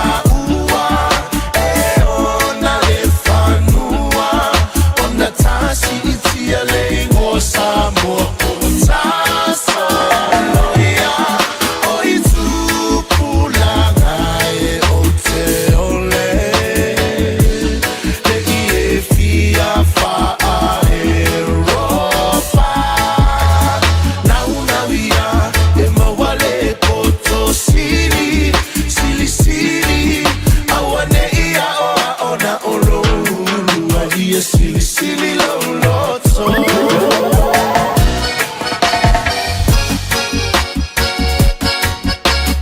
Pavalulu atu le whafonga ma le tātou tunu ono leua taunu mai ia le tātou pokalame o le Pacifica Family Health Group mo tātou le nei tai au le fo fatasi mai le afionga ngan mana mai whangarona seri ia ma le pokalame mai masane tātou pe ona taurongolongo I pel pa ia ma le malo le tātou tunu e ai tūlanga o puipuinga o whamai, o louso i fua maroloina, ai maisi al whamanatu mō tātou, ina ia tau sisi pēr tātou i ta iala matu la fono, ia ma awala i te tauai o na puipuia mai tātou, mai ngase po le tero whamai pe o na tātou wawa ai newa i taimi. Patalo whatunga al mana nei tai a fau, pa lor se fua maruia malo whalangi matafi, whaaftaima vi ia le tua, o leo mawhai on tue whatanu ina po kalame mo nei vai aso, ia mai lava i aso se pa ia mo nei tai e se ale whaamaoni o le tua, ma ua se fua, ma ua so mātu ola, le ua tātou tue whatapa e runga tātou po kalame, whatalo whatu bale nganga whalalo. Ia whatalo whatu fo i lau sunga tia ne tai au fo, ia whamalo fo i soi fua manuia, ia ai me se fo i tau atai, i whaawawina pe lava tau tua, pe i au na mahasani ai, tātou wa, nā po i pito la au tātou ngā duenga, ia malo soi fua tia, ia ave fo i nei tu la, i whatalo whatu ai le pa ia ma le malu sia tātou watunu o lo mago, mai tāpolo kalame, tupu mtamali, ia le au na pa ia le tua, ma o la tau whaltua. Ia e mesele pa ia lasi, o te o tātou no, o si o tātou watu no, i o na vaenga, ia tālofa lava. Ia e vi ia le tua whaaftai o leua tātou toi whailoa i ma mafuta, ia ma whaawina tātou po kalame mo nei vai aso, tu mau ale vi inga o le tātou mo teisi le langi, lei la whatu ngalman mana, te loa ia tāpenanga o leo tāpenaina le tātou whale mai, e mai se whai lau whionga tūlanga le puipuinga o le tātou wātunu, mai se nei wha mai o tātou iai. Ia, o le nei lava i tūla, o lo o anu pe lava le fulu, o lo whaateleina pe lava le, pa ia fwoi o se tātou watunu, o lo o au mai e vai ko mai o no le fulu, ai mai se lava le, tale la le fa umi ia ele ngata la le au matutua ia fa na la iti foi o lo fa pena ia ona o le lava ko amata foi futu ia inga o le tau amata wina o anafi sa mana ia lava fo ia ta ia ai to ia amata foi on to a timu ia mamalulu ele anga ia tu le piafi o tato tau i termine o lea whapea wa amata o na tau whaititi atu le malulu ia ai pe o lea lava fisu ia au ala tātou te tia ai i le fisu ia inga la lea ma tātou whaatamala ai ia tātou lava e whai ia ma tātou ngā duenga fo ia whai wa o le nana maana ia lava le aso ia le ai loani o fumafan ya e pe wo i fafo wa mana ia le fasavili mtulanga pa pena ai te ia wato roso mai le malulu i le time ia a le fo wa mata ona tai ai mal tangata ia e me se lava ila to wa lu fo le vai aso tale fongi le isu tingan fa i ai le o jeste me o fayanga ia o le ala fa tuai nai pese tato watu no tātou no fōtanga i ei pusu ia inga o le tau. Ia ai mai se lava fō i le whānau la iti, awa ai atu o fongi le isu, tale, ia whitangisi le manongis te mea ai, ona e loa la ia le o aunga lava na, a le vawe wa ai se fō mai, ia po tau fua e mon fautuanga. Ia e whaiwhai ia te ia wani monia, ia pe o so fo i se sela ia matulanga fa pena ona o le tātou te fa pe ia e fai ia to te este ia unga na ai le ai o le isi e fai ia mala tu ia ma fa te tele tu ia te ia i o ai lava ina tu nga unga na ia e va tu loa ia wasela pe pneumonia ia matulanga fa pena na tatau ona fo ia ai le yo ia natulanga o le mo le tata watano manatua wa ai fa le pe lava tata o lo o ia lava tau malulu e le tai ya on tata o atu tau mafanfana ele ngata ile pe ona o ta u ta lokalam le vai asto le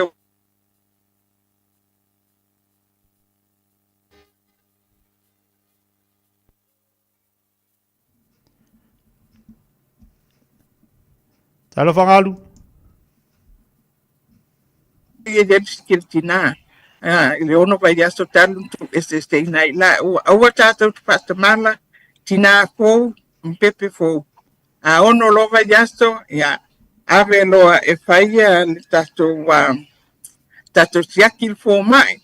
O na fo ya mata lo mai tui pui e tau na ave. Boa ia foi fa se nganga malava o tui pui o fana e tau on tato mata tuanga yai. O ina fo lava il ton masina lima masina. Ya o ia tui pui ole misela ya maisi tui pui o isi fa mai.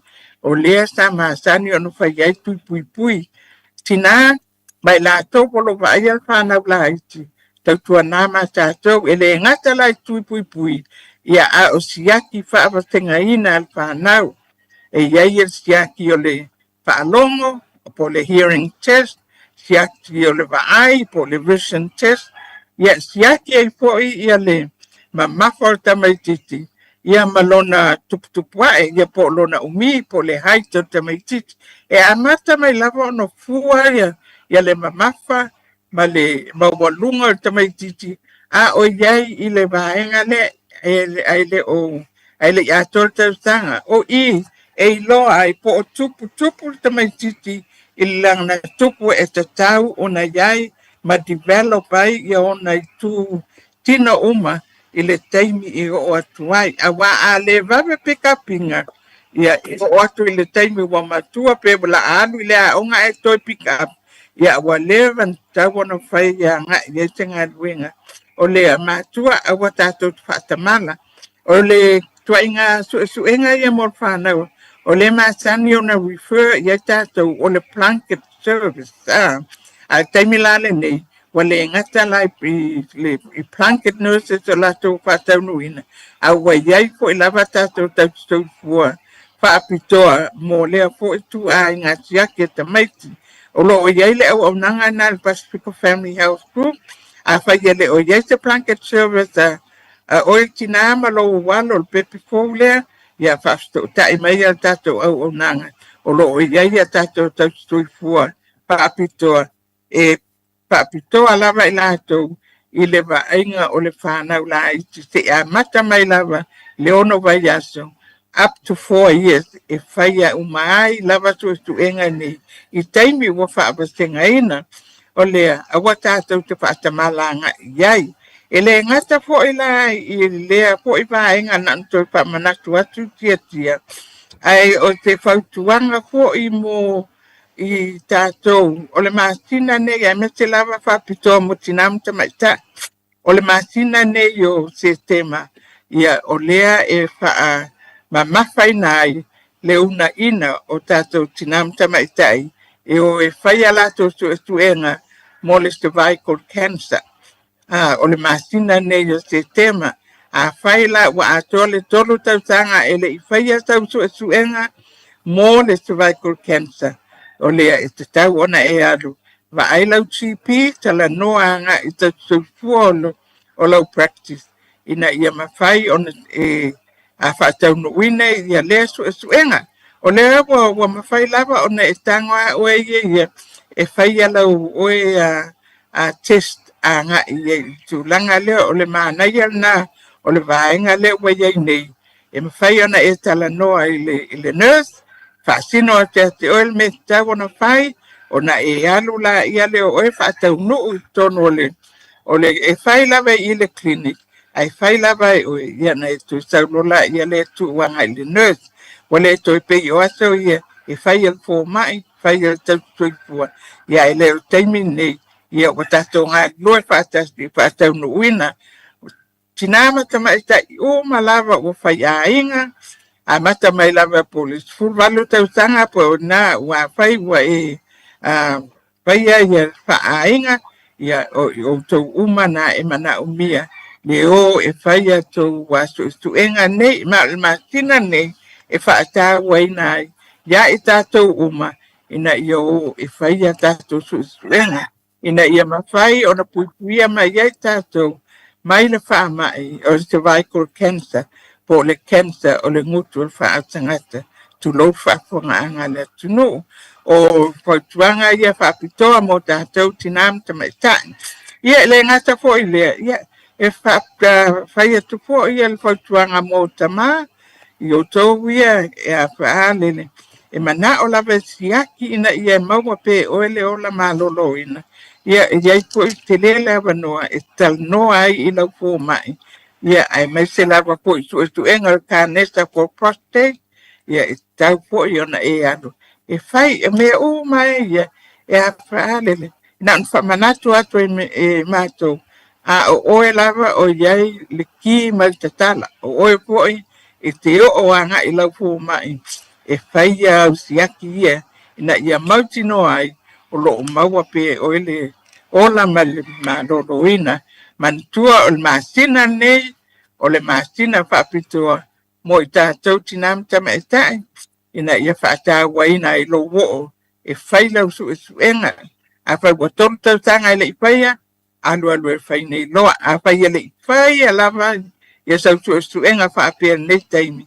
A o oe wa e iai lau paanga. Wa e involved with whai a inga. Ia matulanga whaapena. Wa tau ona e alu. E whaatau nu ia su e suenga laia. Pe ona o tā ua. O le te fwoi whatuanga a tia. Toa tele o tātou tangata leo wa toi fo i atu tā mua, tā whai malanga mai, i tā whao, i ma whaalawe mtulanga whapena.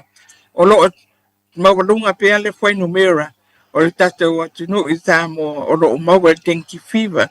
Manatua, o a unga dengue fever, e peilawa o a unga fulu.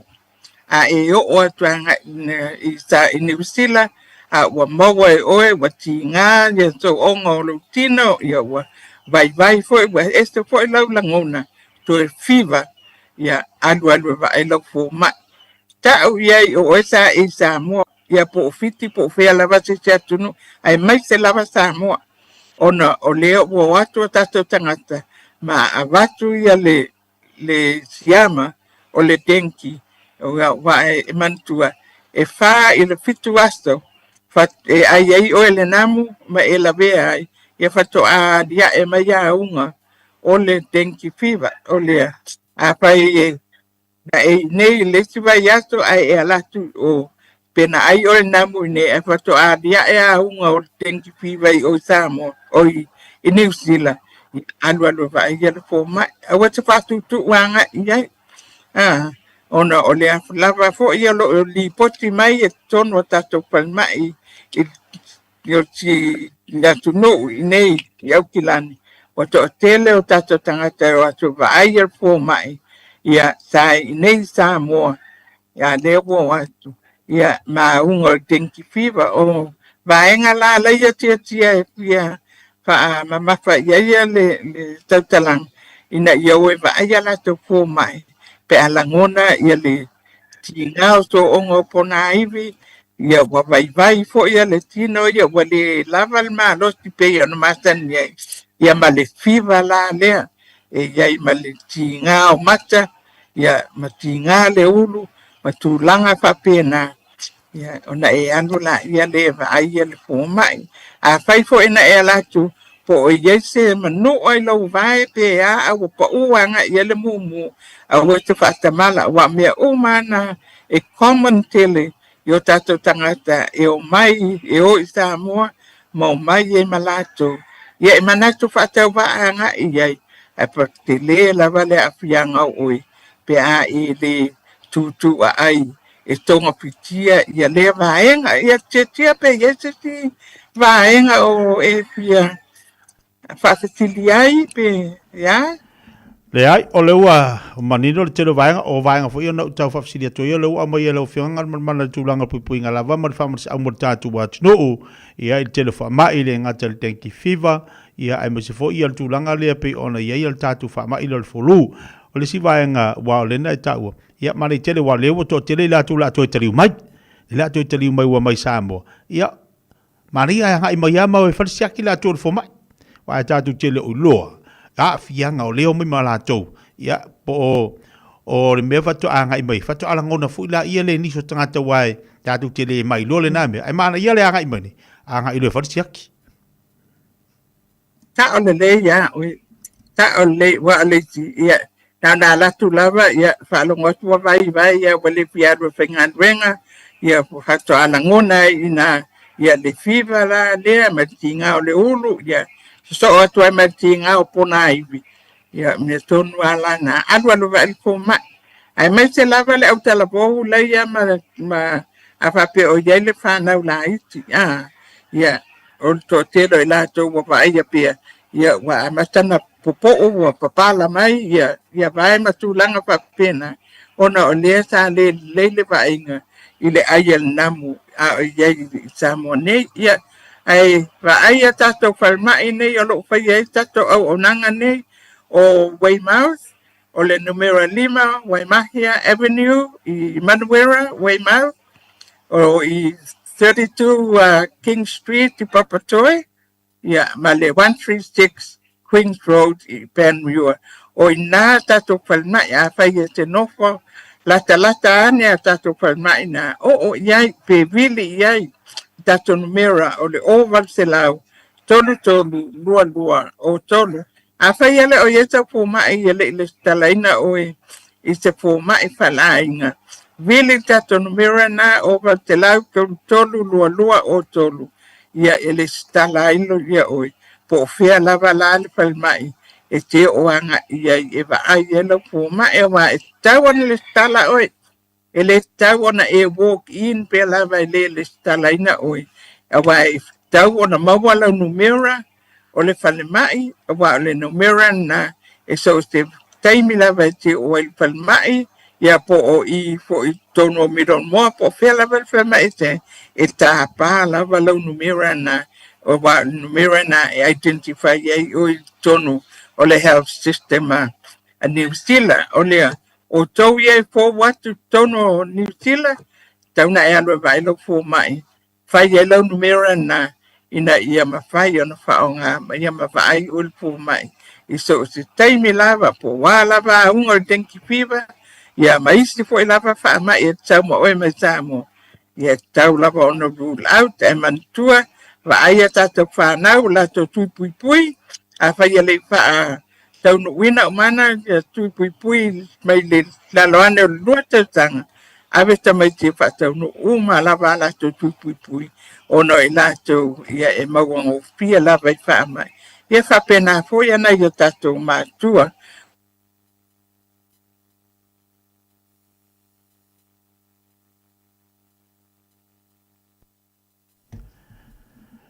Ja. Lua minuta te neia le tula se formalitasi. Ja. Tau whain whale tonu malita tu so ta inga male a whianga mana tu langa lo iei furi tatu pukala mi whanga solo neita e au. Ia au nisi nao tatu tau tua. Nisi nao tatu pukala me lefa whanga mali tatu watunu. Ia olo tau whaila vai longo pui le atu ia le atunu. Ia la unanga mali tau tua le whianga mana. Mai whanga lo na seri. Ole Pacifica Family Health Group. Ia fa malo fa tai tatu watunu ia kalau mana wa motsia marita pokala benita yau ia la fatu fa mai ta pokala mengang falon ia fa madu lua tu fo te le lopo ina po ine ia le la mai ona tua ia ai Samoa ia tatu wa proclamen na mo nisi lava fam talanga ia tanu mera na o baltilau to tolu lua o tolu a fai ele o ia tau fo mai te le stalai o le te fo watu tonu au kilani ia va ai tato wa falmai na e Weymouth ia fa pea ia Papatoe Queen Street ia ma Penmure e te o atuanga ia tato tala noa ia ma va ai foi po le ala va sinsi va engol au nanga Pacifica Family Health Group e ma fai ono so soane tuai mo oe ia netu la ia tia ia tato toi wheloa e le vai aso fō i le loko le atua ia e whaasoi fua ia tia taingal mana ia sei foi mai manuia le lei nau fa fonga tatu wa tunu fa mai mal po kala mel tatu Family Health Group mo tātou le nei tai au, le whionga ngana mana mai whangalona. Seri, la toi tui di tau mai, ia nepo kalame tāua mo le soifo malolo ino le tātou watunu ma tātou uma, i le vai asa fau, i le alofa ma le anga le lei o le tātou mataisi le langi. Tai bela wati le ua 5 minuta te ele tula simatasi, tātou telefone ngana Bretani a. 24 hours a day, 7 days a week, Radio Samoa streaming live on www.radiosamoa.co.nz.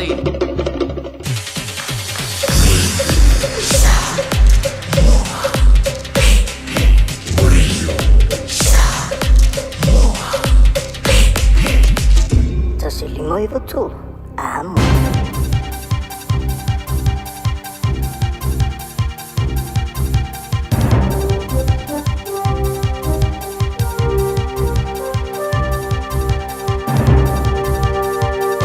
In this update, a preferred supplier of 2 new Inter-Islander ferries has been secured as the project enters its final procurement stage. Rail Minister Winston Peters announced today the shipbuilder and Ferry Holdings have agreed a fixed price for completion in 2029.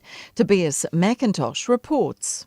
He says 6 shipyards were in the mix and a letter of intent with the intended builder has been signed to start the final negotiations. The winner can't be named yet. A fixed price has been agreed on for 2 200-metre long ferries with road and rail decks and room for 1,500 passengers each. Peters says the shipyard will be named once the contracts are signed. It's thought there's no chance administrators will find a buyer for homewares retailer Smith City.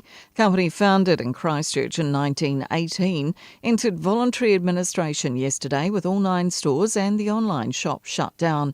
An ad in today's paper is calling for interested buyers. The company went into receivership and was sold in 2020. But First Retail Managing Director Chris Wilkinson says the brand no longer has relevance in the market. Harvey Normans and Noel Leeming have really intensified JB Hi-Fi, which is nibbling at the heels of many of the businesses. And we've also got brands like Big Save who are moving into appliances. Kraft Heinz is splitting into 2 companies a decade after they joined in a massive merger that created one of the world's biggest food companies. One of the companies would include shelf-stable meals and brands such as Heinz, Philadelphia Cream Cheese and Kraft Mac and Cheese. The other, Kraft Singles and Lunchables. Heinz has a New Zealand arm. Heinz Wattie's based in Hastings. Belief next year's Christchurch Electric Avenue will cater to the most diverse audience yet. The 2-day festival returns to Hagley Park next February. Iconic Kiwi band Split Ends and Australian DJ Dom Dollar are headlining the event, with pop star Keisha and electronic duo Basement Jaxx in support. That's news. In sport, a long-term outlook has led to Australian Test cricket skipper Pat Cummins missing the T20 series against the Black Caps in October.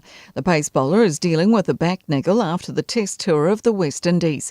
Selector George Bailey says a rehabilitation plan is in place for Cummins, with a home Ashes series starting against England in November. The revamped World Sevens Series season will wrap up in Bordeaux. The schedule features 6 standalone tournaments for the top 8 men's and women's teams, followed by 3 so-called World Championship events. Valladolid in Spain is the other new location. Dubai, Cape Town, Singapore, Vancouver and Hong Kong remain. The host cities in Australia and the United States are unconfirmed. That's sport. I'm Jodie Gill. Awana emisia le fara stateina, ale tui sa mo Manhattan, le as fala ile asoli mo se tema. Fatau se over 4 papa on the towole fasifa ile tui sa mo Manhattan, ile tuatusi, iwa fatasi a Dominion Road in Mount Rushmore. Limas for talar ticket, it's a few at Osami ile po, pa fei menu. Ta talar le pa mo vai tau mafa, amata ile a faleono ile afiafi, a ia to the level po, o le a fafi file tu sa mo ben ile a afiafi. Vili mai lis mo so avanoa, ile old watasi, oi watasi, o fitu o valu, old watasi, oi watasi, o fitu o valu.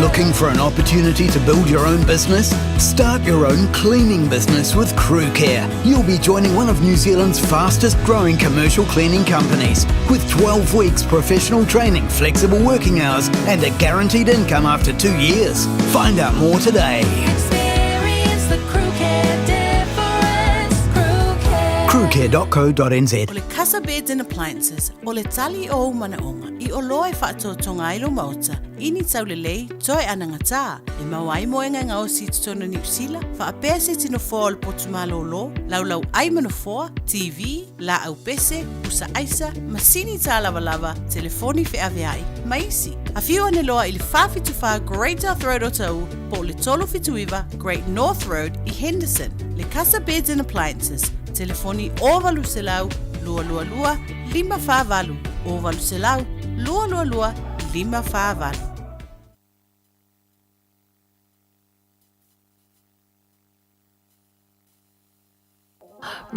Radio Samoa. Taslima ivatolu amo.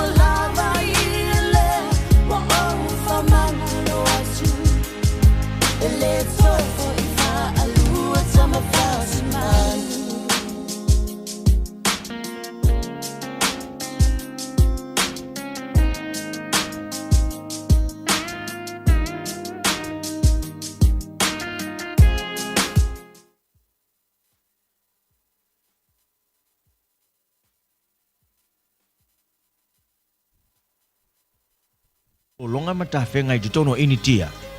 Na ila stasia le Gerisiano. Wa nofo le tono no whalewa kule sawa le vai te tono. Ua matua ma wa lunga. Ya lo le pe atu lunga le si tu nofo ai vai tu wa watu ale vai. A atu ale le se yo ai nalu nofo le lunga le ta wa lunga lo na fale. De pito lunga. E tau sefe mai ia mai le vai. Ya o te ile vai atu. Sole, ele ai ele fa vai ele vai o le sau wale lo longa. Wa o mai le vai lunga. O lai e nofo ai lunga apa lo na fale. Ma te talo ile tua. E fa so ni mai ia te ia, malave ai mai ia te ia. Ile nei lo longa ma nei popuanga wa o mai. Mai tua le li wo tua le vai. Wa se sua ia ma le mele nofo ai wa ma wa lunga le sua vai. Ia lai te talo ile tua. Ele umi ana failan te talo eva ia lo se va afi.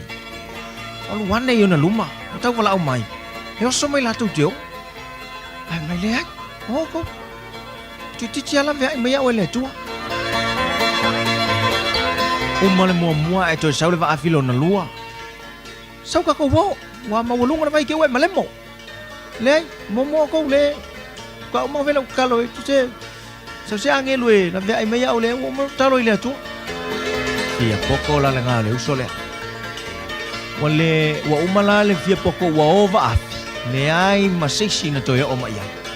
Ala le tua se la vea te lo nei wana malemo. Le malemo ngala le na si usole nga maliwa. Me ka ngu akula le uso ile langi. Alu aku le ifo le wale fia ile tua. Aku le ifa ile tua. Mai fo ila wa fiongan matou faita winai o e te la vea ia i matou ia matou puapuanga. O fiu ke kakalo mai ke o ele kaimi nga kele ai longa. Na o ina o wo o ilunga ta wolunga lo faleu te talo mo vala au te le ia lo fatu ia te. Wa ke ile uso le fa pe mai le tu ni se va final la tu te miona ia ilunga. Mai yo ina la tu va afi. Mai mau ke o mai. Ia o fa ku ia ile ai tu titio na e tu lia tu le se angelo la vea ia te. Na isi si va afilo na lua tu. Melali, io na lua tu fole si va afi. Ole ala le tala la ulina na fai atu. Fai mai mutu sau ma tu teo to e pawale o so son. Ala la utalin fai no fai le ai tu titi la vea ia o le tu. Kalo fai. E te lola oi. E te leu si tai na te talo mai ata o se la vea i ma se so son. No tu lia tu le o angelu la vea ia te oe. Ena watu angelu mo le va afi te le tali ya la ula vea. Te le mana o mia foi la ofso soanti. Ai te we to vala au mai na o te tulia te foi seu angelu muli. Ile si foi va afi la vea ia te ina wo fa longa tu lau tangi. Malau e mai. Au te le lola ia te oe. Pola le mena ele mana o mia le ofso soan. Ale na mana o mai. Ola e to fi na mai nei la. Ia malia ia. Ia paula va. O ele talia. La officer sonia tu ia te oi. Papea uia e la se angelu kilo kwa wala se angelu pa e fa ya kuya au le usa wa mai au le wa tu dia tu. Ole officer sonia le tu. E awala ese. E te mi te tangia le tu le officer sonia ona fa nga ina le tu o seisi fo e kerisiano e officer sonia ia te oi. Mana tu fo ile tala ia Elia. Na fafanga e o river, ai le oni tangata. A le poro kalame ua umau na whaia e le atua. E ila taimi tātou te mana na oa i le atua. E tu tupuni wa venga mata utia i o tātou walang. A ua umawhoi ona tāpena i le atua. A na ia awala ma na ia fuafuanga. E ila taimi o lo langa tātou te tangi sai i le atua i le fisosoani. A na ua saunia i le atua. I le tangata le na e te lua whaafisangai. E avatu i le talia lo fisosoani. Ai te le mana o mia. E te le talia. Mana tua. O lo te ena o le fisosoani le nā tangata. O lo musu fo na e mamulu iai wha manuianga le atua i nā tangata. Ta lia lana fisosoani ina ia wha manuia ai le atua ia te ia. Ai manuia ai foi ia oe malawolanga. Mana tua o le atua e ala ese lona fina ngalo i awala o ana wha manuianga.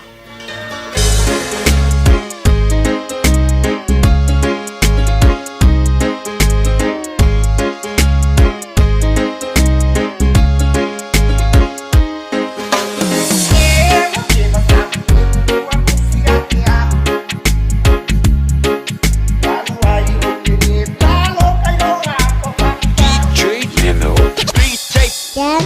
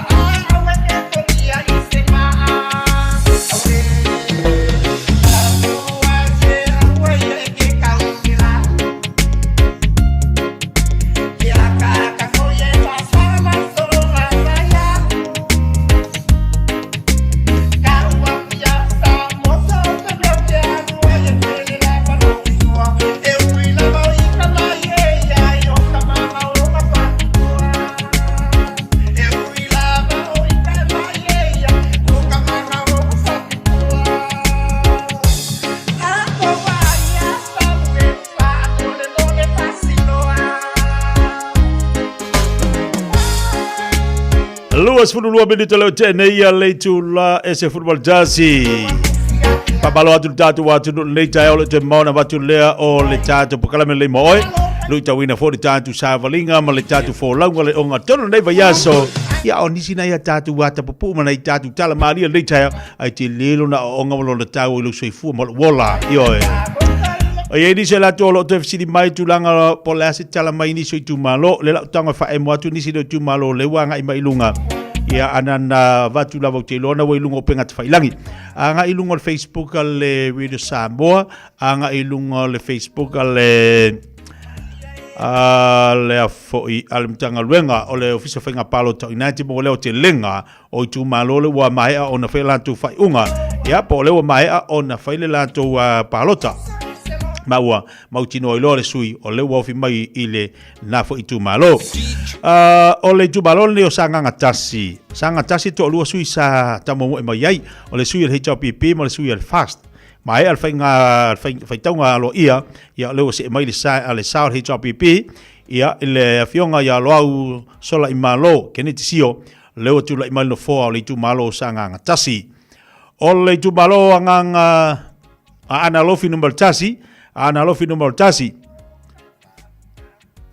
to lima sui lena taftulu mai tolu sui tu to tasi de sui le HPP tasi sui le fast mai a foi le faitanga lo ia o le tu malo le o se mai le sa o le vanga fai le fast ma o tu la mai e le fianga ia solai a pulu tu si opo tu ngamala ile nei foi pa inga le fo le tu malo le nei o ana lofi numero tasi. Ole tumalo sanganga lua le fo mai ala tu faitanga lo ia to fasu i tau wasanga i mai ai tasi sui tu tasi sui sap tasi sui HPP ma le sui le fast ino mai al fainga filinga le tumalo ma utula i mai ai se mai le sa le fast o le vanga fai le fatu tu le tu sa mo tasi i le fo tumalo sanganga lua. Ya, le fianga ya fata Ryan Susta, le sunga ya fata Ryan Susta, le o se emalu fo le tu malo o nei pa inga lima te sanga. O fasale le anga numero lua, fasale le anga numero lua. Pasanga le anga numero lua fa lima sui tawana nga imayai. Lua sui le HPP, lua sui fa tutotasi, ma le tasi de sui ale fa tutue le tua sa mo o tasi. Ina o mai ia le whainga whiwhiringa le whaitu malo ma o leo te wawai ato o leo se e mai le sa. O le vaenga whai a le HPP le tu malo le neo whaasa le anga numero lua. Ia, le whionga ia vae lua. Vae lua Centenary sa mau ia le le tu malo le nei ia o whaasa le anga numero lua. Ia lo winga le fo ila ua sao mo le sao le HPP le foi tu malo mo le nei pa inga lima tu sanga pe on yai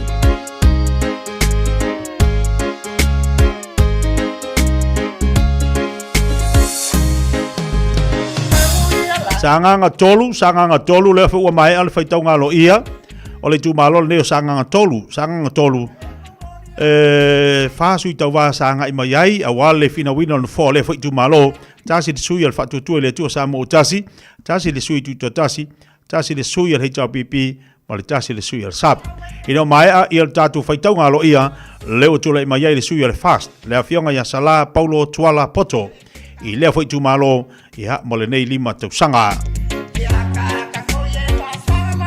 ana lofi numero tolu ya o le tu malo lea e lua sui tu tasi sa tau futuri mai ai tasi le sui ale vaenga fire HPP tasi le sui ale vaenga fire fast ma le sui ale sap ina mai al tatu faitau ngalo ia le o se mai ai ia anga seata tanu vasa vale lei vale lio anga seata tanu vasa vale lio tanu vasa poto ilo no fole tu malo ile vaenga fai ale fatu le tu sama utasi ia le nei fo ipa inga pol nei lima tau sanga le o ta penalty ai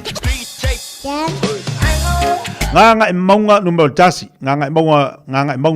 tasi fa sui tau va sa tau futuli mai ai tasi de sui tu tasi le sui al HPP tasi le sui le sap, tasi le sui le fast. Ina ua mai a fo i le whaitaunga aloa ia o le palota, ma ua tūlai mai ai, ia nganga maunga numero tasi, le sui le whatutue le tua Samoa tasi, ia le tō whai awa o au. Salu malo alufupo, ia le nofo le fo i tū malo, mo le nei 5 tausanga. Nganga i fo maunga numero 3, nganga i fo maunga numero 3. Ua mai ale whaitaunga alo ia o lea whaitu malo ngā ngai maunga numero 3.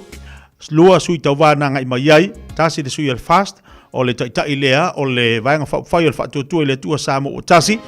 Le whionga ia laula le mali atoa, polata i fosi, wa le whatua, po le whionga whai a whausau, whatuatoa, o le HLPP.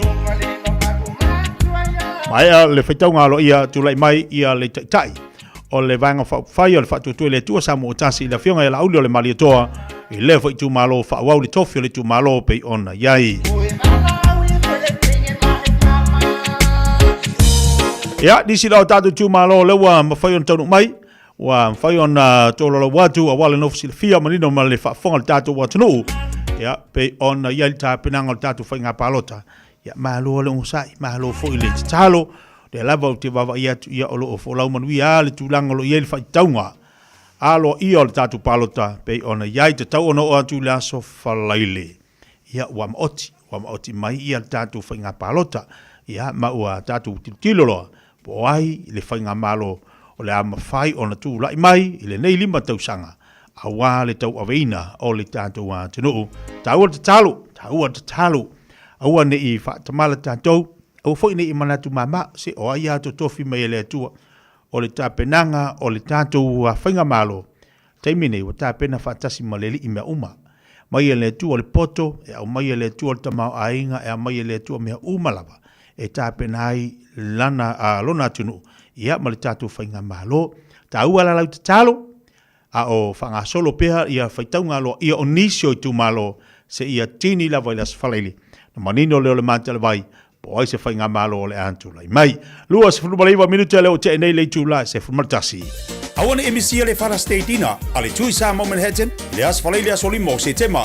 Whātau se over 4 papa o na to wole whaasipa i le tui Samoa Manhattan, i le tuatusi, iwa whātasi a Dominion Road i Mount Rushmore. Limas for tala ticket, e te whiu e tau sami i le po, pa fei menu. Ta tala le pā mo vai tau mawha, a mata i le a whare ono i le a whiawhi, a hai atu le level po. O le a whawhi le tui Samoa Band i le a whiawhi. Vili mai lis mo so awanoa, i le o watasi, o i watasi, o fitu o valu. O watasi, o i watasi, o fitu o valu. O le teime whaari ai le tāleni al tama i lunga o le leitio. A wale aso whapito o tama ua la tamai. A whai e whiwhia lau tama e tau tala. Whai tala maalie, pe whai ana whamtalanga e winga i talonga. Ma tau te wala uria o ia e awai i le tauwanga. Tama whaasaralau a le Radio Samoa. Po e se vilo po e tusa ma le tolu se furu leono se furu se kone. O lo whaatino ai lau tama le whonga ino le talonga le manu Samoa. O le kauni tikta. O le tama e Siliana Reactions i lunga o le Facebook. O le amanu malo i se whailonga mo le aso whapito tama. Lafo mai lau vilo lo penga te whailangi radiosamoa.co.nz/dad. Po le Facebook Messenger le Radio Samoa e whaangata tato vilo i laso whao si tema. Ma o le nei tauwanga e whapitoa mo tamai ni sila. Ia manu e tele la sao tama umalawa o le lalolangi. Avelo ainga tapua ia lelo whaiwalo mara Samoa i lantaloga ma fiti le soro se tema i le Rotorua International Stadium i le toru leo auri taungo fie pepa o fale se fulu tala mo tamaiti a lua se fulu mo tangata matutua whaata whawhalo wa ainga mo le aso sao tama ma tapua i lau manu Samoa maua pepa o fale i le ticketmaster.co.nz wa lango ina le neitaloga le G-Mana Wholesale Autos e te maua i ta wale taungo fie whafsota i nei loa le awhionga ia ngalumalemana tai ngalumalemana G-Mana, the answer is yes. Polynesians Pa Herbert Rotorua Male Mountain Jade. Go Manu! Ua na o le Radio Samoa se furulima iwa toru a mo e tautuaina o e ilangungana fitu aso le vai aso.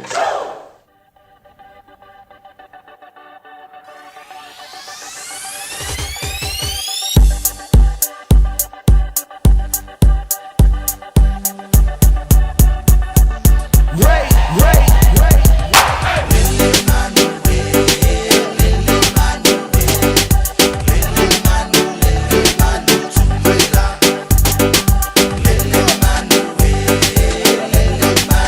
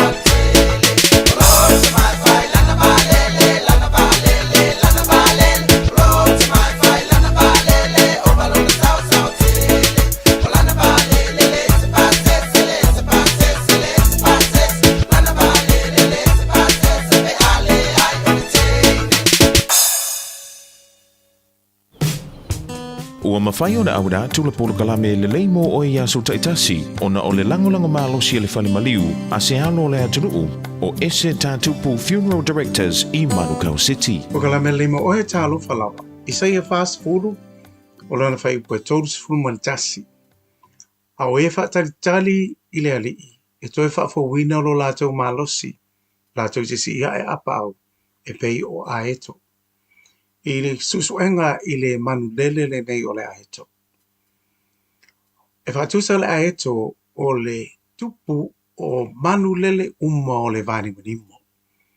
O le si malose iai le aeto. O le aeto mawhai o na lele maua lunga lava. I se maua lunga e le mawhai e isi manu lele o na o iai. Vapela iai le manu lele lea e whai mapale tui tui o le aeto, o le manu lele lea o le oreva, o le ami o le oreva. E lele le oreva nofo i le tua ua o le aeto, ma tui ma tongi tongi, pe ia futi futi le ulu o le aeto. Ai whapela e le papole i ai le aeto, e tua ia le oreva e whaila na amio. Pau le awala le aeto e whai e alu ese ai, ia le oreva mai lona tua ua po lona tua. O le lele lea i lunga le maulunga. Luma lele i lunga. E o lo i le vani manimo lea, wa le maa na vai le oreva. O na oso o se lo le oreva mai le tua o le aeto. O le winga tonu lea o le olo tuisia mai e le profeto Isaia. O le tangata ono sai ma whaatari tali a o whea ngai ma ti ngā ma whainga tāo leo langa. E le vale ase taubi. E iai le sautonga ma le manuia i lona muli pea ma whaatari tali i le tua. Ia e tā ua lo tātou mata ala ma ono sai i tamai o rewa ia o lo o wha alave mai ia te oe. Whaati ngā mai, whaavai loto mai, po a malava ni winga o lo o te mai ia tātou, mai ia te oe. Ia o le me sili o tātou ana whai. Tātou pipi i a Yesu whaataritari, le whaapipi apa au Yesu. Ona tātou whele le iai le maua lunga lava. Lata ia Yesu. O ina. E re mawhai ai e re whiri. O no so whai ma toi wha lave mai. Ia te oe. Whapipi ila i o apa au ke ruso tā tau te while muai. Ma manatua e le lei mo oe. O le ese tātupu Funeral Directors o se whale maliu Samoa o le tali foilea o taimi whaingatā o na o le malanga al maliu maleoti e mawhai foi o na lātou awina atu ma awina mai tino maliu o e pele mai so o se atu nuo lalolangi wala auno le ese tātupu Funeral Directors i le lua ono lua toru fitu o pea fiu ane ele se fulu mane balu Norman Spencer Drive Manukau City.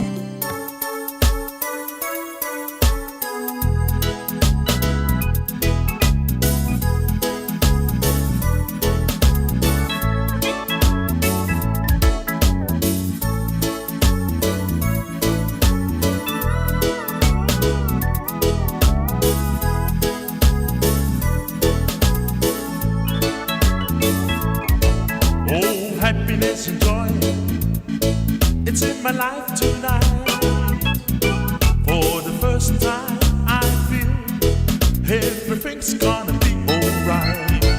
For as much as I found what dreams are made of, now I'm sailing on a sea of His love. My friends are gonna tell you I'm sailing on a sea of His love. I'm sailing on a sea of His love. I'm free as a dove. Now I'm sailing on a sea of His love.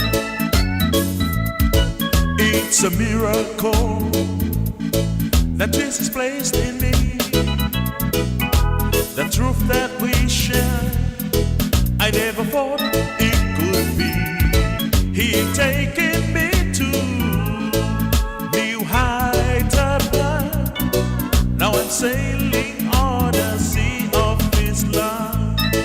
My friends are gonna tell you I'm sailing on a sea of His love. I'm sailing on a sea of His love. I'm free as a dove. I'm sailing on a sea of His love.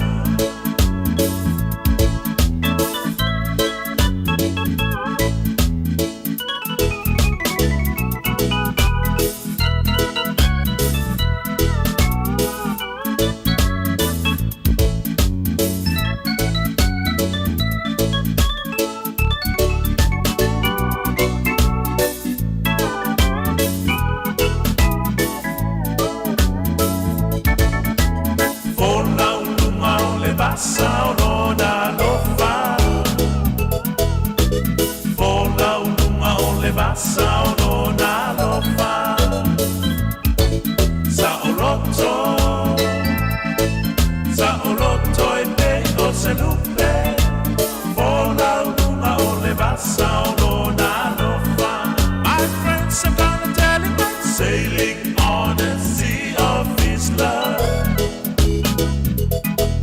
I'm sailing on a sea of His love.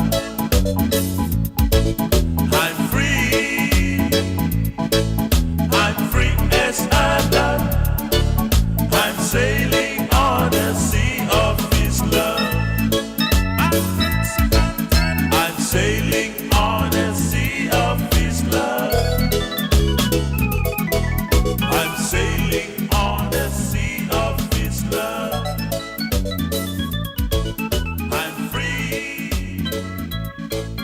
I'm free as a dove.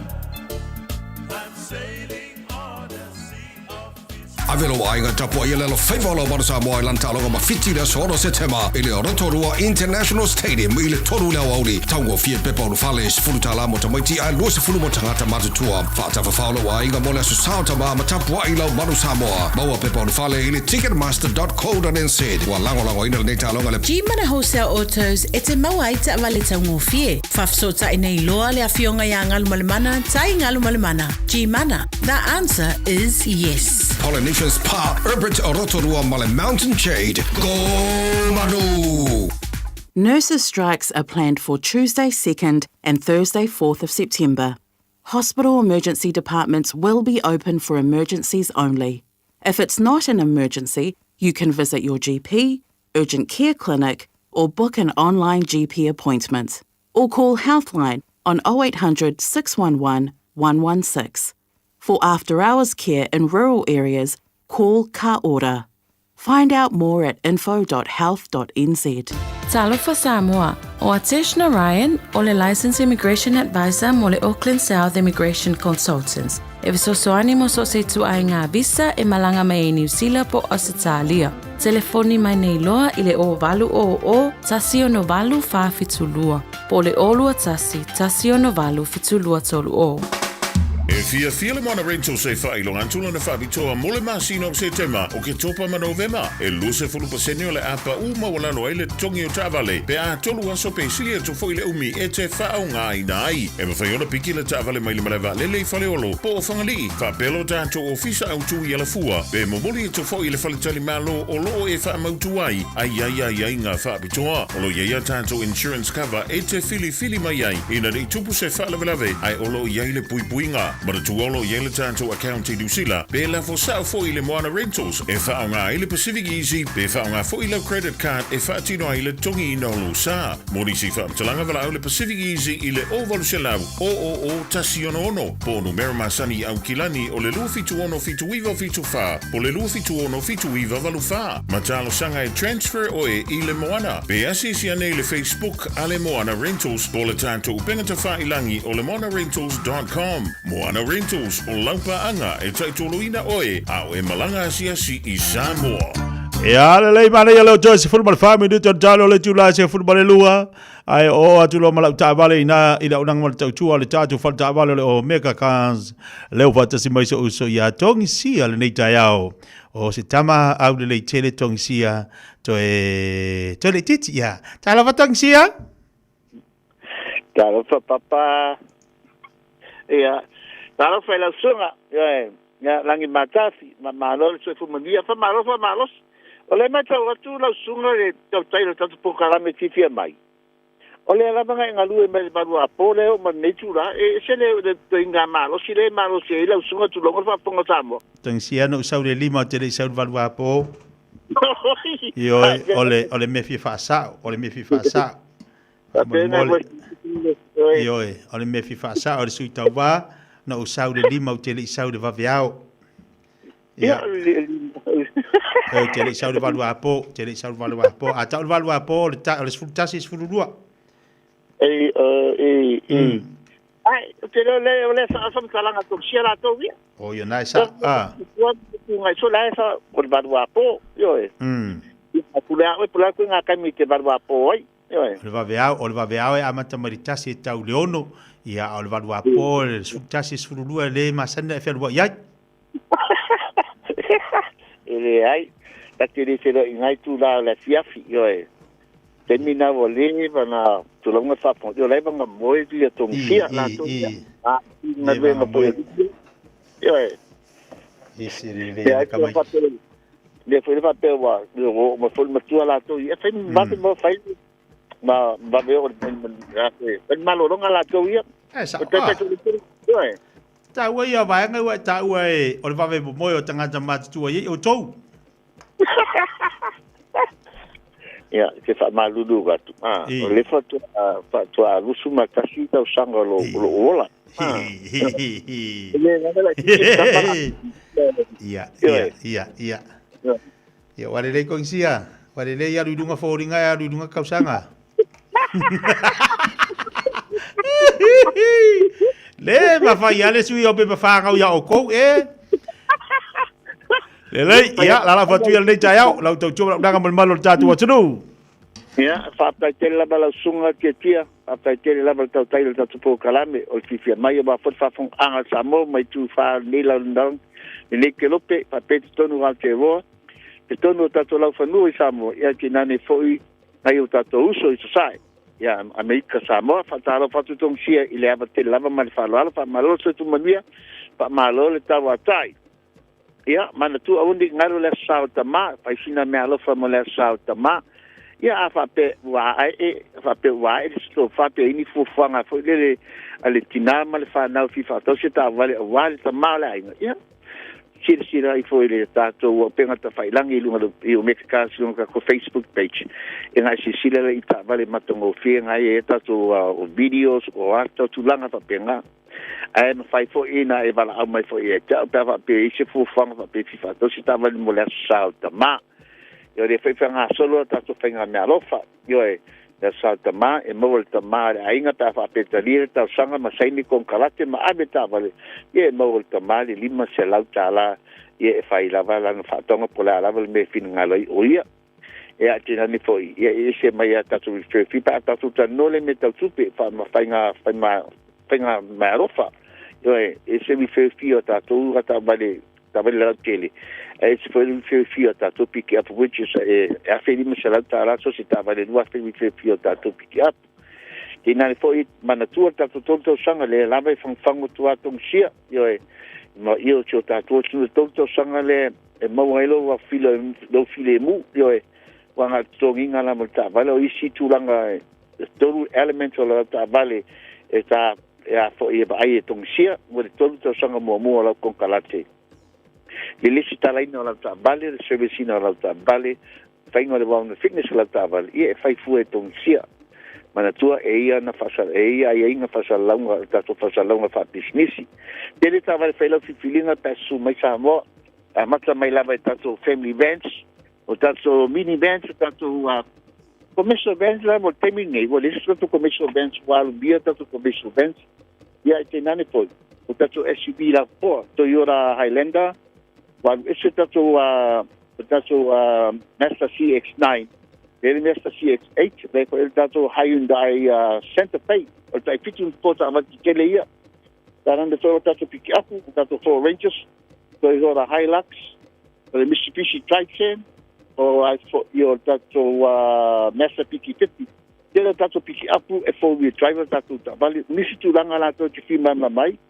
Tele SUV laiti, o tato Mazda CX-5, tato Honda Vessels, tato Hyundai Tucson, Toyota RAV4, Toyota Vanquish, kele no ta vale failo pilinga pesu mai matala mai amsambo. Disi tulanga kele ta vale light, kele pos podcast mo tulanga talbo. Sumai ta mai amsambo, ai se ta sala ta faso, ile Lucian Kemeni Stripe ine to imantau. Atina pena bala au ke foni ole oiva lua fitu. Lima balu ta silua o iwa lua fitu lima balu ta silua ala te ton fai bea o lua tasi pat buono lima fa tasi o lua tasi pat tono lima fa balu te minei e pa to fam fa mania e ta tura ke ti mania fai valo filima e fa mania le tu ai manava ne al sao le fale vole bata au le vale po le vale po Ako kisia. Le lei ola danga mal tau le dan suga to kisia pe o le dei vaanga o lezo. Ya le nau tu dati ante o lo tasi fa fi tono lima fantasi. To e fitu minuto talo tu la se football le lua tape na mato fa ya fonga mo se mon Francisco ne wale to aveno tatu pokala me le yaso. Fa mo mangolo tu na mail tatu fa nga palota le tai au nei. Leu te wa ya tu sfulu lima no foa ina o mai al fa tau alo ia. O le palota sifuru lima no foa le ua iai ia le whatuatua le atua sa mo tasi pei ona iele no foa o ngangai fomaunga numero lua o ana lofi numero fa a ana lofi numero lua palauli numero tolu vai singano numero tasi faleata numero fa ngangai fomaunga numero tasi vai maunga tasi ngangai maunga numero lua ala tau e sifo ngangai maunga numero tasi sa nganga tolu ngangai fomaunga tolu a ana lofi numero tolu ma ana lofi numero tasi o tumalo na sifuru lima leo o manino mai o leo ua maua ele vaenga whaiol whatuatua ele tua sama o tasi iwa no foa leo maua ele vaenga whaiol HLPP ina ua mai alwhaitau ngalo ia e iai iri tumalo vai mongalua o whaleata tolu sa nganga wha vai maunga wha whaleata tasi vai maunga tolu sa whatalua sa nganga tasi ma whaasale anga numera lua. Tolu tolu sui tuto tasi o lea ua manino mai ia ua sao mai le tatu whainga whiwhilinga pe ona iai le tumalo vai singano numera lua o palauli numera lua o si omo tuto tasi sao mai iai ia whalongo palauli lua sao mai iai fiu whaaletane vai singano numera lua sao mai iai motupua. Ia, male tatu vanga whai ale sap. Tasi li sui manino le wa iai, ia pe ona iai whaleata lua, ia le ate nuu Wayne so yalo. Ia ole tulanga nao lo iai tatu whai ngā whiwhilinga. O leua mai al whai tau ngā lo ia, sifuru lima no foa leua iai, ia le whatu tue le tu sa motasi. Iwa no foa, o lo iai ia le HLPP, tolu no foa mo fai pole tu tasi ia martasi no foa le wa yai le sap lena wa alongo lena u alwa tu nei lunga inisi fo pengat fai langi mama watwa o le wa ma oti mai le sino foa mo fale ali lua ina ua mai al fai taunga lo ia o le wa to se mai ai ia fuyono tito ia si o kanga mai la ka mai a pirenga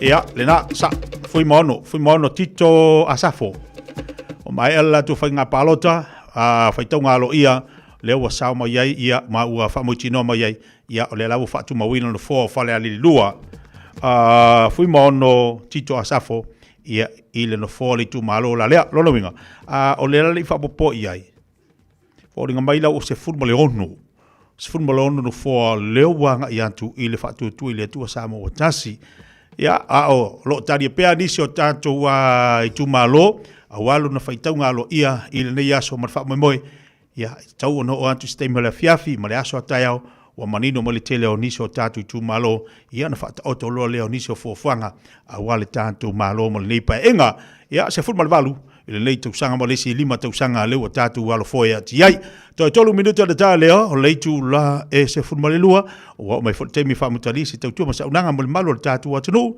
tatu to e filo ia le aso atayao ia ile lo for tatu matai si langi tatu to ba futa fo ile i lunga le tautua mana unanga le pokalame le malua le taiao ia matatu mafuta tu isi e pa istemi o le uli le aso a taiao whafte tele sa mo le atunu pele whafte lau te talo whafte ilo mafuta mai whafte mo le tatu mafutanga i le ne iaso so e fua ma ia manu ia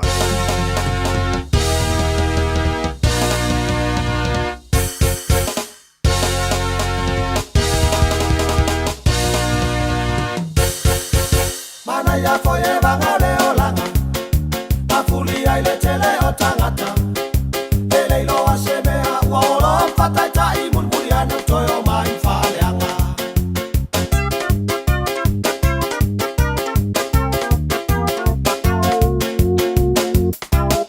Omo onga ola uanganga Yo ngata si uma o tangata Fape yo le angan sainga lango lango Ele faita i biota ua o le pelo o vase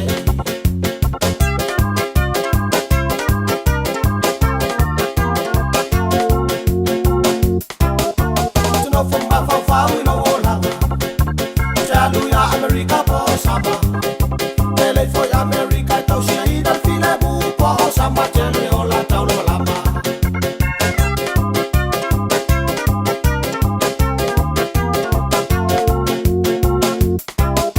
Tau ngale fai fau los tau langa Soia to te lupiam to ayava Ele lo lo pele ti wa e ba wal fau tanga ale lava wa e o ba mala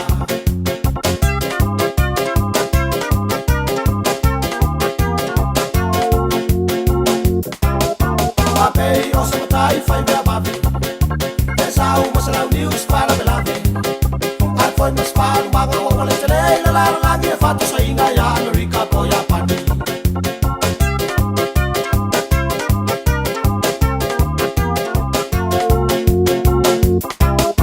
Hotel au fa me ati Pilipini Somalia fata watu ma watu be To sia yo la fana wolo ai nga lo tolua wala nga o ile fie ma ya ile tua To sia yo la fana wolo ai nga lo tolua wala nga o fa ya wala fa ai lo wisu I bali me Radio Samoa.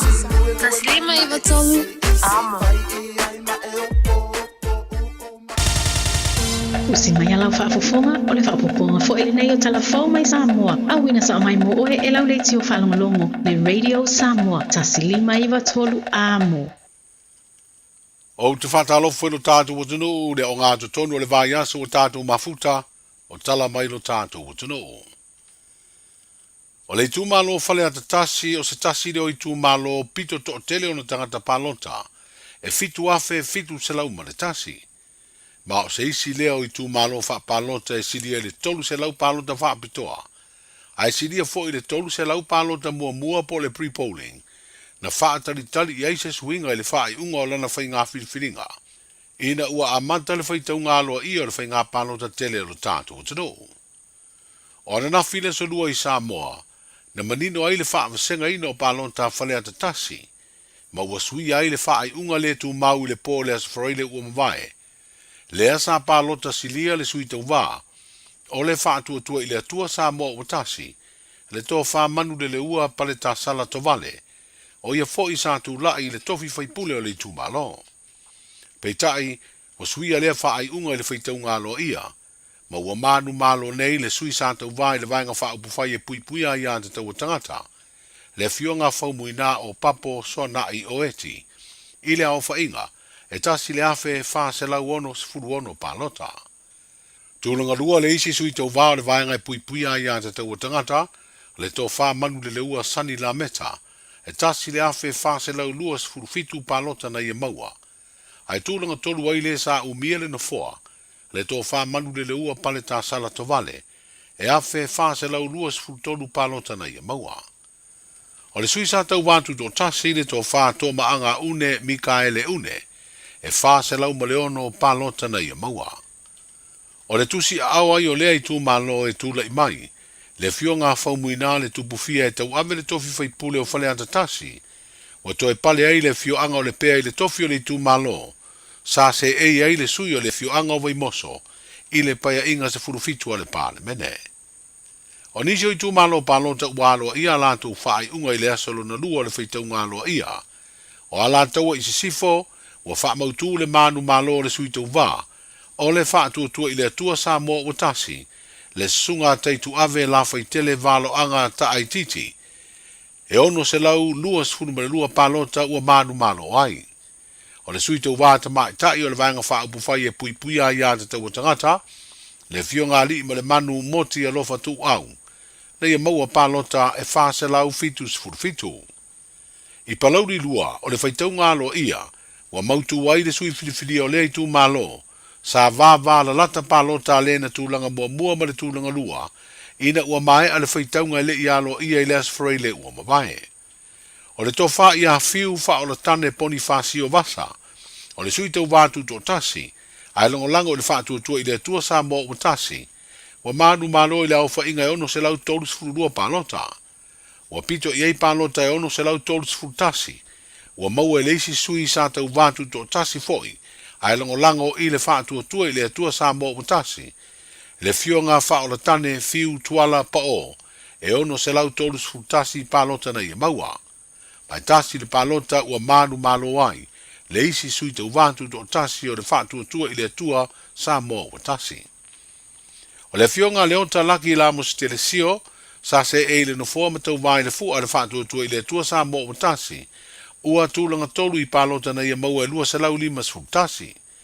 Pito I ei pālota e se lau lima sfuru ono, na maua e le isi o sui tau wātu tō tasi mai le lava I tu malo, le tō whātia tia whale upolu te vita. O le sui sa tau vai le fua le vaenga e pui pui a ia te tau tangata, o whaasua I au na I foua sa lu a siata sere tāni elu.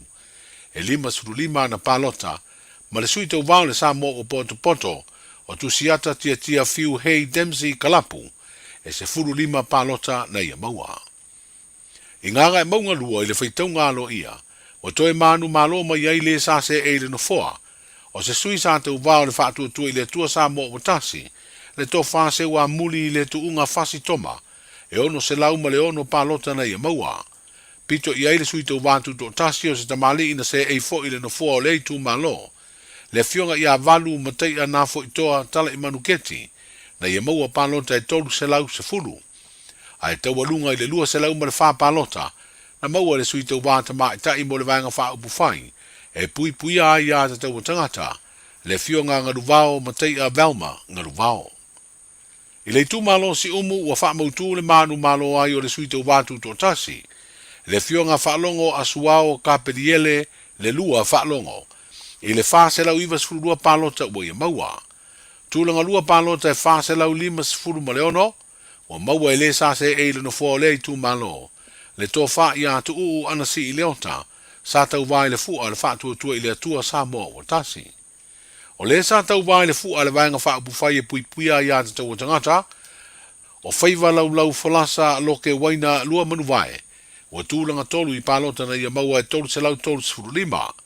O le tō whātu uu e kiumene wha olo, na tau wā mo le sa mo o poto na ia maua palota e tolu se furu maleiva, ma le sui tau wātu tō tasi, le fionga to whaiono mea alofa salamasina to whaiono, na ia maua palota e se furu maleiva.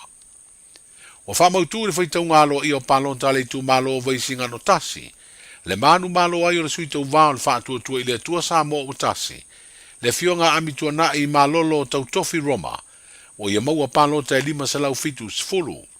Pito I ei palota e 4 se lau lua sfulu ua maua e le sui sa tau wātu tō tasi, le fionga ia masoe va ai matemini se yuli tau lafo, 4 se lau lua sfulu palota, ai tūlanga tolu le sui tau wā le sa mo o poto, o ia na se ei fo I le nofo vaisinga no tasi le paya inga sfulu fitu o le pāle mene, ai o se tasi o ministau le malo tausi, le tō whani u awa eti malolo, na ia maua palota e se lau 5 sfulu walu. I le tū maloa ana lo finu me le wha, wa manu malo ai le sui tau wāta mai tai mo le vaenga wha upu whai, o le wha tua I le tua sa mo o tasi, le fionga afa masanga leone mati wa ili masame, wa ia maua palota e valu se lau 5 sfulu walu. Tūlanga lua palota ua maua le sui na tau wā mo le patia le vaenga e pui pui ai anta tau tangata, o seve alii tau lalo o seve alii, na ia maua palota e ono se lau ma le lua. Tūlanga tolu palota e 4 se lau 5 sfulu wha, na maua le sui sa tau wā, I le fua le sa mo o poto, sa se ei fo I le nofoa le fionga I ato surusuru po se sa lesa, Cedric Schuster, 4 se lau 5 sfulu wha palota na ia maua. Tūlanga wha palota ua maua le sui tau wātu tō tasi, o tango ia enga mao tua levi pui pui, e 4 se lau tolu sfulu wha na palota, I le maletasi o sui tau wātu tō tasi, o la sei sione la sei, e ono sfulu 5 palota sa ia maua. I le tū malo ngā ngai fo maunga lua, le e to ono sui tau wāna tau sinio mai ai, o wha mautu le toi whiriwhiri o le tō whāfo I sala lilo tu ioane, sa tau wāi le fua le whātua tua I le tua sa mo o tasi, o na maua le au whainga o palota e tolu se lau tolu sfulu wha.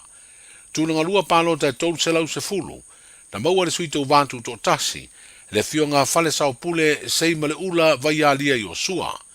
Tūlanga tolu ai palota ua maua le sui tau wā, mo le vaenga e pui pui ai an tau tangata, le fionga tolonga taua so o alo si o eli e lo faifo la mese, e tolu se lau ma le tolu palota na ia maua.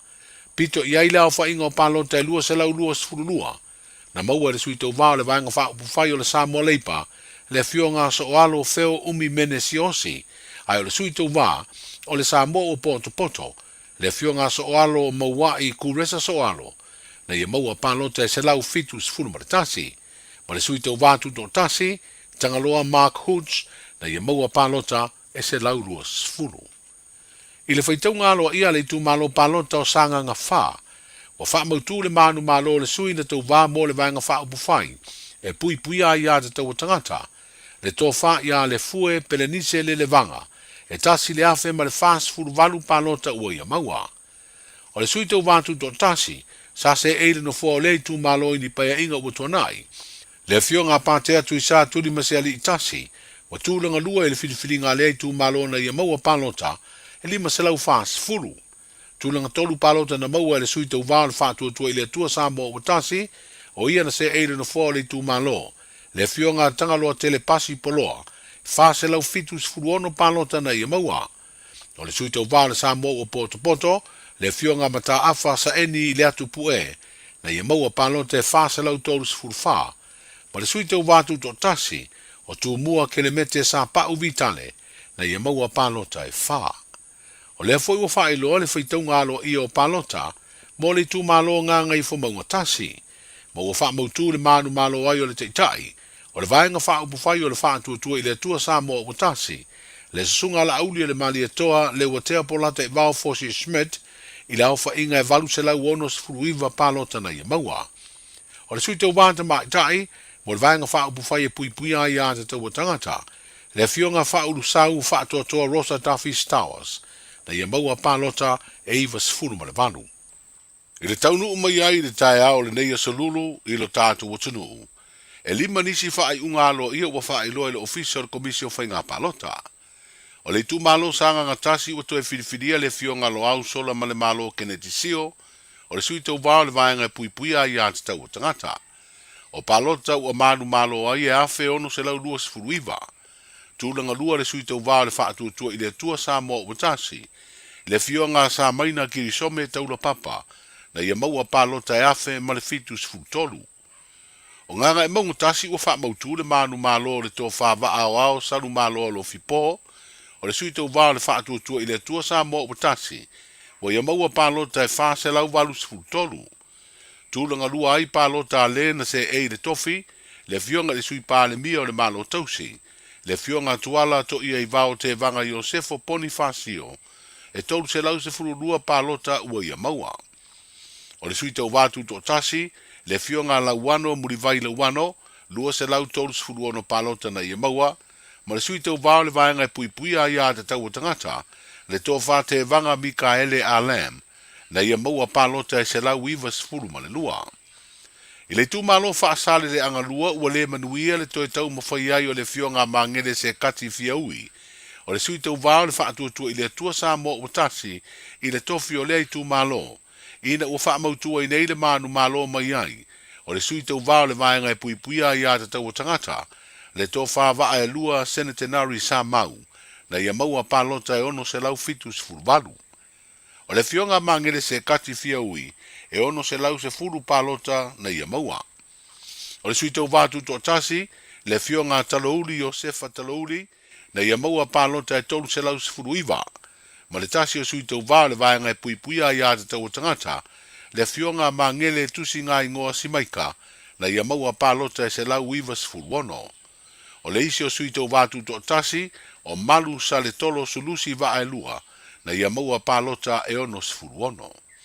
O le tū malo sa nganga tolu, o wha mautu le manu malo mai ai o le sui tau vāo le wha tua i le tua sa mo o tasi, le fionga i a sala Paulo Tuala Poto, o ia maua palota e iwa se lau tolu se furu iwa. Tūlanga lua ai le sui tau vā, o le vaenga e puipuia i a te tau o tangata, le fionga Tuala Oliveti Ahim, na ia maua le riva se lau se furu fitu palota.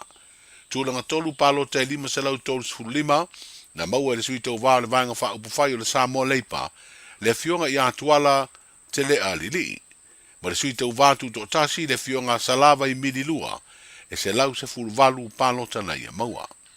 O le tū malo le ana tūla i mai ai le tofi, le fionga Salafata Pinati, pe tai e le toi tau vāi le whainga palota ua mai a nei. O le tū malo a ana alofi numera tolu, o toi tūla i le tofi whaipule, le fionga ia anga seata tanu vasa vale lio tanu vasa peto, na ia maua palota e valu se lau iwa sifuru ono. Pito i ei palota e wha se lau fitu sifuru tolu na maua le sui tau vā, o le vaenga e puipuia i a te tau tangata, le sunga niu apu alo whaiva tanu vasa, tūlanga tolu ei palota e se lau lima sifuru tolu, na maua le sui tau vātu tō tasi, o masi na mua ma se lusi pisia a poe, ma le sui tau vā o le sa moa upoto poto, le tō wha iri tanu vasa pere sasa tanu vasa, e valu sifuru lua palota na ia maua.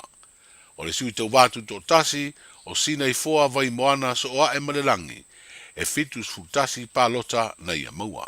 O whaitau ngā loa ia umanei na tu whaatasia ma whaailoa le komisio whai ngā palota, a matamai le aso na nafi, o le poa na poa se ia o mai, i le tai o nei. Wa ave le whauntuanga malosi le te tai o le vanga whaapufai e puipuia i a te tau o tangata.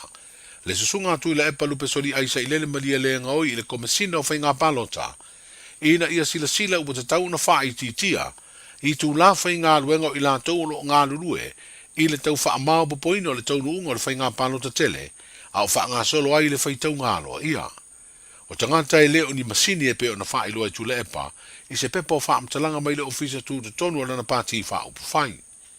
O nisi o tangata whai ngā luenga ua mōri mawina i lunga upenga te wha i langi, ua matuala ngona lava le vai, ma o nisi ua vaia ua mamoi la lo fata i te tonu ala ofisa o lo wha ngā solo ai le ngā luenga. Ai le asfarile na mai ai le palota, na ta apere to tere le ufai ngā luenga ua lata i le whai le vaveao.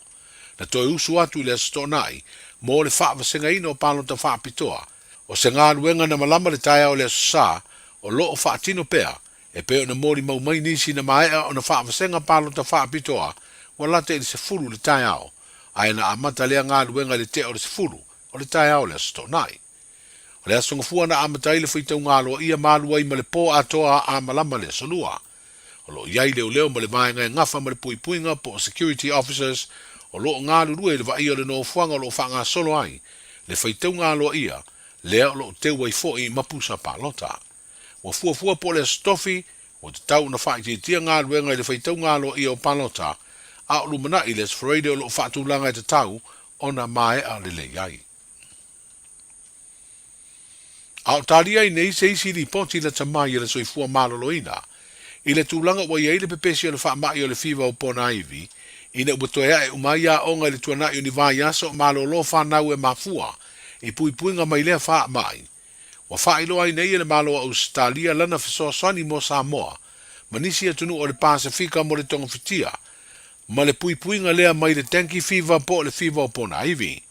E tusa ma le tasi i le miliona tala Australia lea fisoa swani, le ale ngata e au mai ei vai la au mai si o loa mo tonga fitinga, au le au mai ei fo i fo mai ma tau si soifua o lea malo, e fisoa swani le mtanga aluenga, o le soifua malo loina i lo tātu utanu.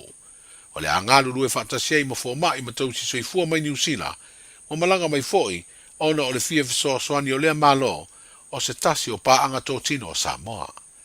O le lipoti muri le pepesi o le fiva o pona iwi ua whailo ai, le whai titia le se furu wha pasene, le numelo tangata e furusia lava i whanau do tātu utanu ua fia, i aunga o le fiva o pona iwi.